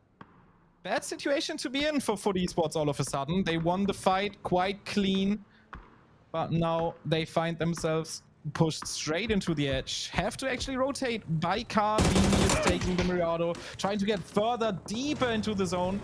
Nice little prediction here. I guess they know that if they had 4 teams fighting straight around them, including themselves, there would be a couple of spots free in the middle of the zone. So Beamy is actually gonna dodge his last teammate. Vard playing all for himself right now. It's not bad actually, because it has drawn the guns away from Vorpal Sword towards Beamy. You can hear in the car rotation. They know having a player in there's where they want to go, and they've been controlling this south side for some time. Do now leave resort as always. Vard able to get some meds on, so he's going to be a bit of a solo ranger in. He hasn't got a lid, but he can sneak his way in to a degree. Then Gonna try and work their way out of the compound. They know where Pod are. They're gonna maybe push down towards the south side, take on that Vorpal sword. SSG still able to survive. One man, one ranger. But on the other side of the zone, no. Looks like question mark. Finding themselves against SRM. Getting up on the box. What a massive play. Picks up field first now. Looking for the angles, looking for the players to run forward and try and get that res though. But more util coming in. He's able to stay alive mainly because of that the box in the car. In the meantime, we lost a couple of other players and a few teams are gonna surely follow. Twisted Minds having a lot of issues as it appears. SRM also losing 2 players in the fight that we are currently witnessing. The Molotov might have not been too bad, but they just cannot use this door. You would love to get in from a different angle, but no chance. The broken pickup is just blocking them the entire time. Now a Molotov on top of it. It's already burning, dude. No need for any more flames. Vorpal Swords also down against Foot Esports and CCI next. Underhand flash, another one that's gonna go deeper into the room, and then they will use the smoke to push. Schiller actually going around the building from the outside, but they are still one man short. Or let's say one man shorter than question mark. Now actually 2 as CCI next goes down. Schiller did not want to be alone for long as he gets taken out, but the next team is already approaching. Massive shout as well. Foot Esports did take Vorpal Sword, so that move though from Beamy actually really worked out. Looked like squeezed the last bit of life out of Vorpal Sword though at the end. Redline looking at third party information though has been gathered, and they use the opportunity to get as close as they can. The gunshots now going down. They're going to try and work their way, and they need to figure out though that car on one side is not going to be an opportunity to go through that door, and that nade though is pinpoint accurate. Such a good nade. Last player of question mark is a doozy, and as so often, he will not go quietly, knocking Ivor straight away. He has 2 more smokes to work with. Little jump shot. He's going to go for the flush now to confirm the point, using all of the space that he is left with. He's going to actually smoke this and maybe this door as well. Yeah. Oh no, he's actually throwing the smoke all the way through, and then he tries to sneak away, but there's a lot of danger waiting on the other side of the road. There's another team creeping up as well with Win or Die. This fight is not over yet. No, this is the fight. We see this all the time, this fight for the zone. Basically, you've got to be the last remaining team. SSG going down, got to the point pot though, so big shout, Pixel, 8th place for them after a plan, which was well executed. And does eventually for them go down to a solo, and the solo getting down to a top 8 position. Doozy, let's get on the more of the red line teams. Do got this down low, looking and expecting for that third party action because it's normally them. The raining fire from Extends coming with that P90. It's normally question mark though, are that third party team. And Mixie having to disengage, 7 kills for red line though. I'm going to try and survive this one out as a 1. Let's get back to some of the other action though. Is Dr. Lamb coming in. Red line does go down towards the zone. We are seeing Scav now clearing up though. A lot of teams now dropping to the point now we get straight towards our top 4. Zen with 4, Will or Die with 4, Sheesh with 4, and the solo ranger. I have no idea how Brex got there, to be honest. I tried finding it out. They were on the top of that hall. No clue how he managed to get out. Maybe they had a second emergency pickup, and that's how he got there. I will have to check that out in the Twire replay. But first, let's look at this beautiful 4v4v4v1 for the last chicken dinner of the day. We'll die. And a team conquering this sort of side, this sort of north to northwest side of the zone. Now got to try and work. She's up to Sheesh now to really stop this push here. I've got to do it before Zen gets sniffed. There's blood in the water. First though comes in. Big nade comes over from Hawk. It's going to cause some damage. Doesn't quite get the knock though. Jedrix though making the aggressive stance though. That P90 is driving forward here for Win or Die. Don't extends. Going to go for a repeat. But Jenny covering his boy just half a second a bit too late, if I'm honest with you. He's going to be going down. So she's down to that final player. And Jenny, the anchor player though, is to remain. And I don't know, for Jenny, for me, it's like, oh, there should be other teams now pushing in. Maybe just try and find somewhere like a Sen to try and hide out. The fact that nades used to deal a lot more damage always baffles me. So well used frag grenades here. A few of those would have actually knocked on first try, I think. But yeah, a lot of good frag grenades used there. Jenny forced to play it slow. Brex forced to wait it out. Has to find a good situation here. Has to be one of those really, really deadly snakes. A King Cobra type snake. Oh, no! Oh, well, I don't know any non-venomous snakes. I'm so sorry. At least not the English words. But he was one of those, at least in this game. He got tempted. He shimmied his way over, and Zook was like, what's that noise? Was that you? No, that wasn't me. Unfortunately, finding the snake in the grass. First end, getting towards a 4th place. They started with 3. They went down some numbers, though, on the parachute. And, yeah, somehow, some way, able to get themselves. Will die, able to get the resis back up. As Jenny able to get the confirms. And, unfortunately, for Sheesh, which I was going to say was in a more of a driving seat coming into this final couple of circle, unable to stop the breeze, the sandstorm from the west. That is Win or Die. Win or Die, looking to try and get a first chicken dinner on the board. Then, they're going to try and get a first chicken dinner on the board. And Sheesh, the same. Oh, trying to get their first chicken dinner on the board. Map number 6, though. The final map though for day number 1, so I expect this to slow down a little bit. I think these guys are going to be waiting for this next zone shift. Keep in mind that Win or Die are currently sitting in 9th place on 20 points, so this would be one of those maps that puts them back on the map for tomorrow.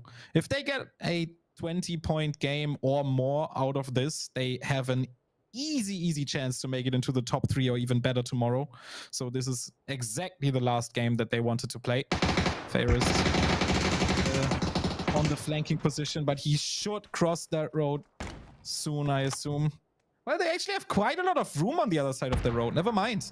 They have a really good position. They can actually wait it out. They know that there has to be at least one solo somewhere.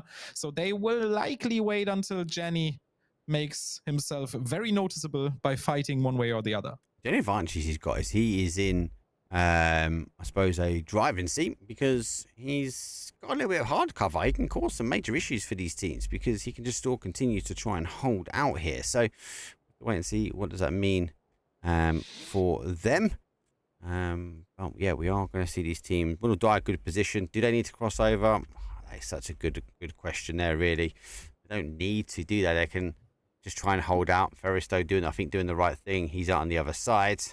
And as it stands, I can't see it playing any more than what it should do. I just think it might, I suppose, hunker its way down. A couple of baity shots coming out. Eager just to stay on the map. Just at the moment, we'll see who makes the first play. And see Zen, different style of game plan. Zen super tight here. Win or Die spreading themselves out, and they do get that first knock. So again, Ferristo playing at outside edge, causing some major problems for this team. I mean, the smartest decision for both teams, and for both of the teams that are still on full squads, would be to not fight. Because they know that it's only a top 3 situation, that it can only be a top 3 situation right now. But, well, they don't really want to go with a smart decision. At least Win or Die don't want to do that. They are pulling the trigger, pushing further ahead. Ferris, caught in a suboptimal situation, has to prone for now, has to wait until one of his teammates actually covers for him, which is the case right now. They are trying to get into the safe zone. Jenny actually made his way all the way around the zone. He is right behind Zirkdenam right now, but they also made sure to check this angle. Nate's coming straight his way. Second one might actually already seal the deal. No, it's too far away. Jenny's still alive, smoking himself twice. Molotov hitting the tree, actually burning him down. It is a 4v3 for the chicken dinner. That was good play from him. I like that. I was watching him out. I was thinking, at what point is Jenny going to move? He's such a good player. He didn't make the move down at the right time, but he kind of needed Win or Die to continue that fight. He wanted to get the backs of Zen. Didn't work out for him, though. Zen are a little bit in rags. They are down. I suppose Scaff is maybe the only one that is tanked up with their level 3 lid and armor, but some of them though are down some util, some armor and some bullets, but there shouldn't be that many bullets needed now. Nades are being cooked first. Will come in. Extenzo making the push forward as well. Zach is going to be down to their final player. Does tap in one though. Needs to get a second up. He doesn't quite get it. And that P90 will end the day. Winner, chicken dinner, and Win or Die get the final day or final game here for day number 1. 10 kills, 20-point game, and it's still shocking that my logo is still being used for them. You love to see those 2-digit games with a 2 in front. 20 points is just amazing. They will jump all the way to the top 6, I suppose, maybe even top 5. I don't know how many points Ascent ended up with, but this was important for them, and not only for them. Zirkdenam in 7th place. This is also a juicy little point payday for them. I think the only thing that this map just did was make tomorrow even more exciting. Yeah, it's going to be very, very tight. I'm just going to quickly update the leaderboard that I've got physically here. Let's bring us back on cams. I'll do that. The leaderboard should be updating. Good game. So 6 games have been done and dusted. It is a 2-day, so it is a best of 12. Let's have a quick look at that leaderboard though. it stands because it doesn't include that final game, but it is updated up to map number 5. So without that game, question mark obviously leading away 72 points. They had a good game anyway, closing things off today. Twisted Minds the same. I think they'd be disappointed they couldn't quite as close or close the gap as close towards question mark. SSG, do you know what? Look, they took a 1 point or 2 point game. I think they got a kill on the board and 1 point from placement. Not too bad. Redline better. Send not as good. But yeah, you mentioned win or die. 9th place at the moment. They're going to be really levitating themselves up that I suppose that right hand side, even potentially in towards that left hand side, because it's pretty tight.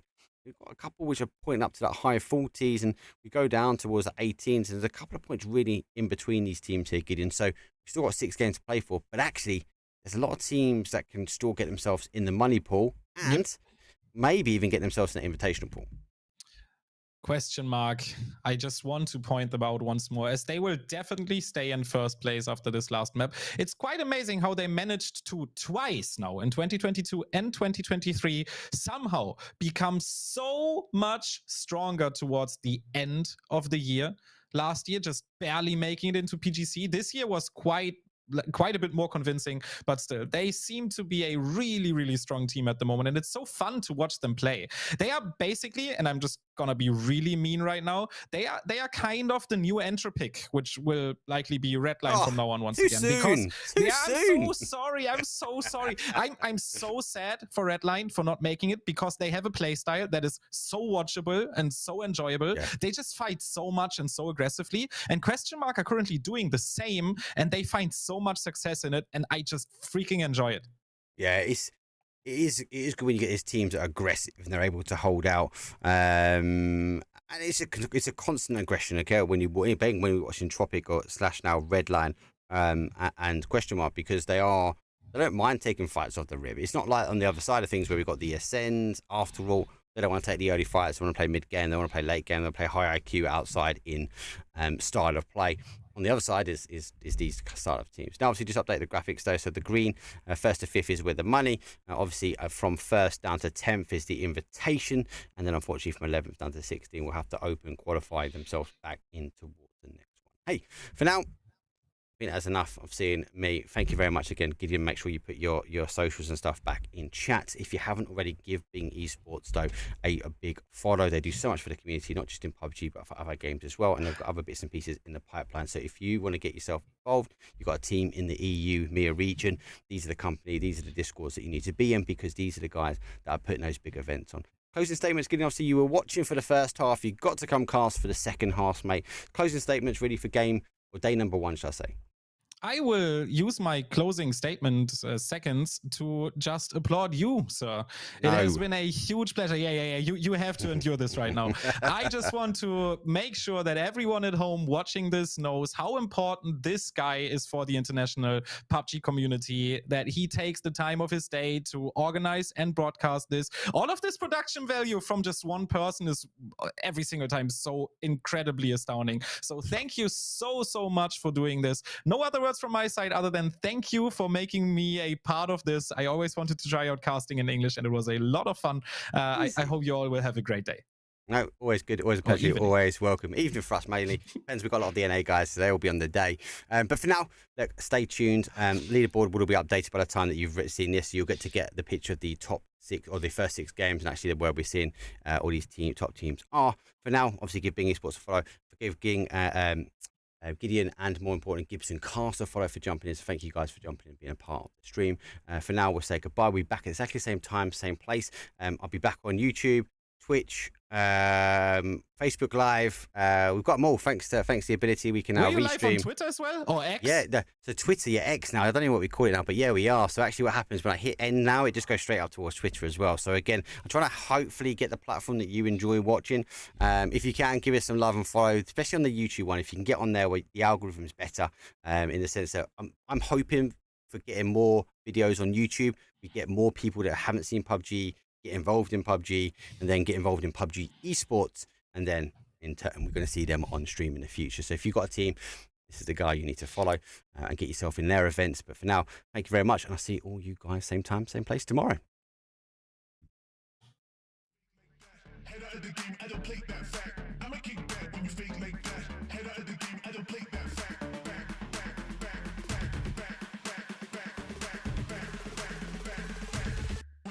like that. Head out of the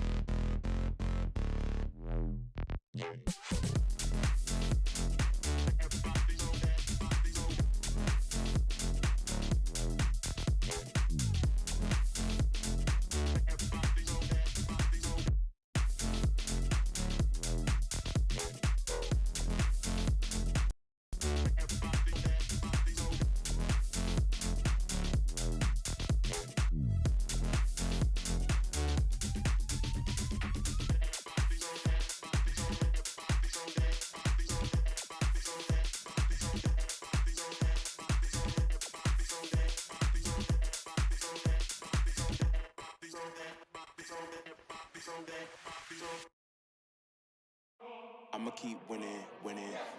I'ma keep winning, winning. Ooh. I'ma keep winning, winning. You can try to save yourself, but you only gon' play yourself.